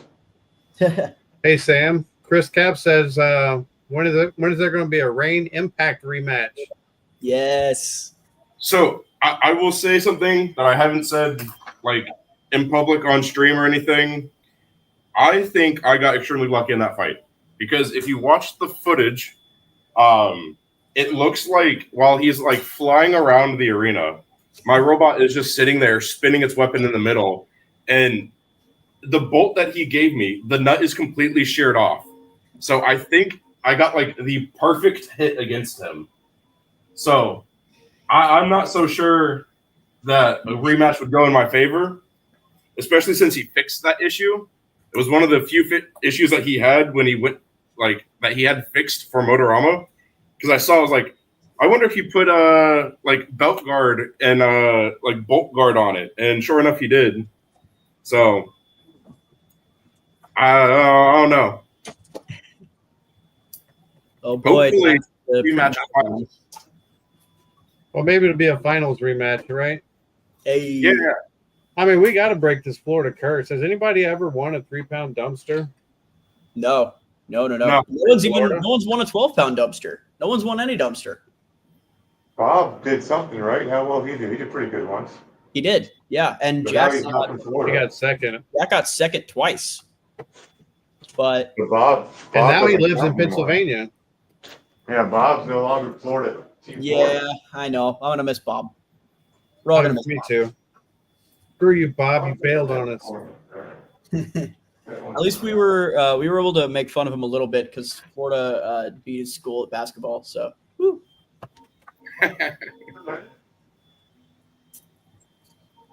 UF's kind of popping off on basketball right now. It's pretty awesome.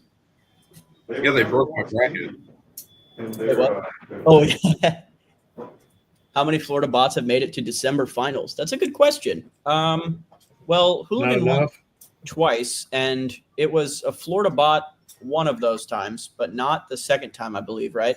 And then Doppelgator and Steggy both made it.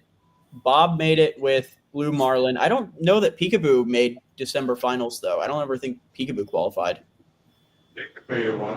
And then what was that one Mirage? That's a Florida bot, right? That like shuffling 45-pound. Yeah. Yeah. That was Andy knows them. Hector's kids. That's Hector's Hector, kids. yeah. That Yeah. was made with spare parts from Axe Backwards. Really? Oh, that's Does funny. it really? Yeah, because Hector was on Axe Backwards. And so Kurt was giving them advice how to make it, and they just used spare parts from the robot. I did not know I that. think it had the drive motors from original Axe Backwards, like the first one. That is awesome. Really? Yeah. That's funny. I think that's it, though, right? I mean, I don't. Jacob made it with Dropkick in Oh, 2022. yeah, that's true. That's true. And Luke made it. Luke Falkingham made it with the 12-pound Cannibal one in 2021. Yeah, So gosh, I was there. when that he was did it. before I was following the 12s at Norwalk. Gonna be honest. That was the first time I ever went. I had a meeting for work in Norwalk in December, and this is before the whole format has been solidified like it is now. Right. And I was like, why would I want to go to Norwalk in December? It's cold. And I said, let me check the NHRL schedule. And the finals were the same weekend, and the meeting was on Friday. And I said, can I extend my hotel room one night? They said, sure. I said, I'll see you in a couple weeks. There you go. So I finished the meeting, and I got an Uber over to the NHRL, and I hung out with Luke, and Nice. I watched him beat somebody, and his robot caught on fire while he was spinning around doing a dance to celebrate. And then that's the first time I ever went. That's was the pretty most fun. fun thing I've ever. I even bought the T-shirt. I think Dropkick only made. Carter said. Right. Carter said that's the most Luke thing he's ever heard of. Yeah. Yeah. By catching on fire. Luke is a whole nother breed. I wish he would come more often. I was just about to say that. It's always great to see him. The thing is, he's got so many random talents that are unrelated. Like Yeah, I he's know. in that I band. I follow his band. Like he's a drummer, yeah. Yeah, like that. They tour a lot, and then he does gig work.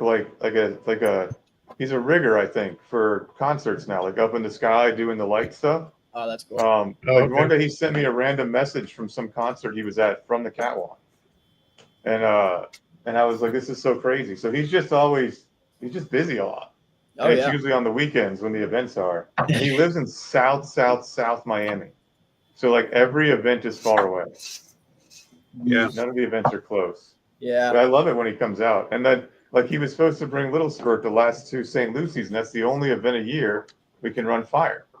That's the thing stopping me from making my flamethrower. That's one of the robots that is like in the chamber, like it's probably never going to get built, but it's basically fully designed. I have like an insane nozzle designed for a flamethrower robot, and it would be like mixtape levels, but I feel like I can't justify the build for one event a year. It's painful. No, it's like 12-pounders in Florida. Like there's just nowhere to fight them. Exactly. So it becomes a chicken or egg kind of question. Yeah, So exactly. I'm always looking at ways to get more places to give people a place to play with these things. The only It's other just thing is there's nowhere that to play with like the nozzle and everything, like I did do a test once with the nozzle actually. I am genuinely concerned for your arena. And I don't know what exactly the logistics of that would be. Well, the only time I'm worried about the arena is if somebody is pinned against the side and you're pinning them and the fire starts hitting the Lexan. Exactly. But if you look at the way the arena is built, those bumpers are 2x4 rectangular tubing, and most of your flame's going to be at that. And there's an air gap of at least an inch or more between that and the glass. So the first time I ran fire, I told everybody, I'm like, look, we're all here having fun. Don't break my arena. Because if you do, we all have to go home. That's what I'm so- genuinely worried about. That I don't want to ruin it for. I don't want to like bring a flamethrower and then melt the arena and then everybody has to go home. I mean, look at what they do at Norwalk all the time with fire. They don't have an issue. Yeah, exactly. Because they like swap the panels all the time. Like if something breaks if something starts melting the panel, they have a crew that goes and just like swaps everything in like 20 minutes. Well, But Steve's here. Steve helps me build the arena all the time. But you know, I What keep arena? one The spare one that panel just in case. the arena that I almost hit my head, knocked myself out with a steel beam and dropped 2 sheets of plywood last time. Yeah, the arena almost knocked you out breaking it down. Remember when I was like, It was funny. oh, That steel beam went flying right past my head, and I didn't even flinch. And Toby looked at me. She's like, "You didn't even move." I was like, "If I would have moved, it would have hit me." So just the camera. We can't see the test box. adjust the camera, Sam. We can't see it.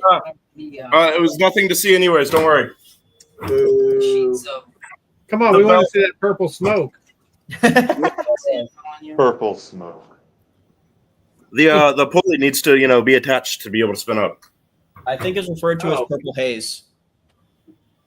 Oh yeah, y'all need a robot called Purple Haze. Yeah, right. That'd be good. You just play it as the College. intro every time.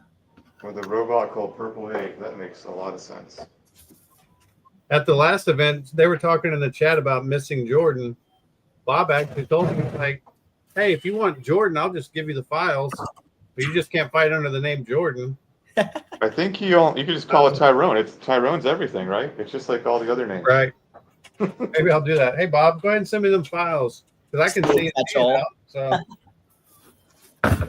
Well, he was testing the With, Battle Hard with your- 2822s for me. I think that's why I brought it that's what I was out. going to say. With your 2822s, the battle hardened ones, it would do well. Yeah, he did pretty good with it. Jupiter Robotics says Purple Rain was a missed opportunity for a name. Yeah. That's Purple. no. The name comes from the fact that all the 3-pounders were supposed to be originally like weather events.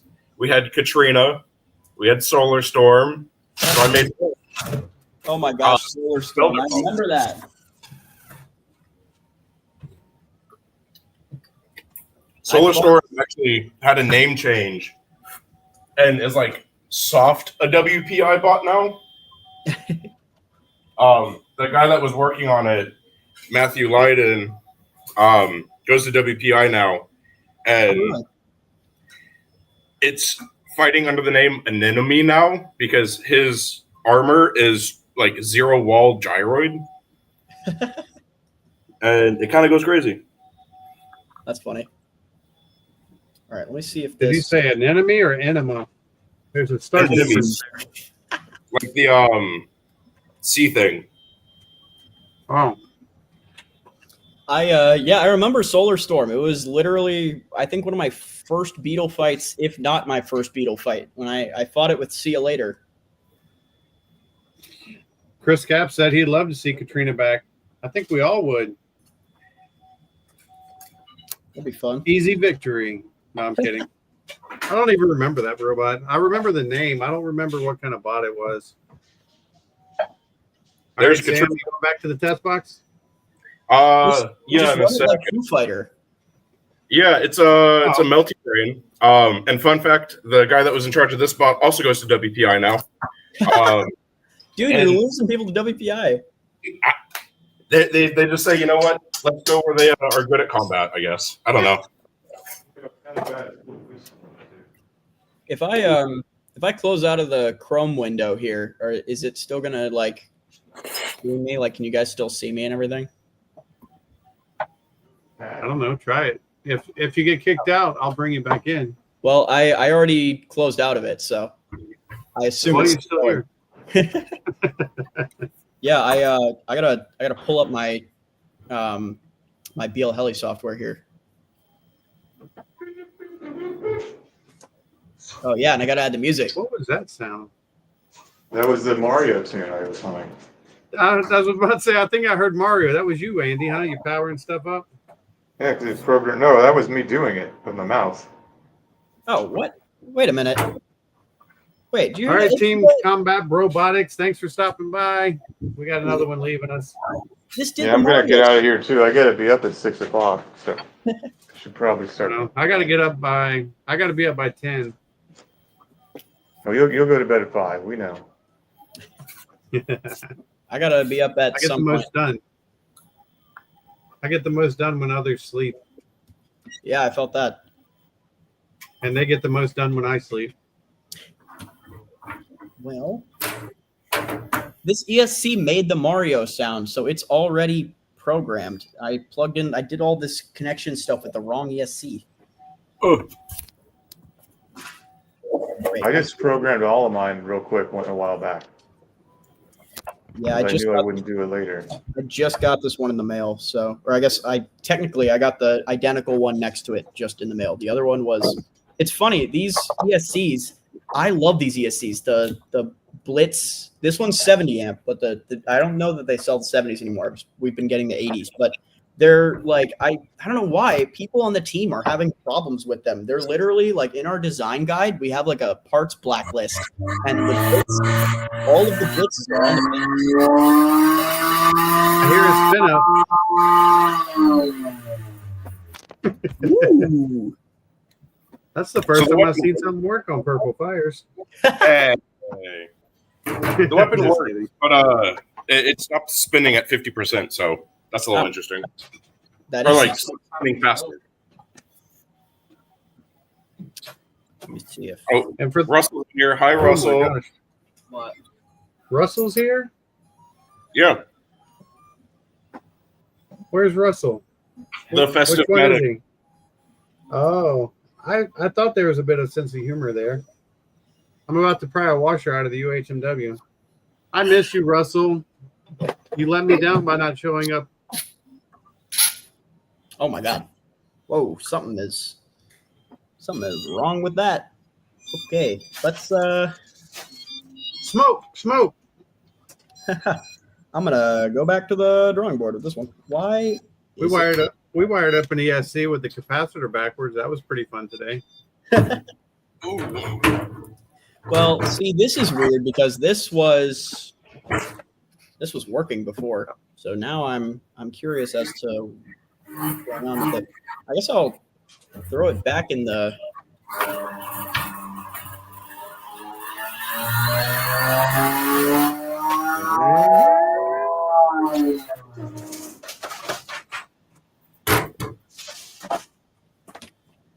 I hear it humming. Drive is backwards or something, but that's a minor issue. That is minor. That's fine. It's not me driving it, so I don't care. All right, let me see here. Who's driving it, and why aren't they fixing it? Yeah, right. I think I have one of my friends driving it. I think it's Alajon, but he's not here right now because no one wants to be here at 12 o'clock at night. Oh, You know what? Fair enough. No one wants to be, so I am. see, this is why I hate UHMW. It's just way too flimsy, and just a little bit of heat. And look at it, it's a big mess. Look at the warping and stuff. I don't know if you guys can see this. Ooh, whoa. Do you have like a thin pocket there? Oh yeah, Ah. Pocket City. But I don't have that problem with the blue stuff. The blue stuff's HDPE. That's what we mainly run. Oh, okay. Something was wrong with my my min and max throttle. That's weird.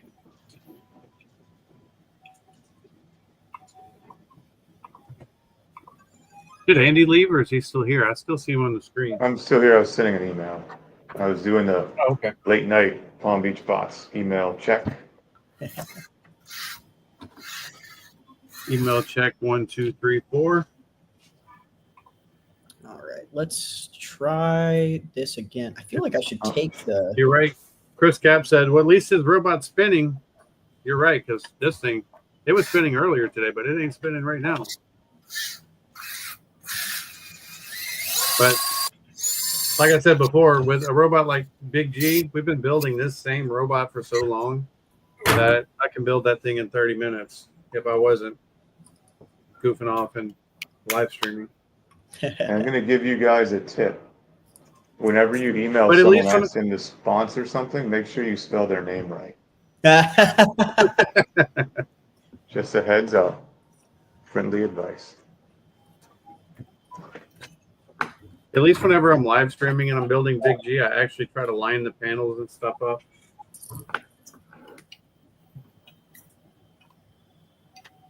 All right, I'm gonna go to bed for real. I'll see you guys in a few days. If you need anything brought to Norwalk, just drop me a message. I'll take care of it. Sounds good. Absolutely. Talk to you later, man. Get some rest. Oh, he's gone already. Well, at least everybody else heard it. It's on the stream. It's fine. That's right. If he ever forgets, he can always come back and look. Drum gun is not spinning right now. We can't spin it. It doesn't have a radio.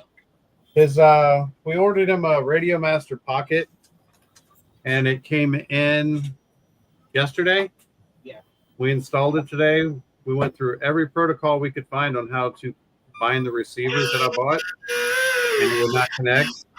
So then we contacted Zach, who uses the Pocket, earlier today, and we just wiped our SD card clean, and he gave us an image of his SD card, and we put it on there and plugged it into the radio and fired it up, and it still wouldn't connect to anything. We were having problems with the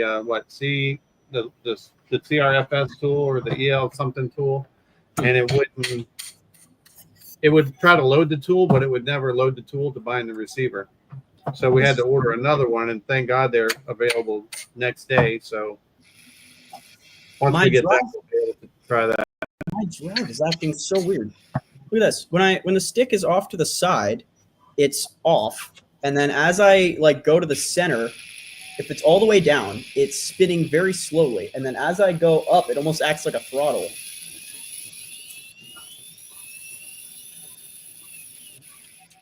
But it doesn't stop unless I go off to the side a little bit. Really weird.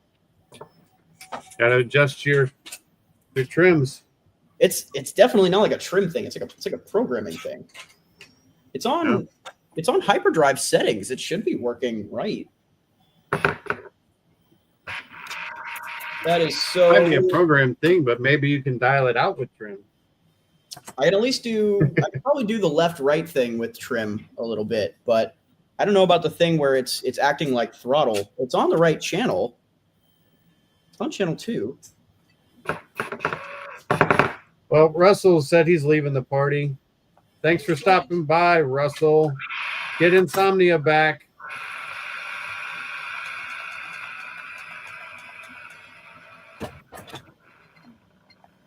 He's asking you, what's the channel display?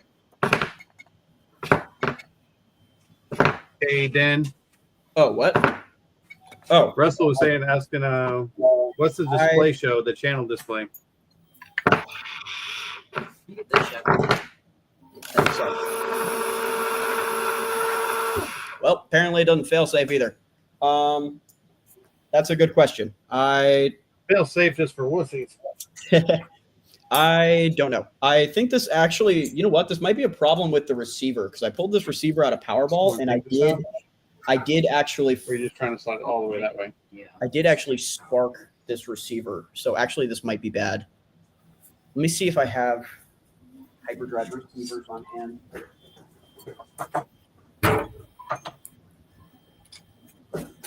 Rain is also underweight, which is good because I did not check weight calculations at all for this version.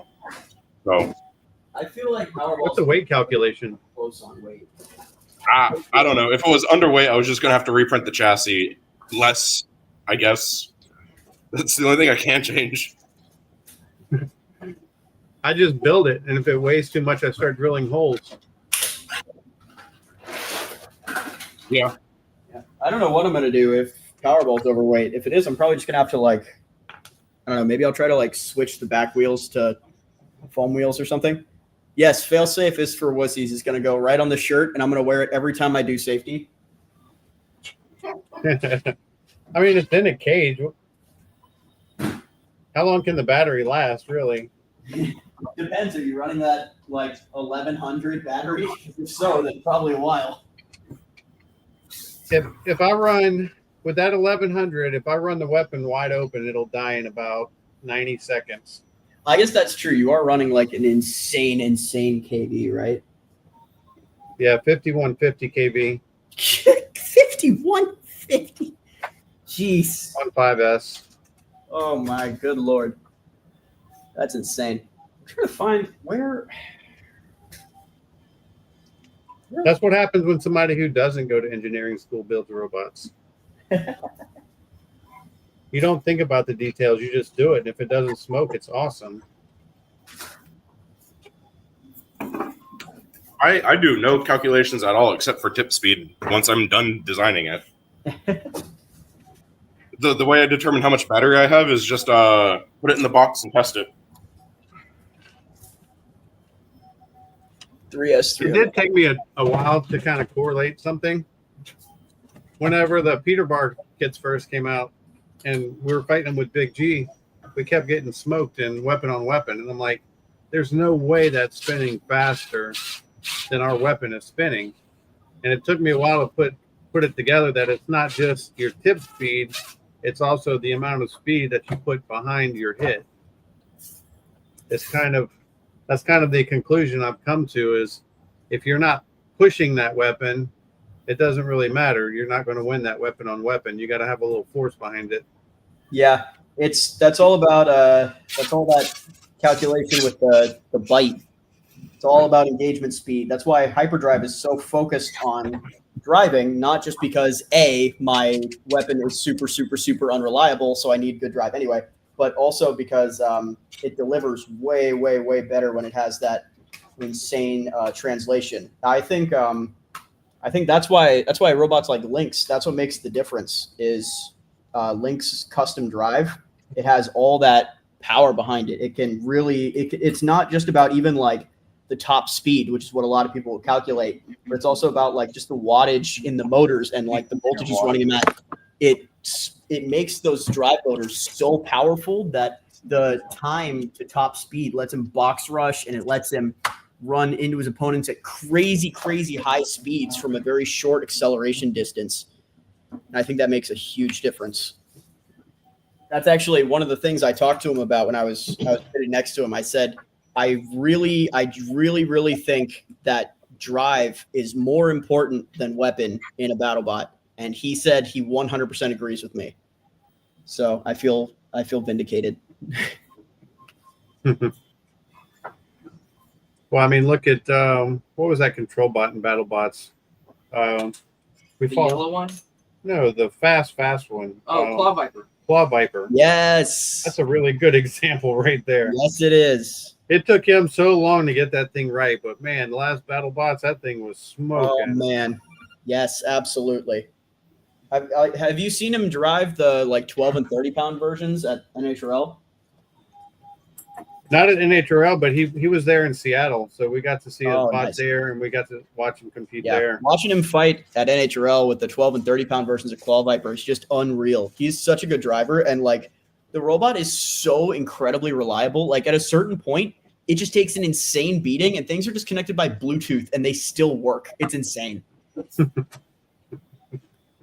Yeah, we saw when he got behind. Well, he kept flipping the house bots, and he was able to Oh, switch yeah. one of them off.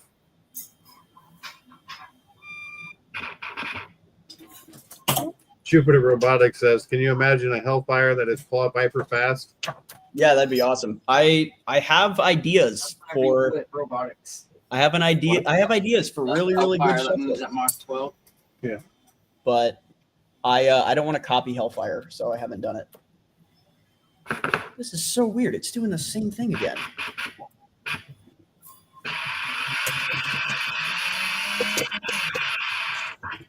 Is Sam spinning up and not sharing with us? I got scolded by Peter earlier. I was having ESC problems, and he wanted to see the voltage readings while I was spinning up. So I have this little tester deal that you connect. It shows you the amps, voltage, and all that stuff while you're running your robot. You just put it in line with your battery. I can't find it right now. But I was holding the robot down with my foot on the floor, and I just like, and it would cut out. He's like, "Please tell me you're doing that in a test box." I'm like, "Yeah, I have a test box." Yeah, but that test looked like it was on carpet. I was like, "Well, it was." He's like, "Please use a test box." All right, Peter. I get those scoldings quite often on YouTube. Oh gosh. Dude, you're not wearing glasses. You're not wearing gloves. You're not wearing this. I'm like, Oh yeah, here's the tester. Like, if you guys knew what I used to do for a living and the stuff I did in the oil field, you would understand my lax approach to how I do certain things. But anyway, no excuse. Use your safety. We were running a test on that snap maker, and I cut out my first carbon fiber pieces with it. Oh, And we opened up the door, and it looked like black death in there. I mean, it was just gosh. gray powder all over everything, and I was like, "Oh God!" I'm like, putting my nose up under my shirt. I'm getting it back to No. like there goes a couple of years of my life. Yeah, right. Yeesh.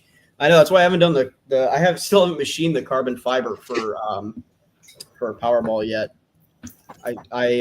I'm waiting because I think I got like an N95 somewhere around here, but I just didn't have all the protection stuff for carbon fiber machining at the time.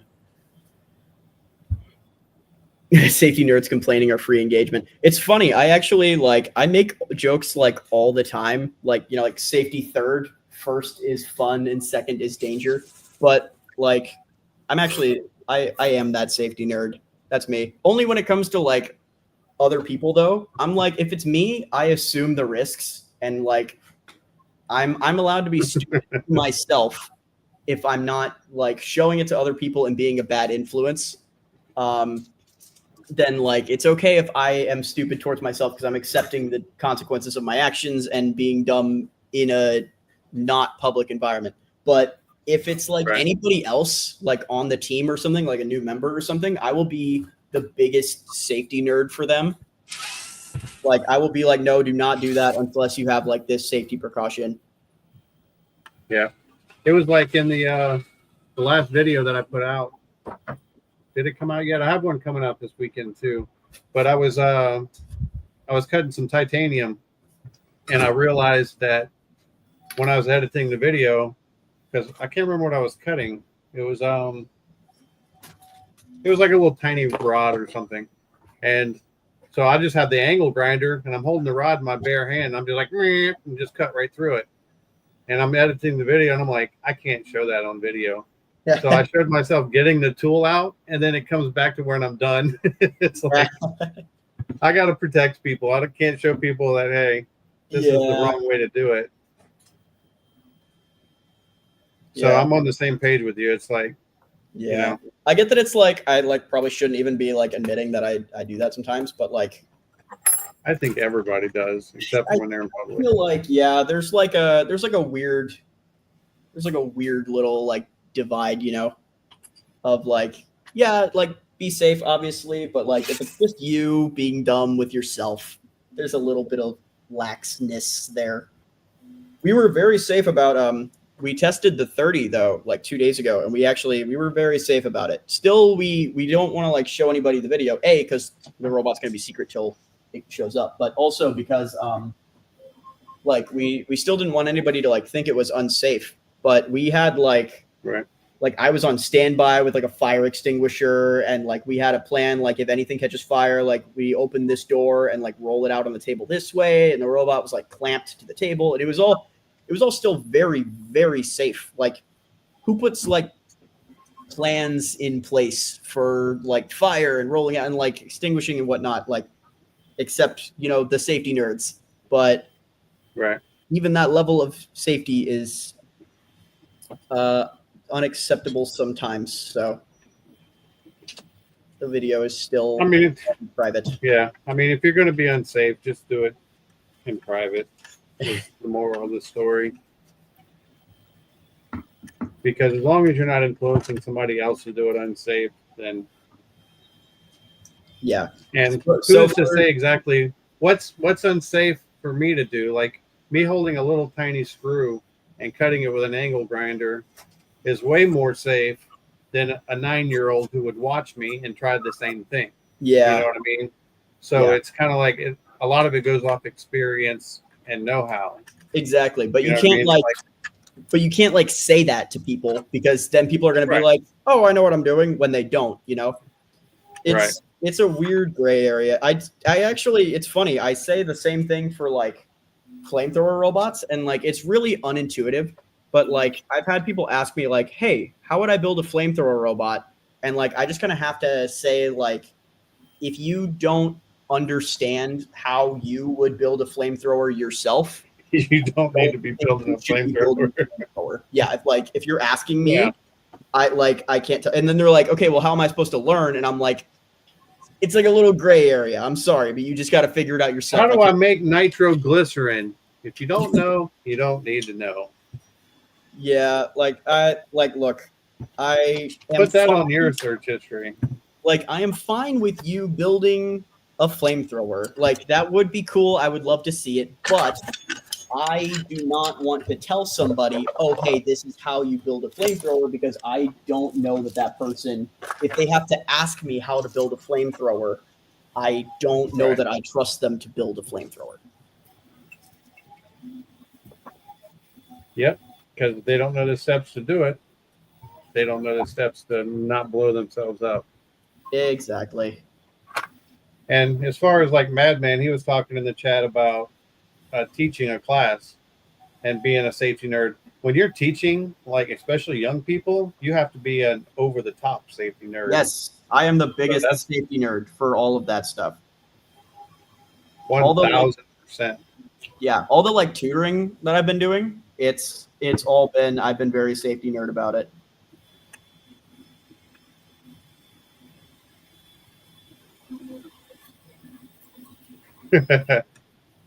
I'm trying to figure out who WFLAGG is. He said he competed with a flamethrower in 2022. I think it was St. Lucie.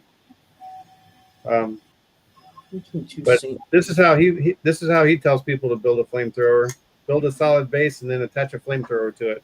You know what? That's not entirely wrong. That's, I mean, as far as That's about building it. a competitive flamethrower robot, that's about it. But like, it's the mechanism of the flamethrower that makes the difference. Because, like, yeah, you can do the thing where you have like a butane tank that just spits out like into an igniter, right?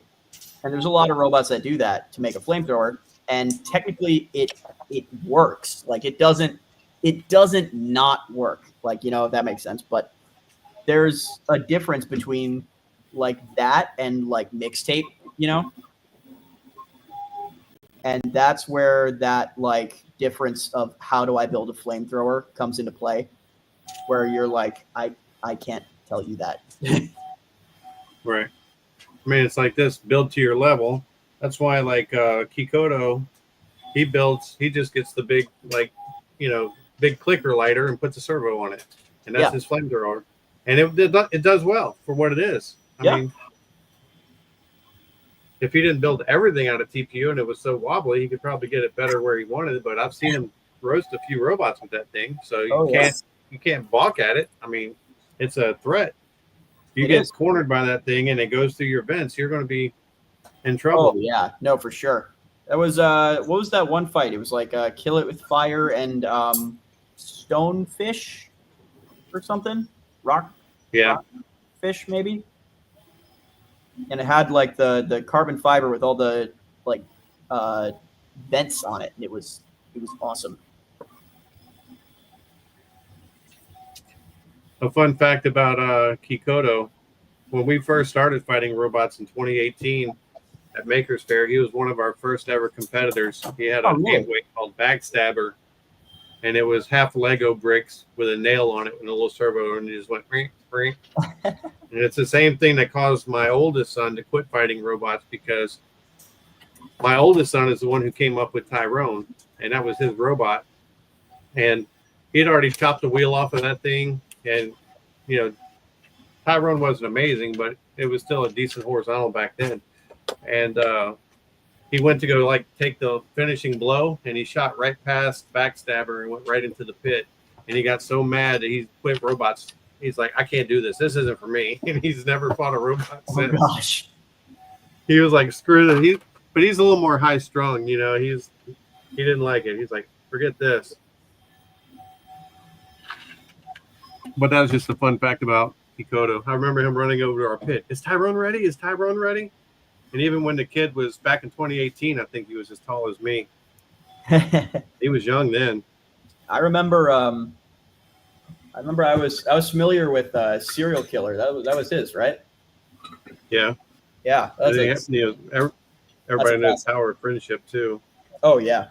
Well, yeah, now, but like, you know, back in the day when there like, I don't want to say there like wasn't a lot of robots, but there was like a lot less and people were less Yeah. connected. There wasn't like a Norwalk, you know. I thought like Serial Killer was one of like the first battle bots at this scale that I like came across and saw, and I was like, that's awesome. It's just so See, fun. There was one that was just like Serial Killer before Serial Killer, The frosty one.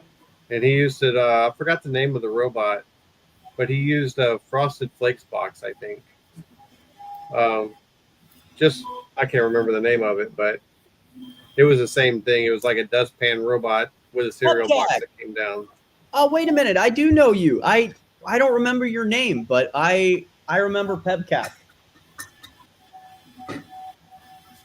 And I remember you explained the origin of the name to me, and I have laughed about it ever since. It was really good. It was problem exists between keyboard and chair. That's funny. Well, you can't say you don't remember him. Yeah, no, he said it was like an IT joke, like when someone called and they were like I'm having a problem with my computer, but it was like pretty obviously user error. It was because people don't want to hear that it's user error. He said that it's like, oh well, the problem sounds like Pebcac, and they would be more satisfied with that answer. Yeah, no, I do totally remember you. Yeah, I feel like I fought you with Falcon Light once or twice, and I feel like I remember Pebcac actually having a very effective ground game, despite like it didn't look like it would have a good ground game, but it did. Yeah, try this one on. Well, I used to mess with my wife with this one for a while until she figured it out. But we'd get in an argument, and I'd be like, I don't know why you just can't understand normal thinking. And I'm sure you can put the acronym together for that. Oh gosh.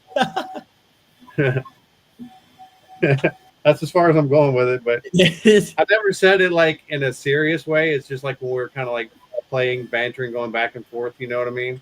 Yeah. Because I would never talk to one of my exes like that, but not my current wife. She's too sweet for that. And but when she finally figured it out, the look on her face. Oh, gosh. I'll still laugh. But Sam, what you doing, buddy? You're being quiet. I'm just hanging out. This was asked. This is for an ant. What? Yeah. So John saw suboptimal and was like, you know what? I can make that smaller. But like not that smaller, right? It's called wide, like WHYDE, because why would you make something this wide? Fair enough. Hey, Chris, good night. Take care of that headache. Don't die. Good night, Chris. Hopefully it's fighting at NHRL. This NHRL? Yeah. Oh gosh. See, we do the silly thing of we clarified the rules. If we're submitting 3 bots for a multi, 2 bots have to stay consistent between every fight. So we can say Insomnia and Viper King are the 2 consistent ones, and then we swap out like Nick's other one, I'm okay, my scalar kit, and then John's wide bot, just depending on who we're fighting, and send it. That's interesting. I like that they kind of closed that loophole of being able to bring in any robot. Mm-hmm. Oh man, I put an XT30 on this, and I meant to put an XT60 on it. Dang it! Well, now I got to find it. Now I got to find a lipo that's got an XT30 on it. Hang on. Oh man. Here we go. Yeah, 3S is fine for a test. It's fine. Yeah. When we fought suboptimal at St. Lucie, we were kind of nervous going into that fight, but Big G just handled it. But then we kind of found out that he was probably about 40 to 50% of his capacity. He wasn't, and I made sure I said that in the video too. He was having trouble hitting top speed with his weapon, and he had already used his postponement. And when he was going to go bring suboptimal back to the box, it was like tweaked like this, and he just had to take it and go, okay, that's good. So as fun of a victory as it was against a tough bot, I think I would like to redo that one when he's at 100%. You know, Yeah. I'm a really fair person, and if somebody was limping coming in, I'm going to make sure I mention that because I don't want to give false expectations of my robot, and I don't want to make his robot seem worse than what it actually was.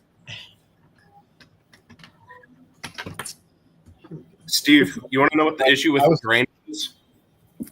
What's that? The pulley set screw just got loose. That was the only issue. Oh my gosh, that happened to me twice at what was that last event that wasn't it was in that boat shop. Oh wait, the one with the Was that the Summer SmackDown? What was that called? Or was that the opening one? That might have been the opener, yeah. It was earlier, and it was at Dan's place, yeah.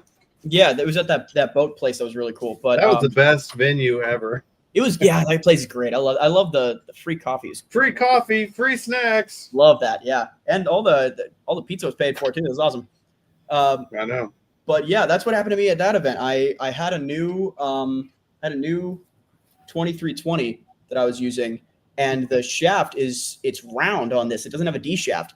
And so I filed it down as best I could, and I thought it was enough, and it wasn't. And the set screw just came off twice, just because it just wasn't on there well enough, because the D shaft hadn't been filed flat enough. So for like the third fight on, my dad was like, "Here, let me see," and he just while I was repairing the robot, and it worked like way better. Of course, I hadn't figured out the spikes still, like the receiver spikes. So I still was like, the was just like driving all around and not listening to me or anything. And it was really frustrating, but that is actually figured out for good now. And I know I say that before like every single event, but it is actually figured out for real now.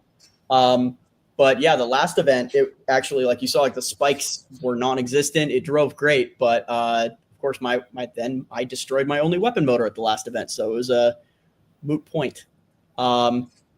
But yeah, eventually, someday, I'll actually have a weapon motor and functioning drive at the same time. And then it'll be really fun. But I don't know if that's ever happened before in my life. I think the only time that happened where I had functional drive and a functional weapon was, I think it was literally just against Rain X at Maker Faire. I think that was the only fight, because I had figured out. You're talking about hyperdrive, right? Yeah. You had a really good run at NHRL one time. I remember watching your fights, and I was like, damn, that Powerball looks, that hyperdrive looks amazing. Like, I made top 16. I beat Beetlejuice like super quick. I made the one fight. I'm on the leaderboard now for fastest knockouts. It was a 7-second fight. And the guy tapped out because I knocked off both of his weapons in the first 2 hits. I felt really good about that. But that event was, I still had stuff that was like improvised and like not right on the robot. Like what it was at that event was actually 2 things. I hadn't switched over to 6S yet. That was after I did the full giant redesign of hyperdrive. But I was on 4S. And all of my like tip speed stuff was like spec'd out for 6S because I knew I was going to be making that change soon. And so the tip speed wasn't quite where I wanted it, which actually never turned out to be an issue. Somehow I always had really good tip speed. It was really good. But the motor side pulley, this is so frustrating to me, and it hurts my soul to this day. I lost the aluminum pulley, the one aluminum pulley that I had like cut and like capped and everything. I lost it the night before in the workshop. I could not find it for the life of me. And so last second, what I did is Vex had all these like long like hex extrusions that had like a 4mm bore, and they threw out some of it for some reason. So I grabbed it out of the trash, and I cut a super tiny length of it, and I tapped a set screw into it, and then I 3D printed a nylon pulley that went around it. And so then I put that metal like internal hub on the weapon motor and did use the set screw, and it worked pretty okay. But the problem was because I had to do it all last second, I didn't have good like 3D printing materials on me to print the pulley. So it was the pulley was Polymax, and like it worked for a little bit, but as soon as it got like stressed at all, the belt would burn a channel into the belt, and then it wouldn't have engagement anymore. So you can see it worked fine in my first fight. And then like, it was one of the later fights against, I think it was back when it was Turbo Friend, and it was like the blue lifter. I popped him in the air, and the little lifter fork thing arm came down between like the back of my weapon and the robot, and it acted like a weapon lock, and it locked on my weapon for just a second. It burned out the pulley, and I had to like replace it. And I was like, as soon as that happened, I was like, oh gosh, this is going to be an issue, isn't it?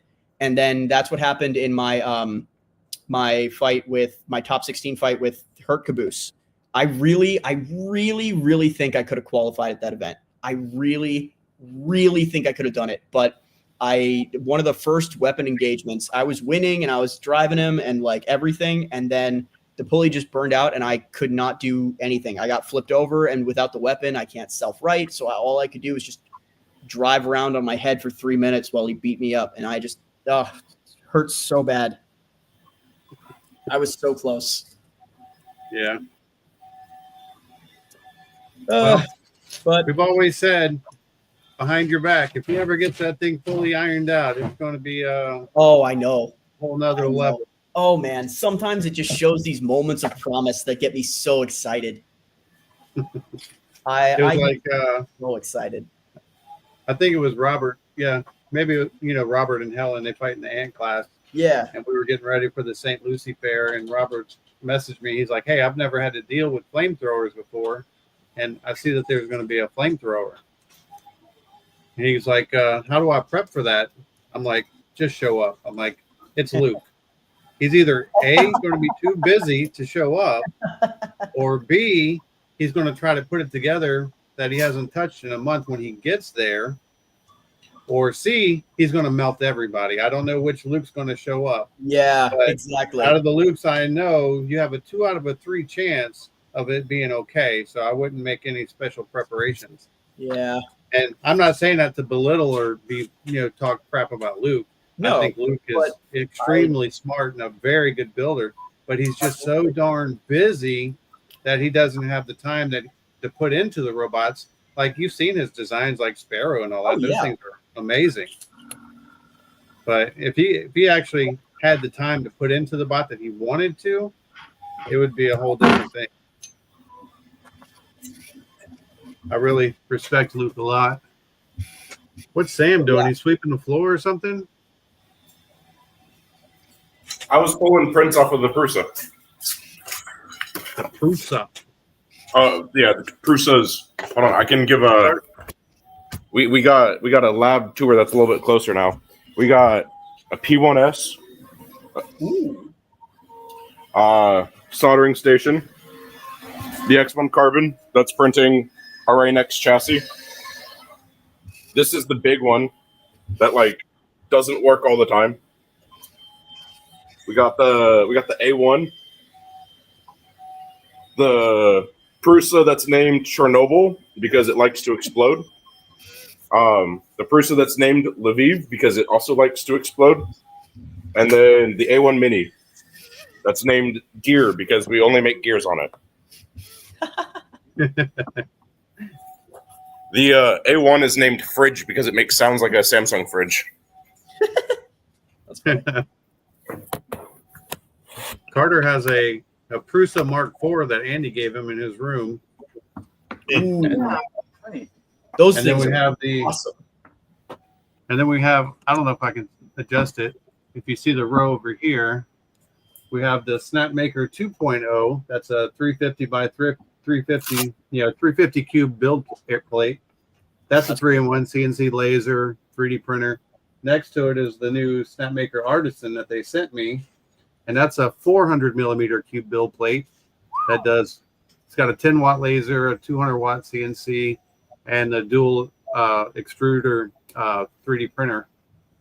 And then hidden behind that is the K1 Max that I have to constantly reflash the main board.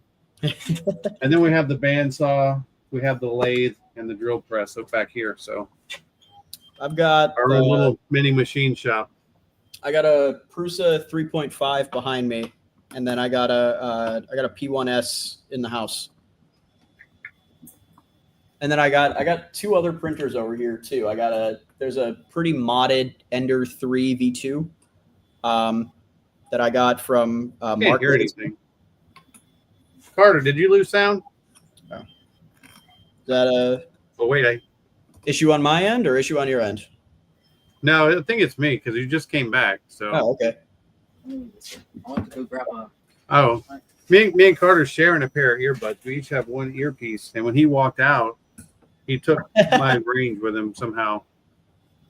That's funny. So Yeah, I've got 4 printers, but only 2 of them are operational. And even then, I don't really use the Prusa right now. I kind of had to like jerry rig some stuff on it, so it's like the dimensional tolerance is not great.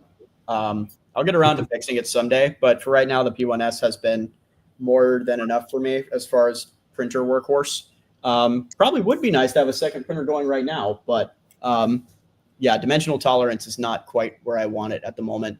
And then I got that modded Ender 3 V2 that I got from Mark after he got his X1C, and he was like kind of done with the Ender, and I was like, yeah, that's understandable for sure. yeah.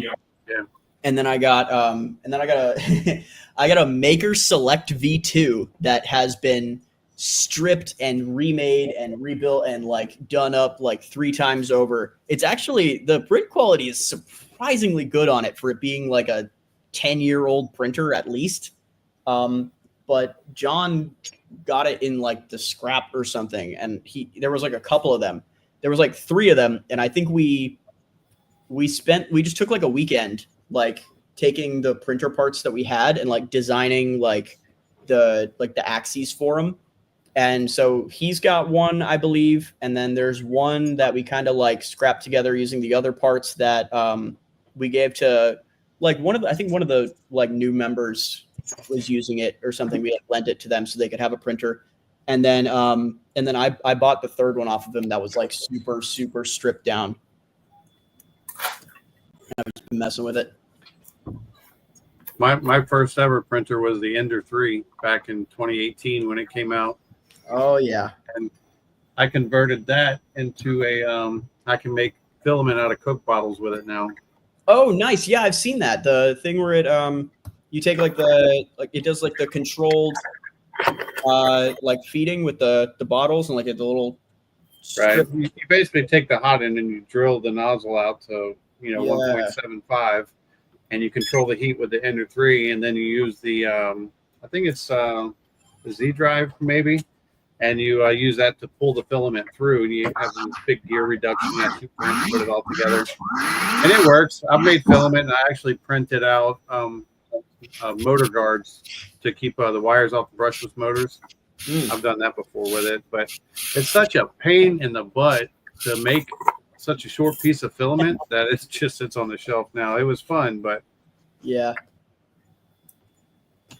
Oh, there's Darren Darren. says he didn't know we were video chatting. Darren, I put it. Come in the on, Discord. bro. It was in the Discord, Darren. Yeah, We've I been said- on since 8 o'clock. Yeah, to be fair, I did actually. Time got away from me, and I don't know that I posted about it until like 10, but or whenever I joined. Darren, how do I send you the link? Darren, if you want, I can GM you the link. Our Discord, Darren, our BattleBots team Discord. Did you put the link in there? I didn't. I don't think I sent it out to everybody. But yeah, Darren, if you want, I can send you the link if that's cool with Steve. I don't care. If you're going to NHRL, you can come on this. That's what this is for.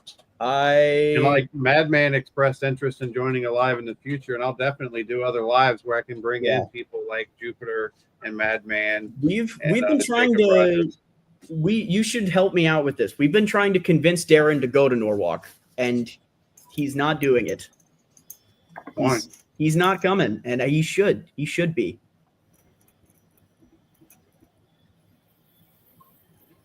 Oh, Darren.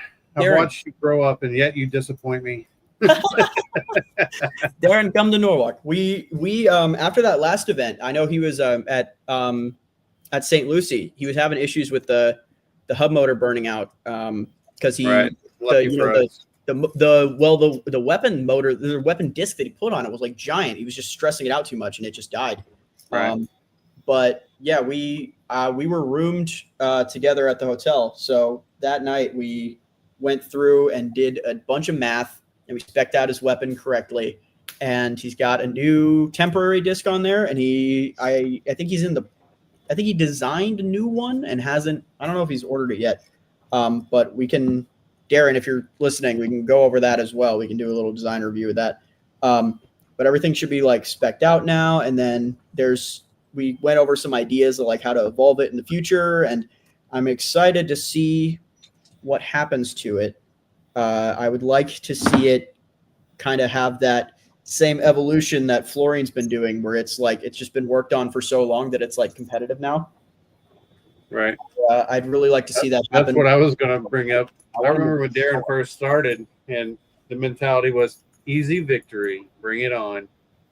But that's when he was much younger. But like Florian's evolved so much, now you just dread fighting it because it's capable of anything now. It's not the pushover that it used to be. Yeah, no, Florian's it's good now for sure. I like the evolution of it.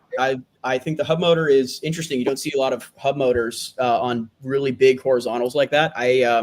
Is this thing on? Oh, hey, what's up, Darren? Is my mic working? Yes, it is. I can hear you. Yes. Hi. Hello. Look, this is first of all, thanks for the compliments. Second of all, it's not that I don't want to go to Norwalk. It's just that this time isn't really good for me because I have like a lot of school things that I'm dealing with. What are you talking about? Like that's ever stopped any of us? I have an exam this week. No, I'm just kidding. Don't. I literally just came back from an exam don't actually forego school. I have no idea how I'm going to take this exam this week. I'm either going to have to take it like at Solar Park, like in the workshop when everybody's gone, or I'm going to have to like message my professor and ask for an extension, which is actually what I'm going to do first tomorrow. And then if that doesn't work, I'm probably going to like study while the CNC is running and then take my exam when like nobody's there at like 2 a.m. Yeah, I just came back from an exam no less than like 4 hours ago for I think it's like numerical methods. Ooh. I spent I spent almost 40 minutes on the last question alone on like linear regression. It was horrible. I think I did okay because I got extra credit, so yay. Nice. But dang, that's really caring. 40 minutes on one question. I would have just picked C and carried on. it wasn't multiple choice. Like you had a bunch of numbers, and you had to plug them into a formula, and then another formula. But you don't understand. I still would have just picked C and moved on. Essay answer C, move on. Yeah. No, yeah, I'm only doing one class right now, just because I only need the one to just boost my GPA. It was really, really bad because 2020 happened, and that's when I joined the school. And then I've been like trying to get my GPA back up ever since. And this is the last class I need. If I get a good grade in this class, I'm good. I'm graduate. I'm good, done. But I wanted to pick a class that I could like actually use in the future because I'm still paying for it. So for my easy A class that I'm taking just to boost my GPA, I'm doing Python programming for engineers. So that has been a thing. Wow. Yeah. I actually am taking an easy class this year. It's called like Food and You or something. Economics of food. I don't remember. Yeah. It's just really easy. When I was first picking my class, I looked up like easy A classes. I did as well. That was one of the ones that came up. Yep.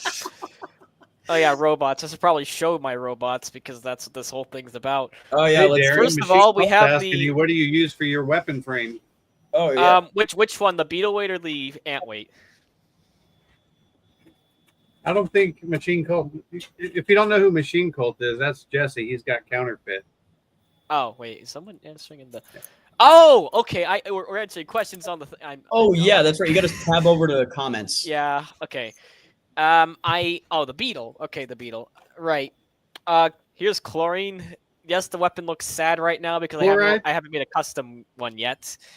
Right, the weapon frame is 4mm carbon fiber. I especially got it in green because that was an option apparently, so I did.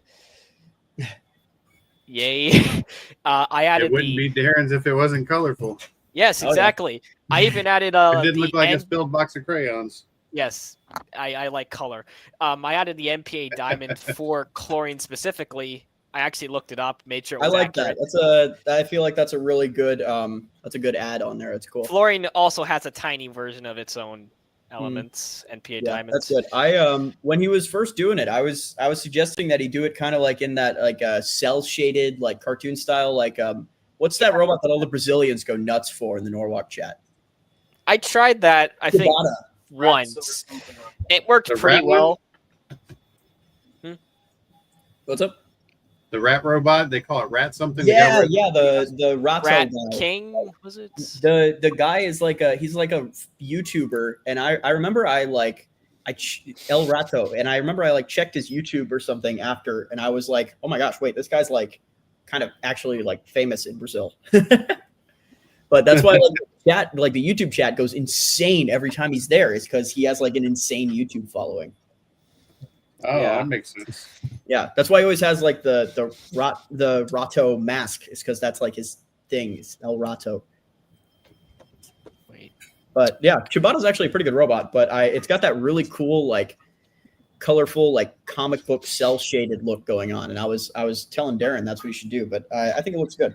Yeah, I tried that I think once, and it was pretty nice. But actually applying the outline thing was kind of difficult. Also, hi Sam, hope you're doing well. How's Insomnia doing? Is he ready for another rematch? Insomnia, Russell finished the CAD like last night. We're getting UHMW uprights for it, so that's pretty cool. Instead of TP, finally. It should be fighting this weekend at Norwalk, so we'll see how it goes. Good. I learned something terrifying. Insomnia at NHRL. Yeah, I learned something terrifying yesterday from a YouTube comment I got on a random video I had. Apparently, fluorine is somehow currently the number one ranked antweight on robot combat events. Yeah, because it won almost maximum point event at St. Lucie. Which I just find that. Oh, the world has come to an end. Is this some kind of Mandela effect? Look at that. Wolverine number one. Give me a break. Like it feels wrong. This like fluorine isn't supposed to work. It's not supposed to be a thing that wins championships. I'm used to performing like 2-2 and then exploding everywhere. Well, and losing Darren, in hilarious fashion. we were saying this in the Discord, but just if you do well at like one or two other events this year, you know, you'll probably keep that rank. Honestly, you can get a maximum of 30 points per event. You got like 25 point something. 24.375. So like about 25. So out of a maximum of 30, and then only 3 events count at a time. It's your highest 3 per year. So the maximum number of points that you can get is 90. I don't think anybody's actually achieved 90, but I think Mud Skipper got really, really close one year. Or not Mud Skipper. It's Mud Skipper, the Antweight.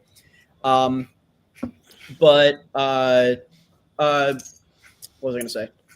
If you already have 25 points from one event, and you just do well like 2 other events, you'll probably keep a super, super high rank. If you care about like the rankings that you care about makes a big difference in like basically like your competition strategy for the year. If your goal is to be high ranked, like in Antweights, you literally just bring the same Antweight to as many like 24 plus robot events as possible, and you will have a good rank. As long as you have like a semi-competitive robot that can like place pretty regularly, and you just bring that robot to events, you will be in a high place. Like Agent Orange, or Double Agent, whichever one was the plastic one. I just got them on the shelf here. I like just showed up to events with just the same robot just at multiple events, and because it placed semi regularly, it ended up in like the top 20 or something, and then Grimace was like number 6 or something ridiculous. So like Yeah. If that's what you want to do, It's true too. Florian. Because Tyrone went on that streak when he was the scalar kid before the scalars were really popular down here. Mm-hmm. And he finished in the top 32, I think. Yeah. I got my invite to the RCL championship, and I was like, heck no, I'm not flying back that Yeah, that's kind of what happened to us. I did get an invite. Yeah, we got like 1 year. It was I don't know if it was like last year or the year before, maybe, but it was 1 year where like I got invited, Hellfire got invited, Grimace got invited, Mechanical Advantage, and I think like Zippy and Temporal Terror like all got invited. There was like a lot of us that got invited, and we like kind of actually considered it for a minute. But then we looked at like flights all the way out to like Seattle, and then we looked at like the pit size, and then we looked at like who actually showed up. Like I feel like the quality, like no shade to anybody that like was there, but like last year when I actually like watched it, the like caliber of robot that showed up, like so many of the top robots didn't actually go. So like the caliber of robot that went was like not insanely like it didn't feel like a national championship event based on that. Well, you know, if like, you have to pick between 1 minute trying to qualify for the NHRL or go to the RCL, which really means nothing. Exactly. The rankings mean something because, you know, he's pretty on top of, you know, I'm not trying to take away from what Darren has because it does kind of give you an idea of where you place amongst other bots. I just use it to like measure my progress per year. The thing is, I don't think there are actually that many events that are, like, at least the events I go to, there's not really many that are documented on the Robot Combat events place. Like, Builders DB is where I normally sign up for events, because there's... Well, they still get added. Andy has switched all of his stuff over. He's not using Builders DB anymore. Oh, well, okay. I did not know that. Yeah, Andy's really good about that. I think there was one event earlier this year. It was the one at the boat place that I keep forgetting the name of. That one never got added. And I think that's the only one that's missing. Yeah, and then you have to contact them and have them, like, you would have to have Andy submit that too, because Tampa is terrible about that too. I've had some really good luck when I was trying to get points at Tampa, like win a first or something. Yeah, and they just never report it. Exactly. Amrock, they're like one year, Big G was rocking. I think it was 2024 or 2023. He had a good year. I think it was a follow-up year after he was like number 5 Beetle in the country, and that was the year we went. And we were like trying to earn points because we're like it meant something to us because we were trying to stay in the top 10 again. And every event it seemed like we went to, nobody was reporting it. And I was like, we ended up finishing like in the 40s or something. I was like, this is stupid. The Amrock, how was that bot did this year? You know. Yeah, the Amrock events, they've been so bad about it. The only reason that they put it in the last one is because when I was there, I like actually talked to them about it. And then also I think it's because they dragged Andy in to like run part of it or something. They were like, we don't know how to work this software, and like basically like Andy ran it. So I think that was also kind of part of it. But like even with like it's really difficult for Beetles, I think, if you're not like actively winning a lot of local things. Like the other thing too is I feel like I could be doing well ranking wise with Hyperdrive if I lived like in another area. But I actually think that Florida is oddly very, very competitive in Beetles. So it's actually really hard for me to get points with Hyperdrive.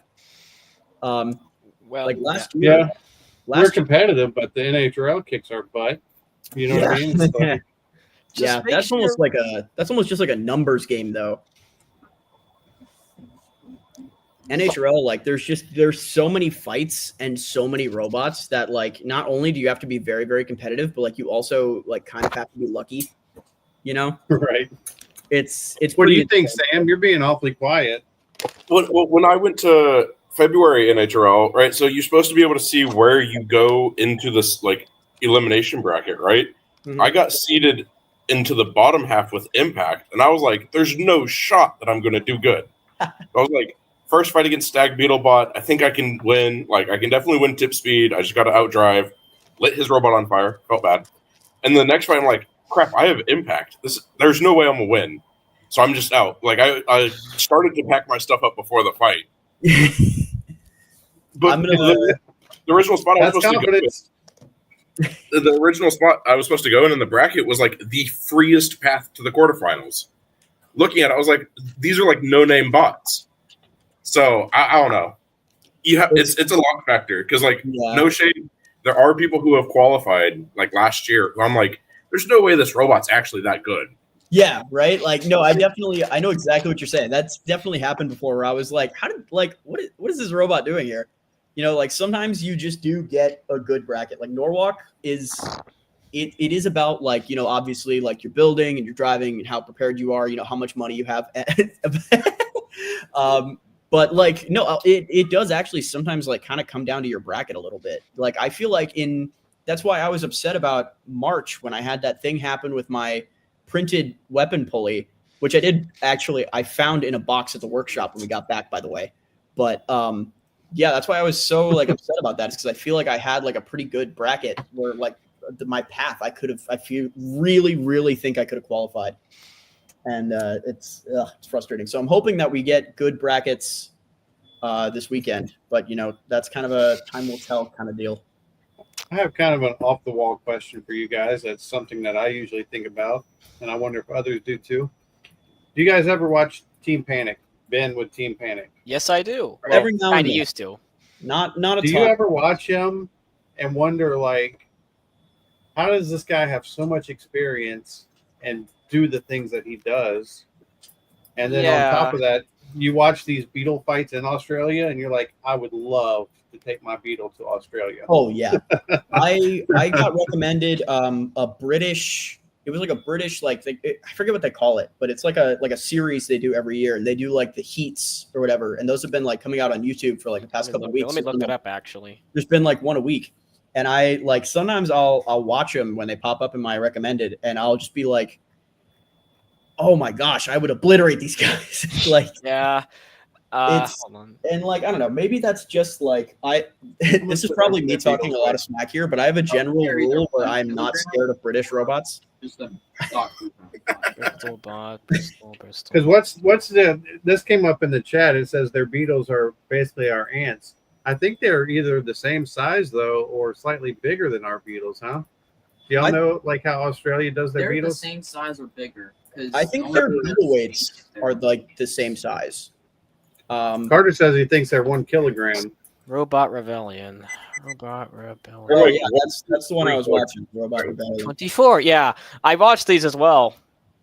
Yeah, I they're will. Interesting. They're When I watch them, sometimes I just kind of get irrational. Sometimes for like a couple seconds, I'll get like irrationally angry at one of the spinners or one of the robots I like going out in like a really dumb way, like getting stuck under the wall. I'm like, I saw that exact fight, and I was that like, shouldn't count as a loss. You don't. I mean, sure, you lost to the arena, but not to your opponent. You should get like pulled I out. do think it's interesting because I actually don't think that robots designed in either the UK or the US would actually perform very well in swapped places, because the British events, they're all very, very like arena based. Like it's all very like, you know, like they have like a pit activation button, and like if you get stuck under the wall, they're like, sucks, should have designed for that, and like things like that. Where in the US, it's more like this is like a cage match to the death, you know, like. And I think it's really interesting the different like methodologies, but that's why I feel like that's why we have. Irregardless of the arena, if you took Primo Hyperdrive over there, how do you think you would do? You know what I mean? Oh yeah, no. If it's performing, I mean, I think even Hyperdrive would even do well in the US. But it's like, you know, like take the forks off. Well, I'm not saying Hyperdrive would do bad here. I'm just saying like no forks, no wedge. Just take Hyperdrive over there. And he's not going to get stuck in the wall, and he's going to drive circles around most of their bots. Yeah. You know, it would be a freaking slaughter. It would be like, you know, I wonder like bringing an M16 to a spitball fight. Yeah. I wonder like what the difference is, because clearly it's not like they don't have like the resources to make like American style robots, obviously. But I think it's maybe just like a I don't what's the good term for it? Like a power creep kind of thing, where Norwalk and events like that and the popularity of it in the US, I feel like has kind of forced like a rapid evolution of all of our robots. So that's why, like, even just in the past like 5 or 6 years, the development of beetles and like ants has been, but like beetles, I think specifically, has just been insane, absolutely insane. As soon as like Send Cut Send became like popularized, and then like people started all making like a UHMW like frame rails. I get like stuff like that existed before, but you know, like TPU and yes, people TPU. like Peter and Seth making robot specific parts, and we're not just scrounging trying to figure out where. Yeah, I think Peter's made a huge difference for sure, like single-handedly. But I think the big thing with like the UK compared to us is they fight at their level of competition. If they had somebody come over there and like really step it up, then everybody else would be forced to step it up. Exactly. It's And just that's like when Peter puts a kit out, he puts out the scalar kit, it dominates. Everybody steps up their game, and now it's not even hardly on the podium anymore. Right. Same thing with like the Peter Bar kit. It came out just knocking everybody out. We're what the heck? And but now then we had to step it up. Exactly.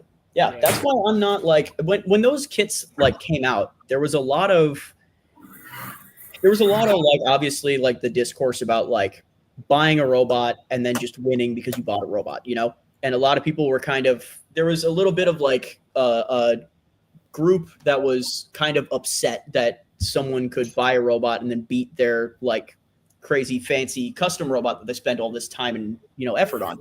But I don't know that I have ever really agreed with that, because I feel like it's always, every time one of those kits has come out, it's pushed me to make my robots better. And I feel like that's the attitude. Like, I mean, I probably shouldn't like speak for other people's like attitudes towards the hobby, you know, but I feel like that's the attitude to have, where, you know, when things like that come out that are like popularized, like widespread, like competitive threats, you need to make the step up, because the difference is those robots are static. If they're kit robots, they will not like change. And if they do fundamentally change past that point, it's a custom robot at that point. But as long as that bar exists, there is a bar that you can beat. You know, there's never going to be a kit that comes out that is unbeatable. You just need to be able to find that bar and then get past that bar. And that's doable with every single kit robot. That's why I'm not like freaking out when like a scalar or a Peter Bar kit comes out, because even if it beats me for a little bit, I know it will not beat me forever, you know? Right. Yeah, I mean, that's like Rougarou. Rougarou was an altered vector kit. You know what I mean? Yeah, the vector kits. What happened to vector kits? I saw like the Nbots. No idea. Nbots like went under or something, right? I just know that YouTube channel stopped posting at some point. I don't know what happened to the actual kits. I think it's still available. Let me actually look. And Andy's actually reached out to him and tried to make a deal with him to take Nbots from him. Yeah. And he wasn't interested.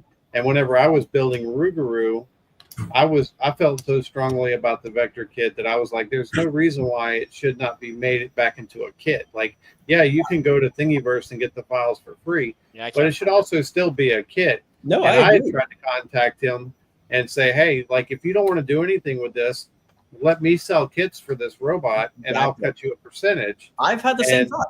Yeah. He ignored me for a long time, and then it was like 8 months ago, he contacted me. He's like, hey, would you still like to talk about that? And I'm like, well, at this point, I'm done with it. Like, it was, my interest had faded in that particular thing. Maybe once Momentum Mechanics gets up and running, like maybe, you know, when I finally have time and money, you know, maybe I'll reach out and maybe I'll cut a deal or something. But right now, the problem with Momentum Mechanics has been that I am just kind of late to the game. As far as like parts that exist, like I can make a lot of really good like drive motors or weapon motors or like setups for that, whatever, but so much of it already exists at a point that I'm like, okay, well, like Peter knows like product design better than me. And he's got like all the contacts, you know, and like I was gonna sell my hub motor. That was like my big thing that I was gonna do. Like my first big product with Momentum Mechanics was going to be the hub motor on Powerball.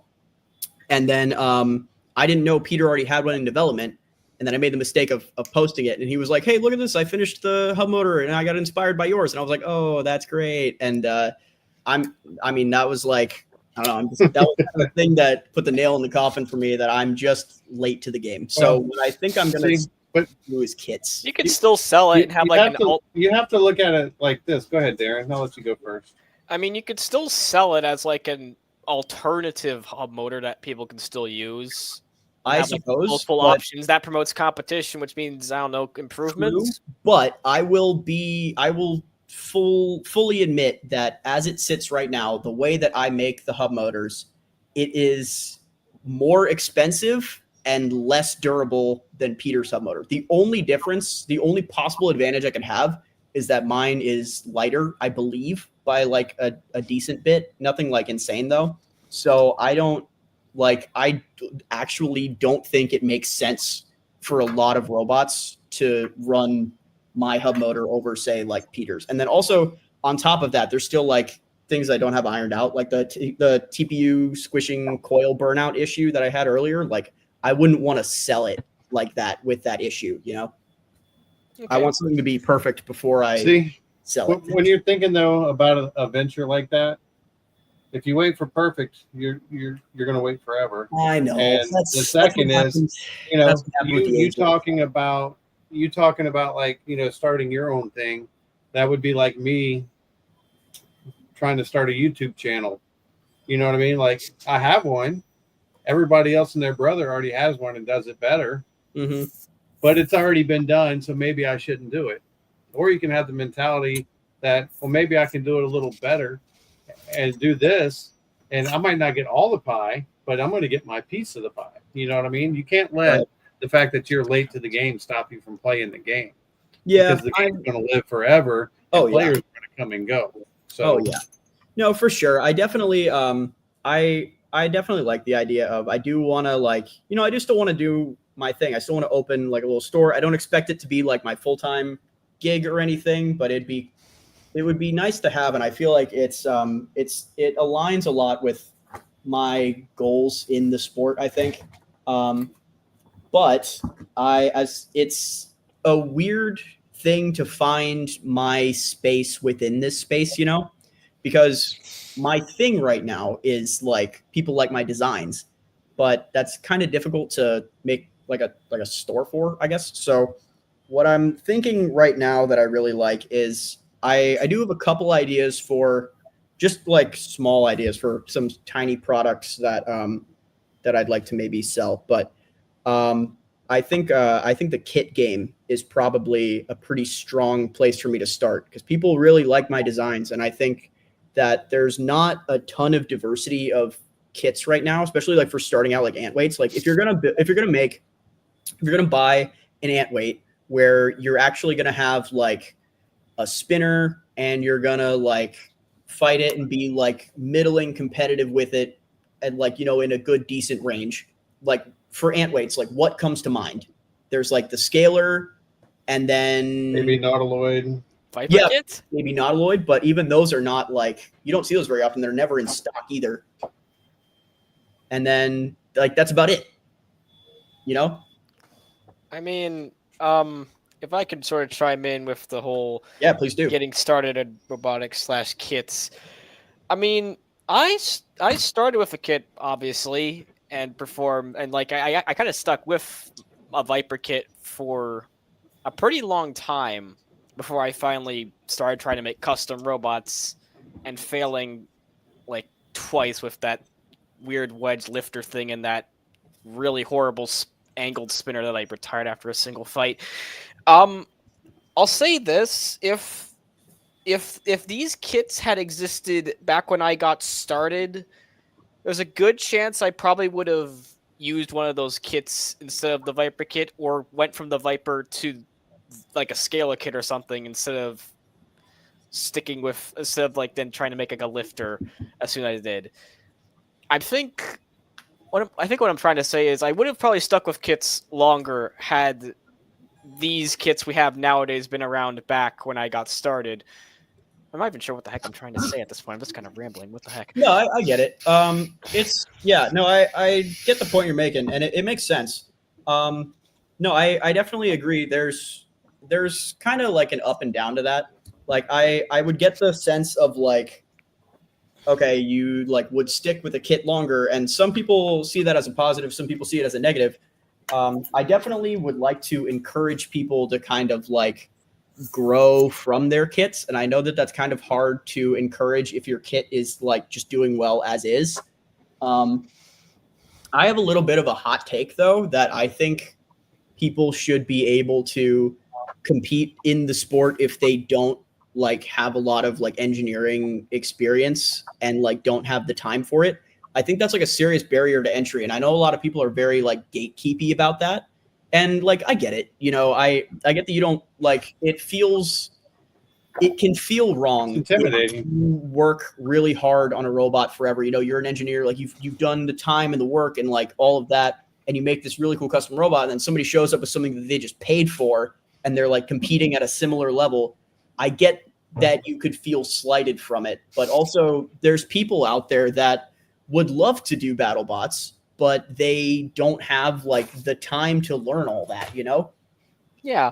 And I don't know. I feel like it's a weird area to navigate because I don't want to put a kit out there that just beats everything, but I'd like to do something middling competitive at least, and then move from there maybe.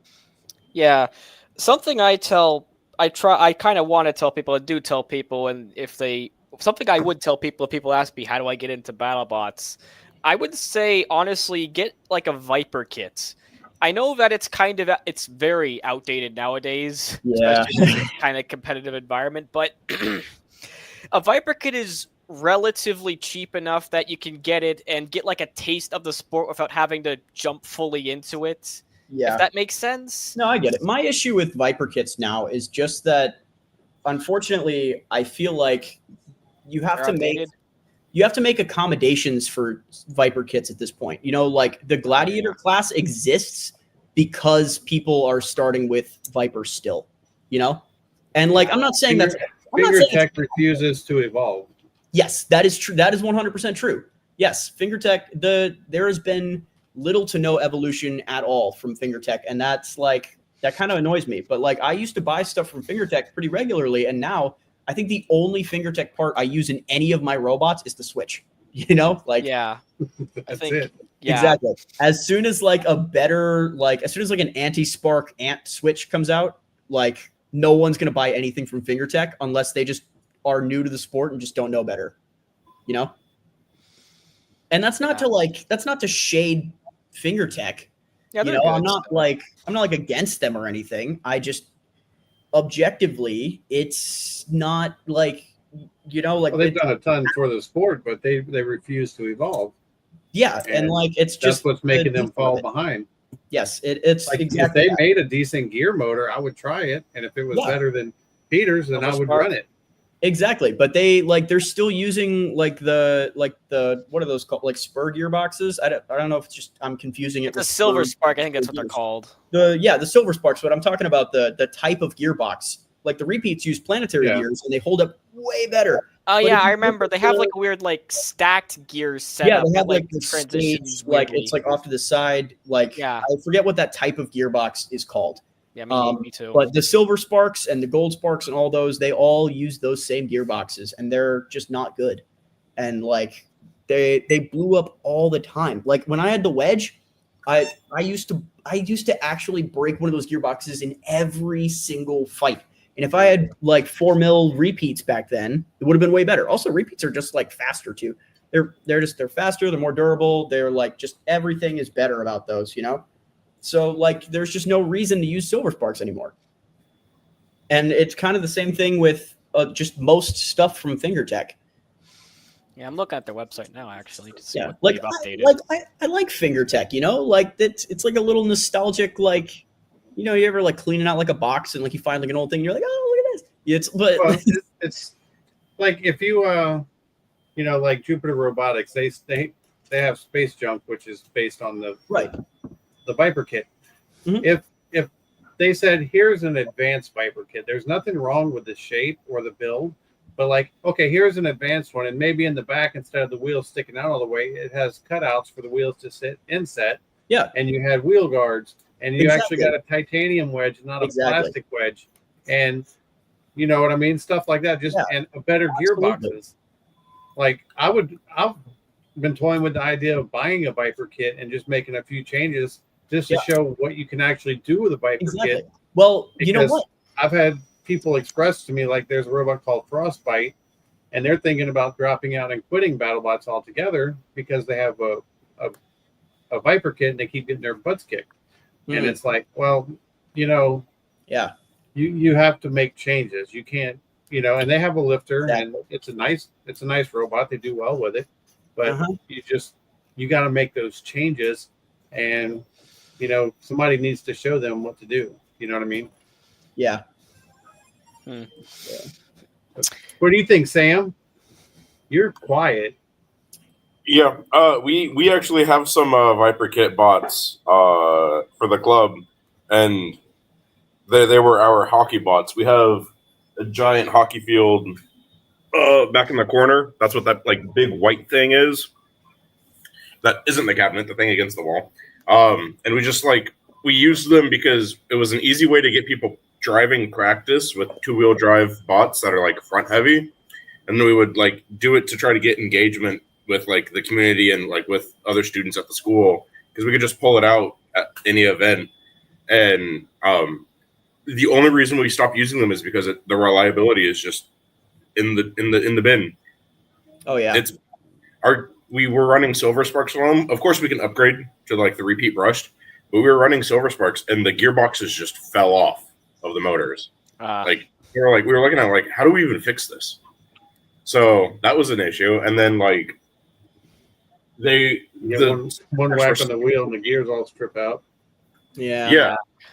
There were just too many issues. So I personally do point people towards the Viper kits, but then I tell them like, but if you want something that's going to do good, go to the Scalar kit, because it's I feel like that's a low barrier entry. Like it's not very heavy on engineering. You're not doing anything except soldering, and you don't even have to do that. You can use Wacos if you want.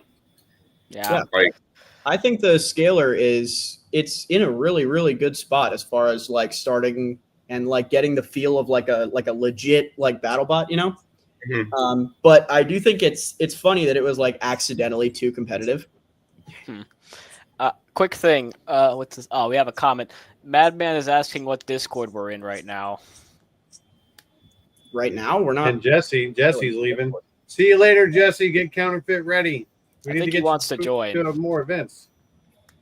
Okay, let's see. I think I just reflashed my ESC. We'll see if it works. I think we're going to give this until about 1:30, I think, and we'll shut it down. Fair enough. It's been a mega stream. Yeah. What's it? 5 hours, 16 minutes each. We started at 8 o'clock. Yeah. Yeah. I had an alarm set, and then it went off, and I was like doing something else, and then I like finished up that thing, and then I just totally forgot. I haven't even showed off my robot much. I realized. I mean, I kind of did, but I didn't really show the whole thing. Yeah, Darren, when are you going to NHRL? Yeah, I'll try to go. Maybe the problem is I need to test chlorine more to see what's wrong with it first, and then take the NHRL so I can actually win a fight instead of losing immediately to like Lynx or something. Are you taking it to like Miami or anything? Miami is I think it's like a 6 or 7 hour drive from where I am. What about frankly, I am not willing to do that. Even what about the Tampa event? You going to that one? Yes, it's on the 31st, I want to say. Yeah, I don't remember. You guys know that Tampa we're fighting in an actual 8x8 arena. I am so excited to actually fight in a legit arena. Like, I'm sorry, but I was not gonna compete if they were using that same arena. Yeah. Oh yeah. So I think Tampa is on the 31st. I'll quickly check. I am like actually a little surprised that like Big G versus Hyperdrive didn't break that arena. No, that was pretty brutal. Yeah, especially some of those upside down hits. Shot, yeah, that upside down shot on our first fight. I have it in slow motion, and it is insane. I'm actually so surprised that we didn't break the arena. But that was also where I found out that the new like 6S systems and everything and upside down shots, my weapon shaft cannot survive those. But I'm glad that I learned that lesson there because it allowed me to fight Boombox in September. And I beat him because I popped him over on the first hit. And then we had a huge upside down hit, and my shaft actually survived because I had upgraded it after our fight, and his very much did not. Yeah. So, anyway, so yes, the Tampa event is on the 31st. I double checked. Nice. 1 day event, which is pretty cool. Yeah, I am planning to bring good old chlorine with an actual custom weapon. It won't be, unfortunately, won't be as big as the last one because my motor can't handle that. Yeah. In fact, I'm actually struggling to find a hub motor that has a low enough KV to handle that weapon at full speed. Because the KV has to be like at around 400 or 500. It has to be really low because this is running somewhat high voltages. Did you Darren? Did you ever do the math on the ant weight for like the tip speeds and the whatnot? I think I did once. It came out with a number of like 300 or 400 miles an hour. I have to double check. I can't remember what the formula actually. I can't actually remember what the formula was. Do you wanna do the math right now? We can do it literally right now. We'll do it live on stream. Sure. Let me get my ruler out so I can measure how big my weapon is. We'll do it right now. Oh no! I'm gonna pull up Desmos. Measuring weapons. Yeah, I'm gonna pull up Desmos right now. Yeah, sorry. This is a family show. Keep it. Your G-rated. engagement. Your engagement is about to drop on this stream. There it is. The Camino fight. I got a really good Sparky picture. Right before his beater exploded. So and the Ruckus finals. No, that was the drain fight at St. Lucie. You broke his beater in St. Lucie? Yeah. Oh man, how did I miss that? I heard about the bar breaking, but I missed the actual fight. Do you have like a video of it somewhere? I might be able to get it and send it to you. Please do. Okay, according to my very, very high-tech measurements, 84 times 2, that's 168 millimeters, which is 16.8 centimeters diameter effective of the weapon. Sorry, what was the one more time? Okay, it's 16.8 centimeters effective diameter for this little thing. Cool. The KV is 1800. Okay. And how many? You got 3S on there? Yeah, 3S. Madman is asking to be let in. Okay, so that's centimeters. We got KV voltage. Pi. You said that's the diameter, 16.8 centimeters? Yeah. All right. And then let's see, it's like 2682. Do I have permission to let Madman in? Can I send him the link? If he's good and he's willing to come in for 10 minutes. Yeah, Darren, that puts your tip speed at like 446. Nice. No, not nice. That's too high. But I haven't had issues with it. On chlorine. I got one. I got up to. I've won events. So that means I'm doing something right. It's true, but all right. The thing is, you're also keeping your tip speed really, really low on that. Also, I bet if you open that up, I bet you actually do have a burnt coiler too. Since you're calculating tip speeds, let's find out what the tip speed for Big G is on 5S. Please. Okay, you got a 5S in there? Yeah. Okay, what's your effective diameter? Inches? Whatever you did, it's fine. Millimeters would be better if you could. I already have it pulled up like that. I mean it's 2.5 inches. Yeah, I could just do the conversion real quick. Yeah. I have a caliper here. I mean, I do only run my weapon at millimeters. I do only run my weapon at like half speed for most. And then, fights. what was the KV on your motor again? The KV 5150. Oh, this can't be right. It's a 2-to-1 reduction, though. You got to cut it in half. Oh, the reduction. That's right. I was like, "What? This is not right." That's the I'm in.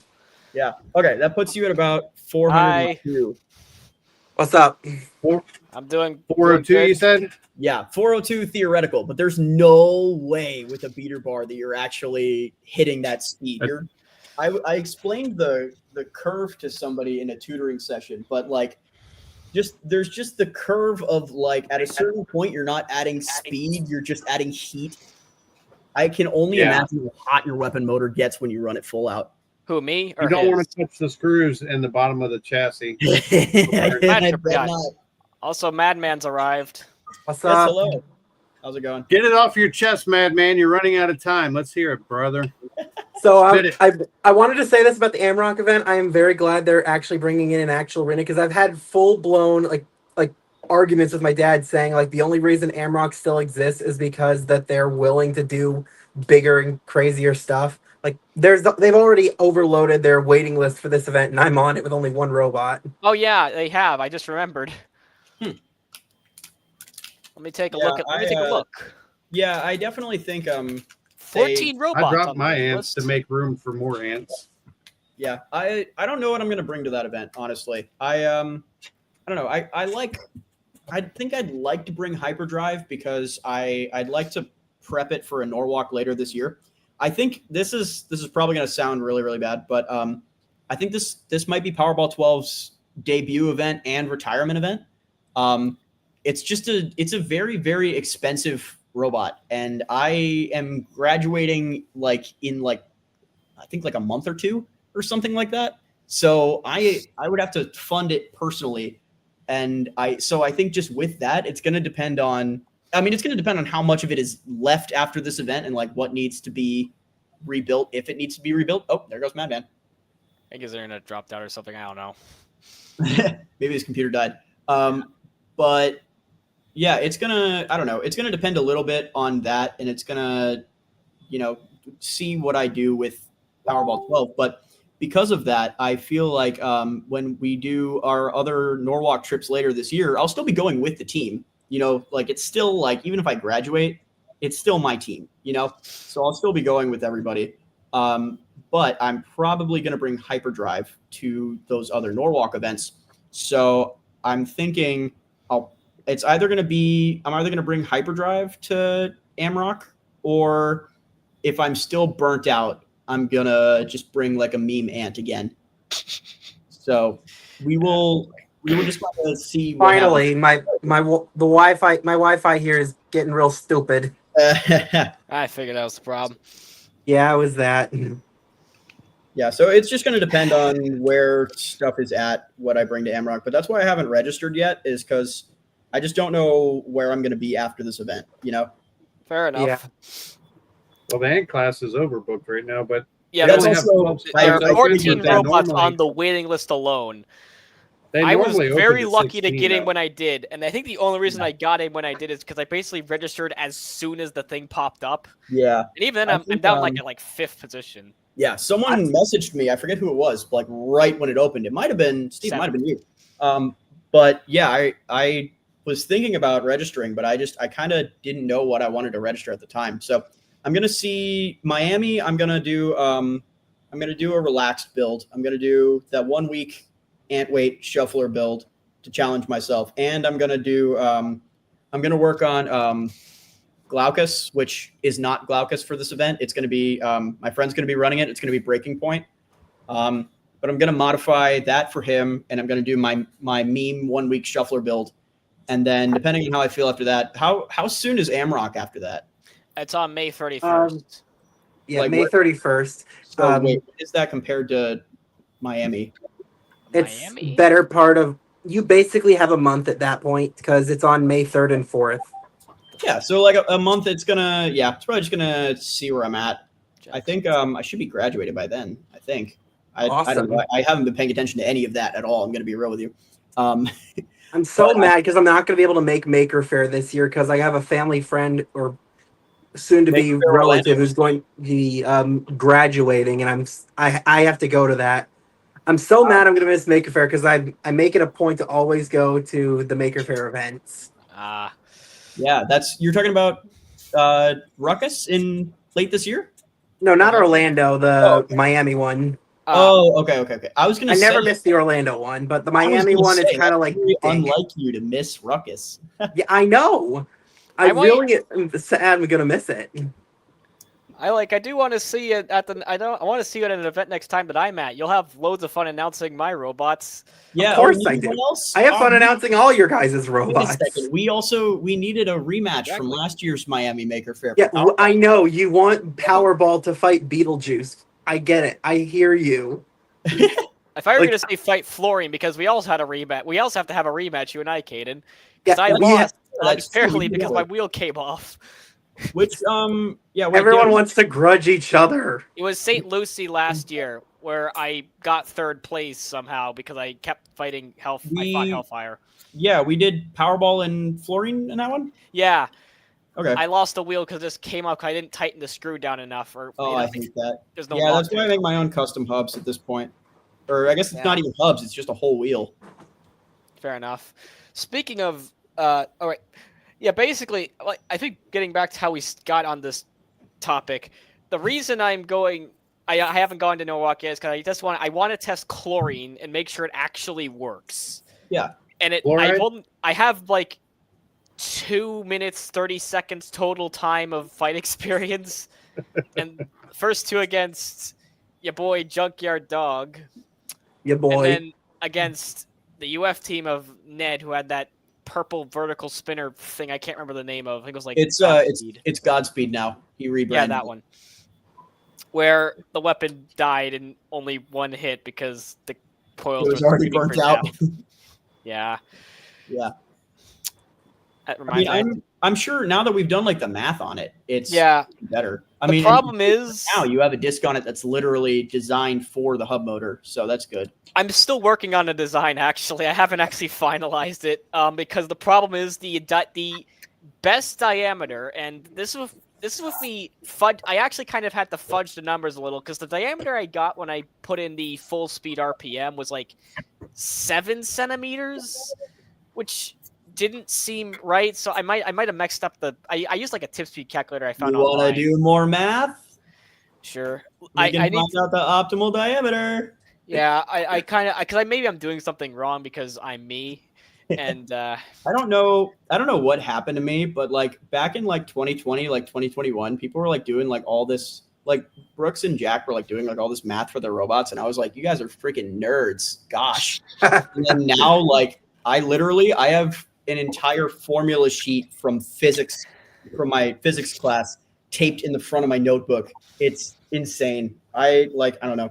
That was around the time though that like I actually like I don't know what happened, but like some weird switch flipped and I actually started building like legit robots. Ironically, I don't think it actually had anything to do with me doing the math stuff, but yeah. But if you want to do the math, we can do the sure. math. I just kind of need to know what the diameter is. So okay, so it's a Yeah, let me know the diameter and we'll put it in there. Oop. no. I don't know. I want to find out the diameter. I want to like work backwards to get the diameter, not the other way around. Since we are supposed to be talking about robots that we're working on, I will give you one thing from Powerball 12, and that's the only thing I'm showing until Friday. But I'm working right now on the top decorative piece. Oh, that's cool. It goes on. Looks like a top of the carbon starfighter. fiber. A little bit, right? That's kind of the vibe I'm going for. But You're making this thing look so futuristic. I'm gonna have grandchildren asking, "Is that from the future?" It's an homage to a couple different things. Is that Hypershocks? What's up? It looks like Hypershock. It really does. Yeah, it kind of Wait, does does. it? It has that vibe, except it's not yellow.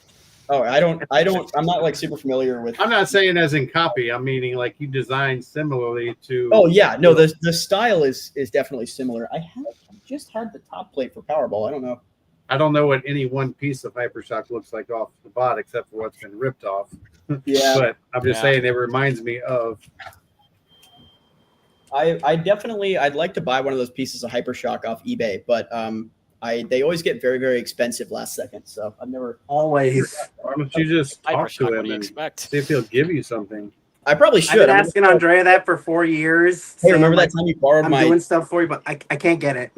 I'm like, hey, remember that time you borrowed my pliers? I'm charging you a Hypershock part. Yeah, but it's an homage to the side pieces on 1 pound Powerball. You see the little side pod things there? Yeah. And then in the center, it's an homage to the plastic ant Glaucus It's I don't know where. I don't know that I have Glaucus parts on me. Actually, I thought I did, but maybe I don't. It must be on the display wall or something. But yeah, it's if you look at them side by side, they're like this centerpiece here is on Glaucus, and these big side pieces here are on 1 pound Powerball. So I thought it'd be a cool little homage to my past robots. Also, because I needed something to like fit in the center here, because there was going to be a self rider, and then I didn't. I ran out of weight. Maybe in a future version. I really, really, really, I seriously, I think there's a huge competitive advantage to having a self rider in the big weight classes at Norwalk. If you watch the fights with it in mind and look at how long people spend on their heads. People tell me all the time, it doesn't matter, just self right with the weapon, right? Just make sure you can drive inverted and self right with the weapon. But if you watch the fights, how long it takes people to do that and how long they struggle with it, it is insane. I really seriously think there is a huge competitive advantage to a self-rider on 12s and 30s. So I really, really wanted to put one on Powerball 12, and it did not end up happening. I have the servo and everything right here on the bench, and I just ran out of weight. Couldn't do it. Oof. I know. Future version, maybe. Although I did say that about the 1 pound Powerball as well. I was like, yeah, I'm definitely going to bring back the self-rider. I know it was only there for like half an event, but I'm definitely going to bring it back. And then I never did. So maybe it's going to be one of those situations, but You're going to need it for our inevitable rematch. You know, for our rematch, are you kidding me? I'm taking off everything that's not necessary and throwing on a fat wedge. First world problems. You don't have enough weight for a self-rider. I know, right? Yeah, but I think there's a huge advantage to it in those larger weight classes. It's just people spend too much time on their heads in those weight classes. And like the beta weight class, things are like small, so the physics are wonky. So like when you hit the ground with your weapon, you can like go flying and like pop yourself back over like super quick.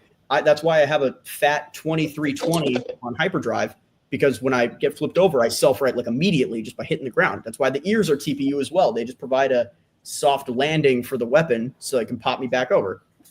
But in the 12-pound class, your robot gets a little heavy, square cube law. It's like quadrupling the forces of everything with every time you scale it a little bit. So it's really heavy. It's a little harder to flip yourself back over with that weapon. And like, if you're hitting it against the ground like that, trying to pop yourself back over you'd have to put so much energy into the weapon. And you'd have to run like a giant weapon motor, and there's just so many issues with it. So a lot of people do the thing where you can drive upside down and then you drive into either your opponent, which risks upside down weapon on weapon, or you drive into up, which takes time and control, which also you have to avoid your opponent for that. So you're losing points on that. You have to avoid them you don't want to get hit. You have this insane vulnerability where you're just running and trying not to get hit by your opponent.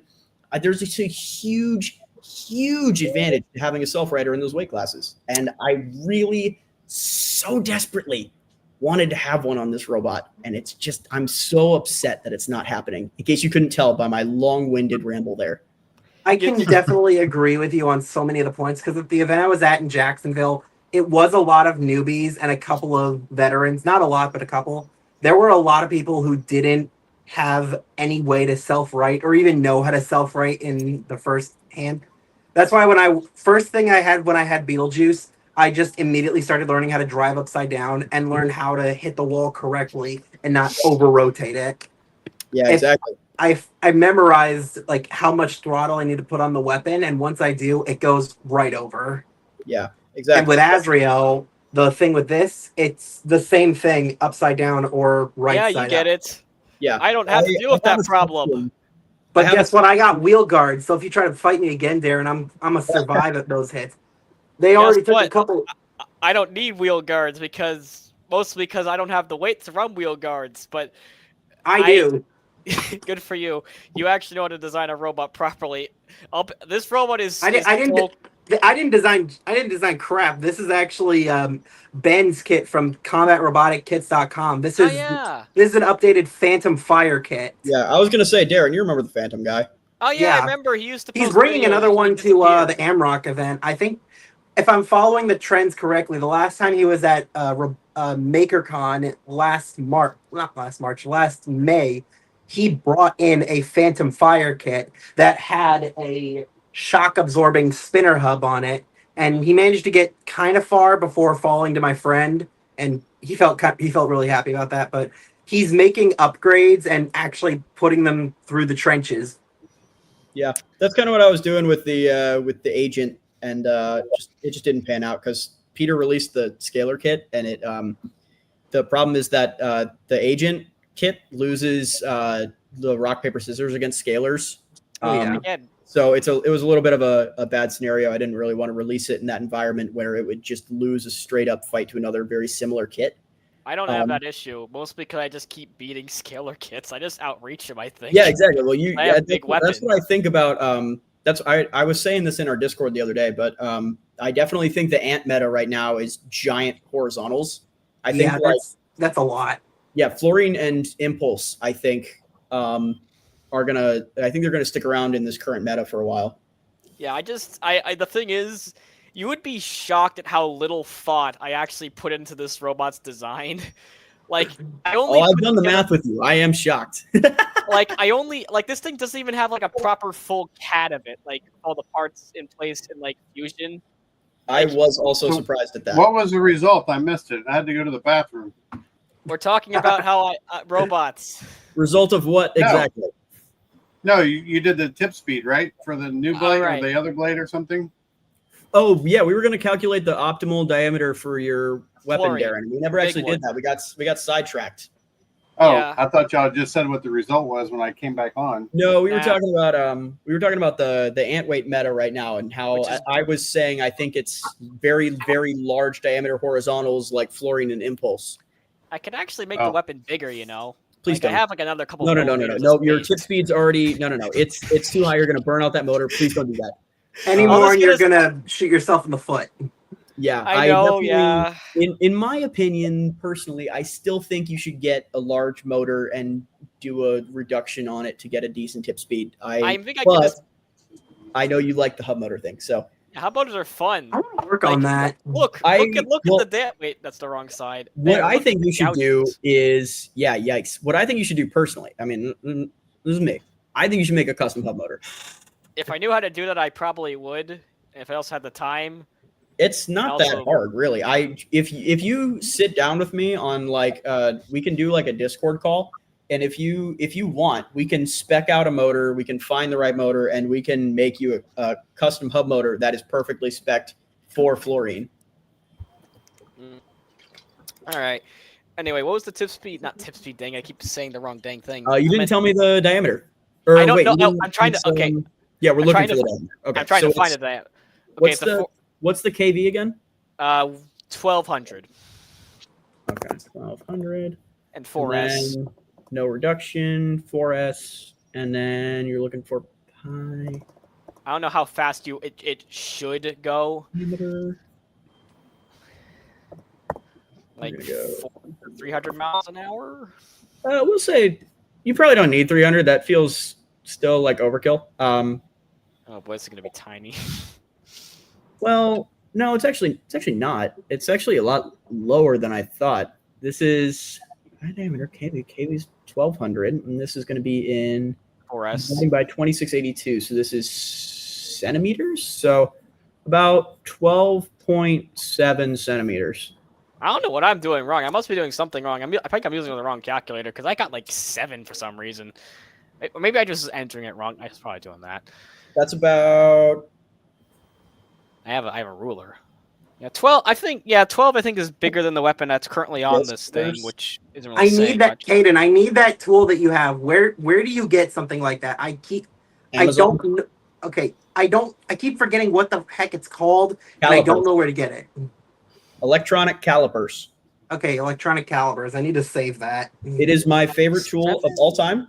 My dad gave me these for like my birthday, like maybe like 4 years ago or something. And at first I was like, I'm never going to use these. And I used to clamp wires in here when I was soldering. I just used to use it literally as a clamp. That's why it's so like burned on the end. But then I started I was like, oh, I got to measure something. Oh, I guess I'll use these things. And then I started measuring stuff with it. And then I was like, after a little bit, I was like, oh my God, these are my new favorite thing of all time. I carry these on me everywhere. And then eventually I got digital ones, and these are I like both of them because this one never runs out of battery, but this one's also very nice because then you don't have to read the super, super tiny lines. But it's literally is my favorite tool of all time. I carry it everywhere. I keep a pair in my laptop bag at all times. It's incredible. I really, really think everybody needs a pair of calipers. It is the best tool, hands down.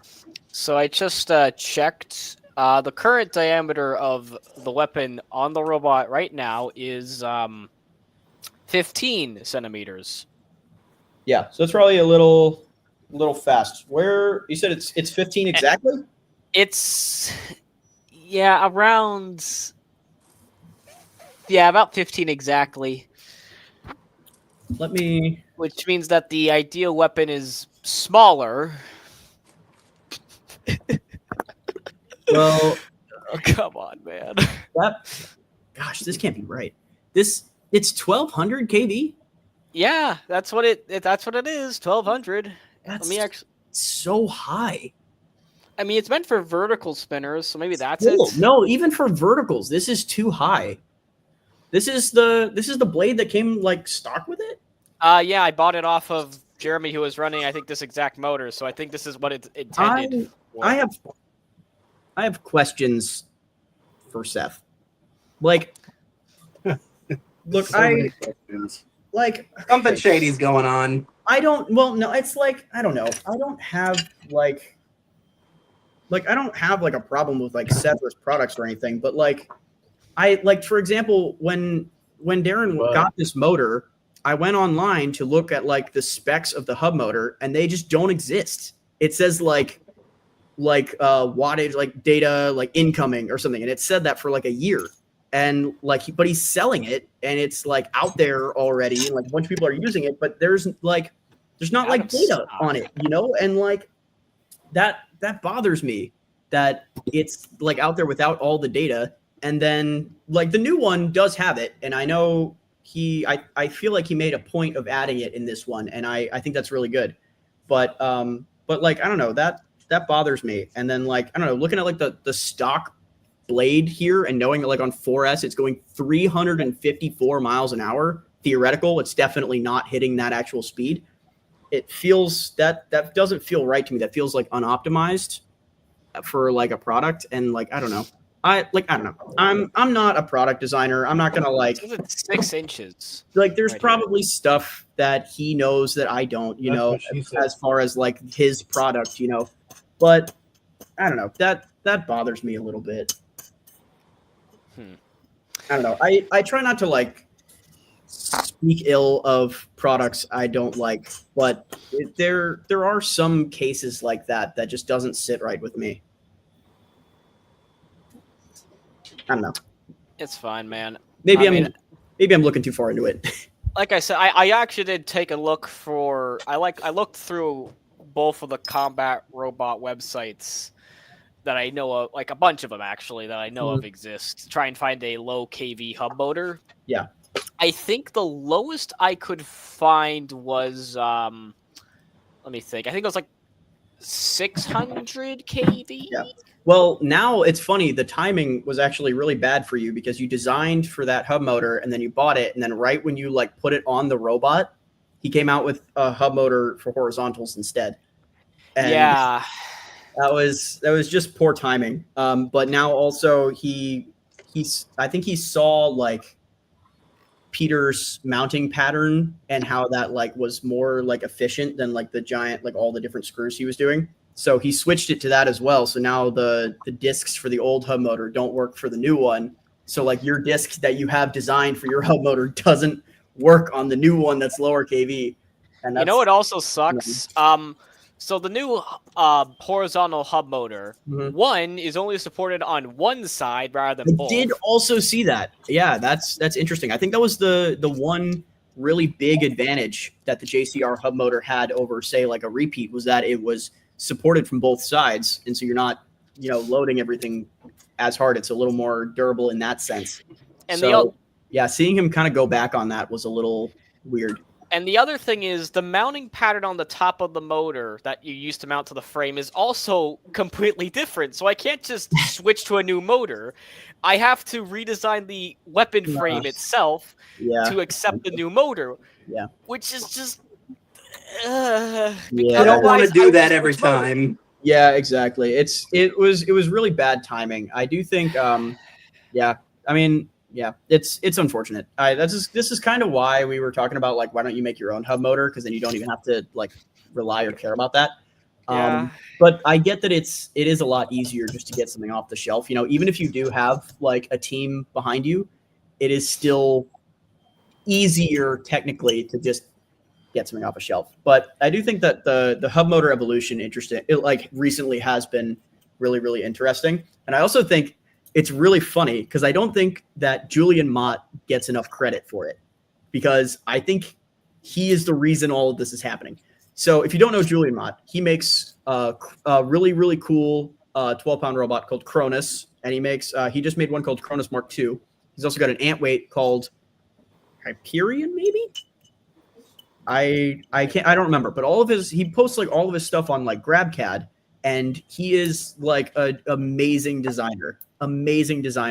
It's really like jaw-dropping the kind of stuff he does, and then puts it out for free. It's insane. But his ant weight has a true hub motor on it, and ever since he posted it, when people make hub motors, they tend to reference his, because it's kind of like you take an existing motor and then you can kind of convert it into his type of hub motor. So he made the Hyperion hub motor. Brooks, the guy on our team, was inspired by his hub motor and made the hub motor on Fifth Magic. I was inspired by the hub motor on Fifth Magic and made the hub motor for Powerball. Peter saw the mounting that I changed for Powerball and put that on his hub motor. And now Seth saw Peter's hub motor and changed his hub motor to have that same kind of mounting pattern. And I just think it's all really funny, because that type of hub motor where it's supported on the one side and it has the bearings on the outside of the bell like that on the one side of the stator, that's that same style of hub motor that Julian Mott made on the GrabCAD version of Hyperion.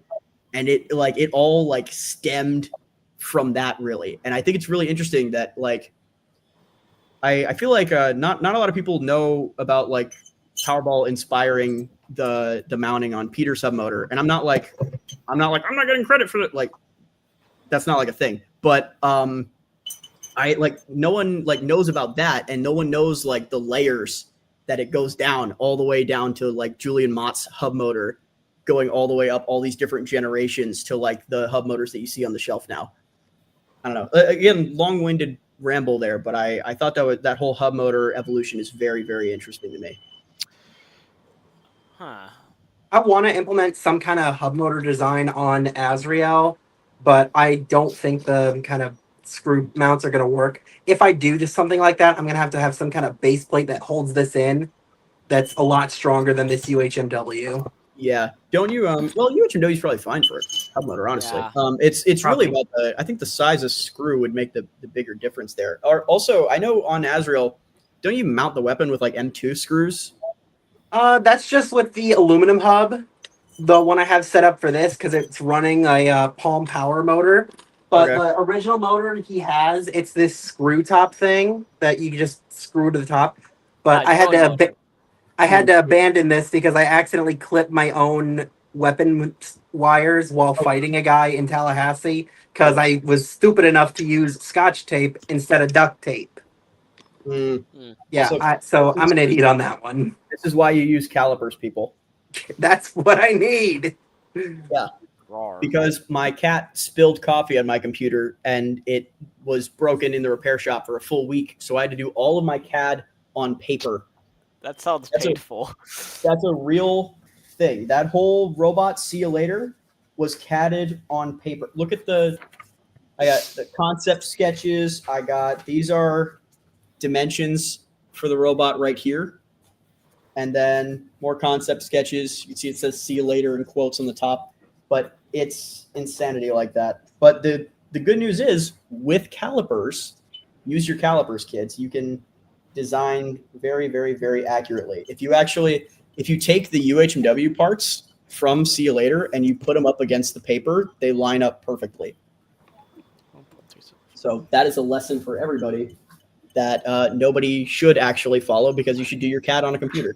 Yeah, true that. Even if you don't really use it. Now this is good. I found the Repeat Robotics has a beta weight hub motor. Yeah. It has top. I might use this These instead. options are on there. Yeah, I've got it. Yeah, there's only I'm gonna one make slight. Rootaroo a Thagamizer. Yeah, do that. Oh, That's- really? I was gonna do Yeah, that. thinking about it. He's gonna beat you to it. Oh, that would be so cool. Darren, get on it. Get on it. I will. I have to redesign the entire robot again because I Wait, have wait, to wait, add a Darren. wedge on it and Darren, also wait, get I've got new more drive time motor. than Darren. Darren, can I I was- show people the sketch we made? Yeah, show them. Show them. I was thinking about getting like the FingerTech Thagamizer tail when I had this 3D printed body. But then I was like, I'm gonna wait a little, see if I can work up a little bit more money. Then the FingerTech Thagamizer tail is the first guy I fight at this Tallahassee event, and it's like, I don't need this thing anyway. It's like everything I eventually want, I have to beat, and then I realize I don't need it because if I can beat it, it's not that good. I wanted this like big chunky wheel, the Outrunner, whatever that's called. I wanted that a long time ago. I beat that at the Tallahassee event, and I'm like, I don't need that. Is that I've the wanted- beetle motor? No, Yeah, it it was an Ant one. Sorry, I'm talking to Steve. Oh, Yeah. Yes, that's the Repeat hub motor. That's the oh, beetle that's one. good. Yeah. Yeah, I'm the gonna. Beetle one. I'm probably 800 gonna. kV. That top hole pattern. I think that might match the one I'm using right now. Actually, I think it. Oh my This god! I one think it or does. this one? Yeah, I think the top pattern actually matches. Yeah, it would be interesting to see how those line up. I think that does. I think I found my replacement motor. Well, Darren, check before you do anything. Yeah, I will. But yeah, And- the only issue is that I think it's 1 millimeter shorter than the motor I'm currently using, which I could probably fill out with like a washer or something. That's fine. Well, you know what else you could do is you can make the robot slimmer too. I could, but then that means I have to redesign the whole chassis, and the chassis is still basically perfectly intact, and I don't Well, want the to waste the TPU thing. part, just cut it a little short and then just reprint it. You have so much extra space in that robot. You could definitely get away with it. But probably but we after day one of St. Lucie, At a Darren and hotel. I were in the same hotel room. So we went over. This is also what I was talking about earlier. The chart of like adding power to your motor. At a certain point, you don't add speed. It levels out, and you're just adding heat. So, Darren, remember, don't overdo your kV on there. You're just adding heat. But anyway, we decided on a little bit of some redesigns stuff that we could do for a smaller disc on a hub motor, Steve, look. and we thought Thagamizer could be pretty fun. Yeah, that's So I that's think kind of this, the design. It might not look that theatrical, but that's Yeah, it kinda- doesn't. event- It's very, very quick concept, but I feel like it gets the point across. Yeah, I already have some pretty good ideas of how I'm going to do some of the stuff. Yeah, mine wasn't going to be much different than Tyrone. I just need to figure out a way to protect the wheels and get it to actually drive straight. I think making it wider help. I don't think you should make it wider because being longer lets you. It kind of acts like having a larger tips, like a larger diameter on a weapon, because the further out it is, the higher the tip speed is. So when you rotate, you're increasing the tip speed of your tip speed. So your engagement speed is going up the longer your robot is. So it kind of lets you swing faster and harder there. But what I was thinking about is I wanted to make a Thagamizer, which I honestly, what's funny? I might do this for my Shuffler 1 week build, but I was thinking, what if you had like cantilevered, or not cantilevered? What's the word I'm looking for? Cambered, yeah, cambered, or shufflers on a Thagamizer, because That would be weird. You would get more. It acts like turning on a car, right? Like when you're turning the whole robot, so you would get more engage. If you were upside down, you'd probably get less engagement. But if you were right side up, you would get more engagement with the floor, if I'm not mistaken. Not by like a ton, but enough to make maybe a difference that you could get better traction and translate the swing better. I feel like that's the number one thing that's been affecting a lot of my builds is I've been traction limited by the materials that we have and the weight of the robot. Like 1 pound robots, they just don't have enough weight to put that pressure on your wheels into the floor. So you have to run something like really, really, really soft. That's why people run like the liquid latex. And that's less of an issue I found with the 12, but like that's why I have like 6 pounds of magnet downforce on hyperdrive to get that engagement. I still remember that event where you I gave you one of my old fluorine chassis that you then used as a way to mount forks. That was really cool. It's still on here. Yep, fluorine helped make a robot. Yeah, for anybody who wasn't at St. Lucie, I had these forks, but I was like, my weapon, I had already killed my only weapon motor. So I took, Darren donated his old fluorine chassis, and I made these little cutouts to mount on the front of my wedge. And then I cut my forks and plastic welded them to the neon green fluorine pieces. And it actually works oddly well. Technically, it's lemongrass. Recycling. Color. Yeah, technically, it's lemongrass. Recycling. That's the color that, according to the whatever. Oh, but hey, Darren, I'm gonna be in Gainesville like later tomorrow with my printer and dehydrator box. If you want to get me your filament, I still owe you a chassis. Oh yeah, right. I forgot about that. I'll try to meet up with you at some point. I don't know if I can leave my dorm. I'll be there until Friday morning when we leave for Norwalk. Gotcha. I'll try to organize a meetup with Probably being very stressed, chugging a lot of Red Bulls, eating Wawa subs, and sitting on the drill press for like 4 hours. I don't even get me started on the Misumi orders, but they're not going to come in time, and so I had to like buy a bunch of like metal rod stock on Amazon, and like half it's going to get here tomorrow. To Gainesville tomorrow, and then half of it's going to get there Thursday morning. And it's just tomorrow's Wednesday. It's stressing me out so hard. I have to like get it from wherever it's going to be delivered. I send it to Brooke's apartment, so I got to pick it up from Brooke's apartment, and then I got to like cut it to length, and then I got to like drill and tap both ends of all of the different shafts. It's going to be terrible. And I still have to machine everything. I got to machine the hub for the hub motor, and I got to machine the carbon fiber, and I got to machine the ears. It's going to be a nightmare. Oof. And well, I wish you luck. I hope you get. And I still have to take my exam. Oh yeah, what exam is this for? Python programming for engineers. That sounds bad. I don't know what to say to that. It's not great. It's not great.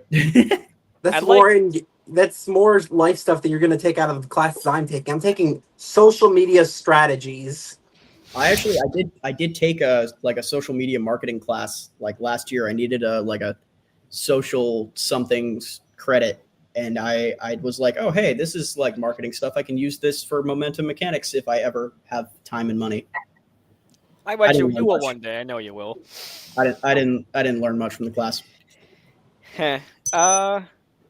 Yeah, like fluorine wise, if you want some secret insider info on what to expect when I come to defend my title, I can't believe whenever that may be. Yeah. I did fix, so at the last event, there's only really 2 issues. Well, only really one. Well, technically 2. Okay, 2 issues. One was that the little kickstand I used to keep the weapon like flat to the floor, I made it out of PLA for some reason because I wanted it to be hard. And then it like broke, right? Yeah, and I only made one of them for some reason because I kept forgetting to make more, so it broke. Oh, I mean, it didn't really change anything because I still won somehow. This time around, it's made of TPU, so it won't break, and I printed some extras, so I won't run out. There you go. You know, Darren, I know you make jokes about like, oh, like I'm surprised I'm like doing well with the robot right now, but like I just want to remind you that Fluorine has won an event twice now, and I have only ever won any event with any robot once. I'm in that same class. I just got my first event like earlier this month, and you're already doing better than me. I mean, technically speaking, I have actually won 4 events. Although, like, I won twice back like a couple years ago. Wait, no. Sorry, no, 3 events. I'm sorry, I mixed myself up. I somehow won Chloride, that old D2 kit I had. by sheer luck, managed to win its inaugural event. When was that?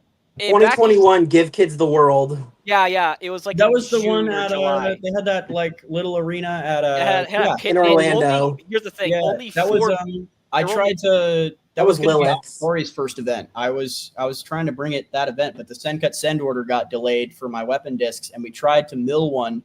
We tried to mill discs out of aluminum on the Shapeoko, and Jack broke like 4 bits or something on it. We just didn't know how to machine aluminum at the time. So he broke like 4 bits, and eventually he was just like, "All right, I'm out." Like, so Yeah. there's, I think, still, if you go to Solar Park and you look up by the Omeo, I think there's still a little square block that has like half of an AlphaTauri disc cut out. Oof. So Yeah. that didn't happen. But I remember Vibe Check went there and did very well, and I went with Jack anyway because I was like, whatever, I'll just go have fun. Yeah, I miss think Vibe the Check. only- He was the original guy I feared like for so many years. He brought it back in Texas. terrifying. Yeah. Yeah, I think he did bring it back. Anyway, I think the only reason Chloride won was because there are only 4 total beetle weights there. Yeah. One of them was like a Viper kit with like a beater bar kind of Yeah. strapped to the top of it. Whatever that thing it was. That was Achilles. There was Yeah. Drop Saw, which was actually good. Yeah. And then there was that drum spinner by Phantom. I can't remember. Yeah, what I don't it was. remember. I don't remember that event super well. You guys clearly remember it better than me. Yeah, I remember because it was my first event, and I still have PTSD because I was like losing my mind for my first robot event. I lost both of them instantly. Yeah, I don't know how. I still don't know how I managed to do this because at the time I had only just built the robot and it was so hard to drive. It was so incredibly twitchy, and that never really went away with Chloride. It was always almost impossible to actually control. I somehow went 3-0 because I got someone stuck on their side, the drum spinner. I beat Achilles by just kind of shoving him around because he didn't really have speed or a good weapon. And then I managed to beat Drop Saw somehow by getting a perfect accidental ram, and I shoved him into the pit. I still don't know how I managed to do that on my first ever event. I have really never had that luck again, if anything. I still don't know how I did that. Be proud of where you are right now because you've already done more than, frankly, what I've ever thought I'd accomplish. You've gone on and made your own individual robots, and I'm still using kits. And only recently did I get my first event win. You're out here winning competitions, and even if you're not winning, you're getting podium or getting really darn close. That's better than what I can say. Yeah, it's just like it was especially surprising, like the St. Lucie event. It was quickly do a quick tangent. It was especially surprising because I think I mentioned this countless times in other videos, but like the last event I did was in Orlando, the big Maker Faire event. Huh. And I was actually feeling really confident for once when I went. I was thinking might actually stand a chance of getting far in the tournaments. And I ended up going like 1-2 in the Swiss bracket rounds before the actual tournament, and I didn't even make the brackets because the weapon just kept breaking in every single fight without fail. And it was a real kick in the teeth, I'll be honest. Just to, I had spent like several months preparing actually, because it was like a couple of months between that last event in Orlando. And I was like thinking, I'm going to do great. It's going to be good. I might actually stand a chance. I might even get a podium. And then it doesn't go your way at all. And it probably was one of I think it was my worst events of the year, actually. It wasn't fun. And so to go from that to then getting first place at my very next event, it's hard to describe. Like it's tonal whiplash in a way. Yeah, that's what I mean. I think it's because I think that last Orlando event was the last time I used a drone outrunner motor, and it was the last time before I switched to an actual hub motor, which finally meant that the weapon didn't break itself anymore. So here's some advice for anyone watching: if you want to build a spinner, don't use a drone outrunner motor. Just don't. Use a hub motor. I don't know about I know it's heavier, but it'll save you so many headaches. I don't know about that. I think outrunners are actually a very reliable option. Unless you're using a belt, in which case, yeah, that's outrunners are fine. Yeah. Well, yeah. I mean, yeah, you can get away with direct driving some outrunners in ants. I know in plastic ants right now, I think the move is that what's that new Peter one? That's been a really, really good one. I direct drive the weapon on the agent with an outrunner, and that obviously did very, very well. I think it's more of how you use the motor, in my opinion. I think the problem with the way you were using it, if I can just have go nuts. I don't want to like trash your design or anything. No, please trash it. It's fine. It's probably. No. I just think it's a safe space. Yeah, go nuts. I just think that the disc was so large, it acted as the larger the weapon is, you're acting like a lever where every time you get hit on the end of the weapon, the longer the weapon is, the more leverage you're putting on the shaft of the weapon motor. So I think that direct driving a weapon can be fine if it's not going to be taking that huge lever load. And unfortunately, I think your weapon disc just wasn't super conducive to that in the way you were using. That's why I kept saying, like, please belt it, because then you can put that load on a stronger, like, 6 mil shoulder bolt or something. Yeah, the thing is, hold it better than a 2 mil internal motor shaft. I didn't think I had the weight for a belt. In fact, I still don't have the weight for a belt. But I mean, you did have a good point. Why don't you? Have you thought about switching to carbon fiber for the frame and then belting it? I'll be honest. I'm on the fence actually about finally switching from aluminum to carbon fiber. I just don't know. I'm worried about it just shattering mid-fight. Well, understandable. But here's the thing: is that how often does your aluminum get hit now with your giant disc on almost there? Never. Exactly. I mean, so, it did take a glancing blow from Jordan. Yeah, but like that's like look at that. You won the event, and that's the damage you have on that part of the frame. I think you'd be fine switching to a carbon fiber. Like even the other robot I was using as an example, it's very similar to yours, Impulse. It runs carbon fiber. It's got 6 mil carbon fiber, which is insane.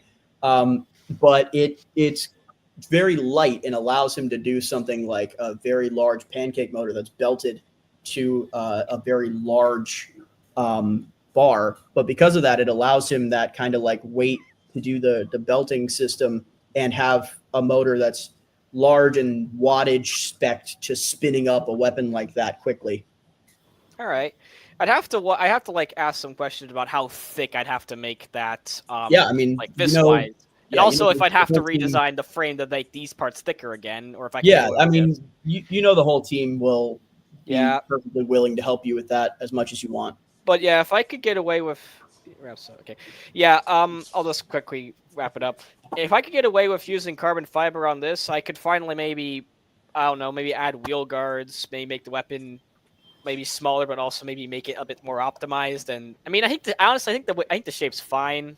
The weapon motor's fine, but I think I could finally add wheel guard is basically what I'm saying. Yeah. I'll basically wrap it up there. Yeah, lots of all the robots are always constantly evolving, Yeah. Whether it's just making small changes or scaling up your robot by 11 pounds. The smallest things make the biggest differences. Yeah, it's always a lot of small things, and did you get that in the Hallmark card, Madman? No, I didn't. I made that on myself. I still say all the time, dumb problems are easy solutions. Yeah. So lots of little small dumb problems is a lot of easy solutions. But all right, do you guys have any final thoughts you want to put out or share? We've had a really good group. We have maintained at least like 7 people, which is crazy for the amount of time that this stream went on for. Have fun at Norwalk. Enjoy Maker Faire Miami without my commentary, and I'll probably see you at AmRock. Yay! Yeah, sounds good. We'll be at AmRock for sure. I'm not sure if we're going to Miami either. It's kind of a haul for us. Yeah, I'll probably be at AmRock, but I don't know if I'm going to have a robot or what robot I'll have if I do. So Let's do a rematch. Come on. I'll see. Bring it's it. gonna depend on how this weekend goes. I do still want to do a little rebuild, but yeah, we'll see. I'm focusing on nothing but Norwalk right now, and then after this weekend, it's the breather for a little bit. So we'll see. Yeah. See how it goes. See what's left. Yeah. Yeah, for Absolutely, us, guys. it's just Norwalk, and then we're not doing Miami because it's graduation weekend. So Yeah. all of us graduating can't make Yeah, it. graduation weekend over here, but I'm not graduating. It's someone else who's graduating. And then some of them are going to Tampa, and some are going to one of the Rogers comps this summer. But I Oh don't know yeah, up myself, in Jacksonville. guarantee. Yeah, I'm not gonna make. I want to go up to the dropkick event again. I can't do the July one because that's close to a family wedding, but I do want to try to make the September 13th one. Fair enough. I'll be at the Amrock event in Tampa on May 31st, where hopefully chlorine will finally work and I can actually win fights again and finally beat Drunkyard Dog, both of the robots. You at can the do same it. time. And who Good knows? Maybe luck. get another. Continue. Steve, are you taking Fado Do to Amrock by chance? Oh yeah, what are you taking? We were thinking about it, but we dropped our ants because 4 bots for a 1-day event is a lot, and there were so many people on the 1 pound, wait list that I felt kind of bad, like taking up 2 spots that I was only half-hearted into. So we're just bringing the Beatles for that one. Fair enough. Dang, I really wanted to fight Fado Do because I really think Azrael would have a good shot against it. You might get to face Nah, me. he wouldn't. Yeah, I might get to face you again, and that would be like what, the 4th time we fought each other. Yeah, Florian's Florian's changed a lot since that time where we were dancing in the arena upside down. I think the record between us is 2-1. I think I'll have to double check. I think it's like 2-2 or 2-1. it might be 2-1 because I don't remember. The only time I remember beating you was that dance battle we had. But I would Yes. love to take another shot at you with like an actual robot and not one I Same. just crafted in 5 minutes. Same here. That version of Florian was horrible to drive, especially upside down. Oh yeah.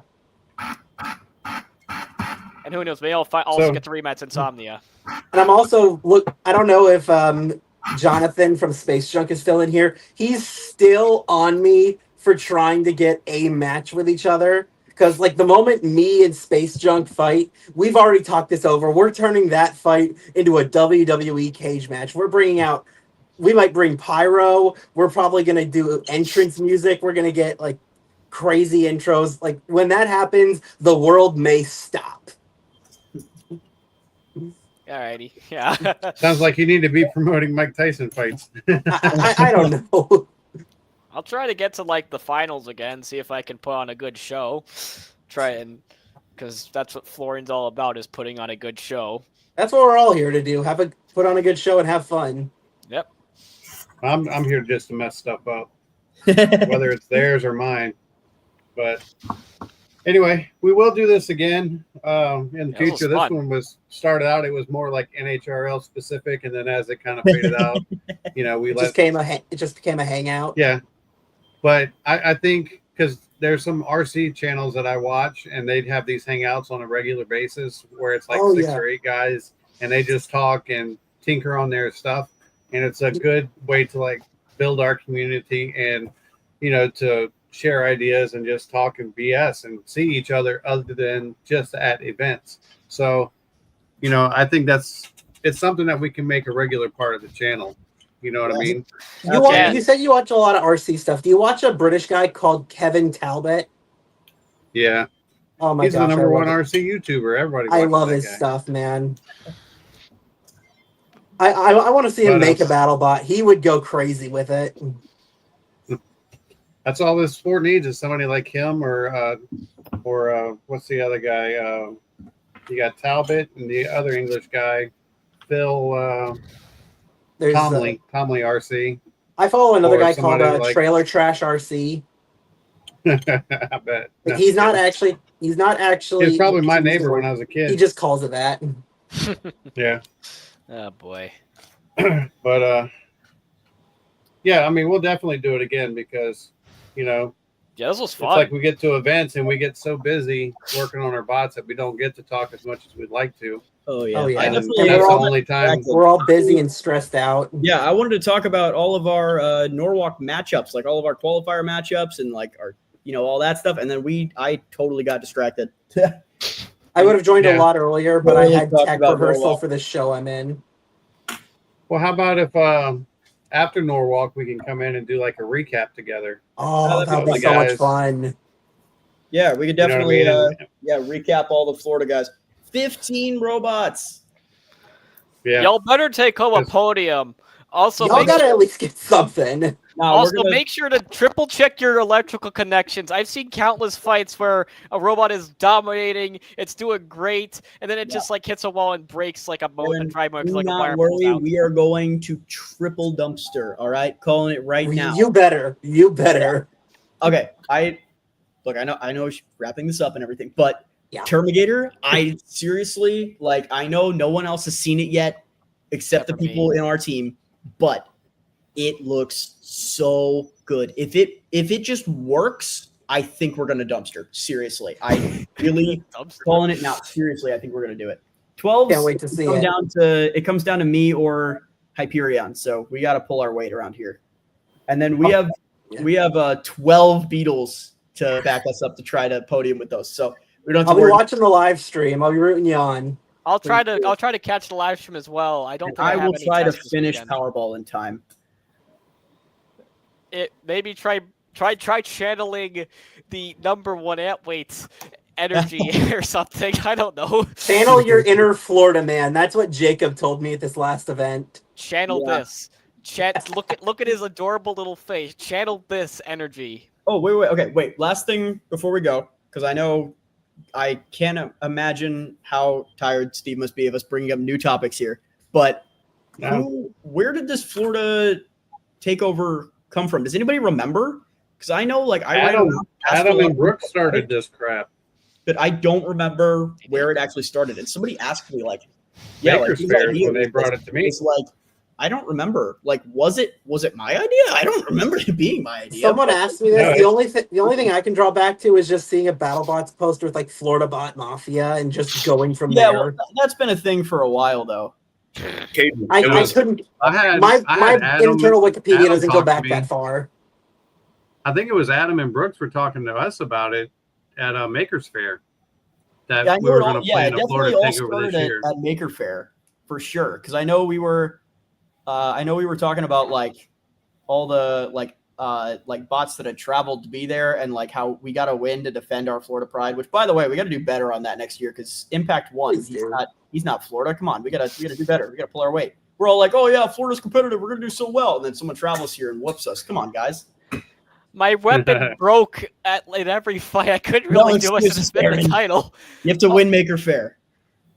I have never. No, done you well win with Maker Hyper Fair. You're Pride, the so one I with the have an robots that excuse. actually look awesome. I got a second, thanks to Brooks. Yeah, Brooks. Every time I see that silver Makers Fair trophy, I think of Brooks. I still want to get one of those, but I'm afraid of entering one of these, knowing how heavy the competition is. I'm in talks with Jonathan from Space Junk making a cluster bot for the sportsman class just for the fun of it. I'm one of the only people on the team that doesn't have a Maker Fair trophy, and it hurts. If it helps, I don't. Wait, do I have? I don't think I do. I have one. I don't actually know. I can't remember what. You can borrow one of ours. We have a couple. It's not the same. Actually, we only have one in our weight class, and then we got one in the 30-pound class. Yeah, with our hammer bot. The good old days. I know. Yeah. I don't know what I else. completely upgraded Sweet Tooth for the next year. Then they canceled it all. So whenever they bring, well. if they bring back the 30-pound and 12 pounds for the robot ruckus, it's gonna be a party. I miss those robots because they're just fun to watch. They're just just boom. The arena literally got sold, and the person who normally ran it lives in a different state now. I don't see 12s and 30s coming back anytime soon, unfortunately. I still have that attitude. I still have vivid memories of 2021 Maker Fair, just the greatest event ever. That was a pretty good event. That was my personal 2018 was favorite event better. ever. 2018. 2018, I got to hang out with Jameson Go. I got to hang out with Tombstone, Ray Billings. I got to hang out with Witch Doctor. I saw Mammoth fight for the first time. Oh yeah. I saw Back Shatter before fight. anyone knew I who didn't he see When was. Shatter was, And when Shatter, yeah. was called Blue. Shatter Yep. used to be called Blue. Yeah. So I had you a had very Bro up there. similar, You had similar experience what in was it? 2019. And you had the Flipper bot too. What was his name? I don't The know. white one from BattleBots. Oh, Sub-Zero. Yeah, Sub-Zero. Yeah. You couldn't have beat it back then. It was amazing. They had so Oh, many wait. BattleBot people there. 2019 was my first year there, and I was just there as a fan who just happened to see an advertisement. Then I filmed videos that got a lot of views on my channel. They said, "Hey, you want to come back to do more stuff?" And I'm like, "Sure." And now I'm part of the Maker Faire crew, which is kind of cool. Nice. Yeah, 2019 was my first year as well. I had half a printed BattleBot with me, but I didn't know I didn't have a robot completed, and I didn't know how like the registration worked or anything. I just showed up for the first time, but I remember talking to some like random builders, and I got some advice from like, oh hey, these like super nice guys that are recommending materials to me, and it turns out like it was Jameson Go, and like I didn't realize till later, and I was like, oh yeah. Better than my first event. My first event I didn't even know was a robot fighting event. I remember I used to like volunteer at the science museum, and like I signed up to help out at an event one day, and it turned out to be a robot fighting event. And I spoke with like the Witch Doctor team and John from the team, who was still in high school, I think at that point. I don't remember. And like the Hypershock team, it was great. It's what kind of reignited my spark to get back into robot fighting, because I had like a kit that I didn't finish because it was too hard. But they inspired me to try it again. I still failed, but then I tried again with a different kit. So Yeah. it all worked I out. was in the just a fan, and I just went to see the big robots fight, and then I saw the like smaller robots. I hadn't had any real experience with them. I knew they existed, but like I only found like a rule book from like a random like UK tournament or something. So like I was building like a fairy weight, and I didn't really know about like US like small events until I went to that Maker Faire just to see the big robots, and I was like, what is this? It changed my life, really. Yeah, so it seems like Maker Faire 2019, if you trace back like a lot of where the current Florida scene is, somehow most of it ties back to Maker Faire 2019. Oh yeah. Not me, sadly. My first was like 2021, I think. Yeah, 2021. Like, or was it 2020? It was like December 2020, I think, or it was like early 2021. I can't quite remember, man. Yeah. Andy and our first event was 2018. That was my first ever event, was Makers Faire 2018, and I brought a 12-pound. It was a 15-pounder then, a 15-pounder and two weights. It was a freaking nightmare. But I won my first ever fight in the 15-pound class, which was cool. And that was against Construction Ahead. All wooden I know robots. that one. I think I saw a video of that one. I would. But anyway, my headset's about to die. Oh yeah, right. Oh Yeah, yeah, that's It just chimed. It said low battery, and this is my second set of headphones. So death is inevitable. Yeah, well. All right. Well, good luck everybody on your Norwalk builds. I guess. Yep. For half of us, and good luck to everybody else on your current Florida builds. I will be back. Have fun in life. Yeah. Oh, Yes. I'm gonna have so much fun over the next week. Oh yeah. And Fun we'll with see you massive guys. quotation marks. See you probably Friday at noonish at NHRL. Yep. Yes. Yep. I love you we'll all. fly in around noon, so we'll be getting there just a little bit later than that, but we'll be there. We'll save you a pit spot. We're gonna get all the Florida gang to pit together. Make You're sure just to gonna take You're a just gonna group take up photo. one corner of the room and be like the cool kids at lunch that no one dares to sit with because they're terrified of them. Yeah, Be sure to take a group photo when you get there. I'm I want photos. I want photos. Okay, Send Ma. them. Look, I want to see the photos. I want to see what you guys do. I love like seeing posts and videos you guys put up. I love following you guys. Well, I will That's be why vlogging it, that's for sure. That's why I I'm gonna try started to do a vlogging full-fledged vlog. and also filming every single fight I've ever had. Except for Yeah, that. I've been getting better on that. Yeah, I made that promise. Well, not promise. I made a. Yeah, I remember being like when I got started, I was like, why are there so few people who film all their fights? It's easy, just get someone and have them film. It's not too hard. Yeah. And so I did. That's why almost every fight I have has been filmed, except for that one I had against Caden like 4 years ago, which until now has been lost. But then he found it, so now you can see it and see Florian v1 and be sad. All right, guys. Steve Yeah. just left. Yeah, let's Oh, let's get out of here. 6.5 hours let him later. go here. All right. Bye, guys. All right. Peace I out, love you guys. See I've ya. been that man 24. You've been you. See you later. I'm Darren. Subscribe or something. See y'all.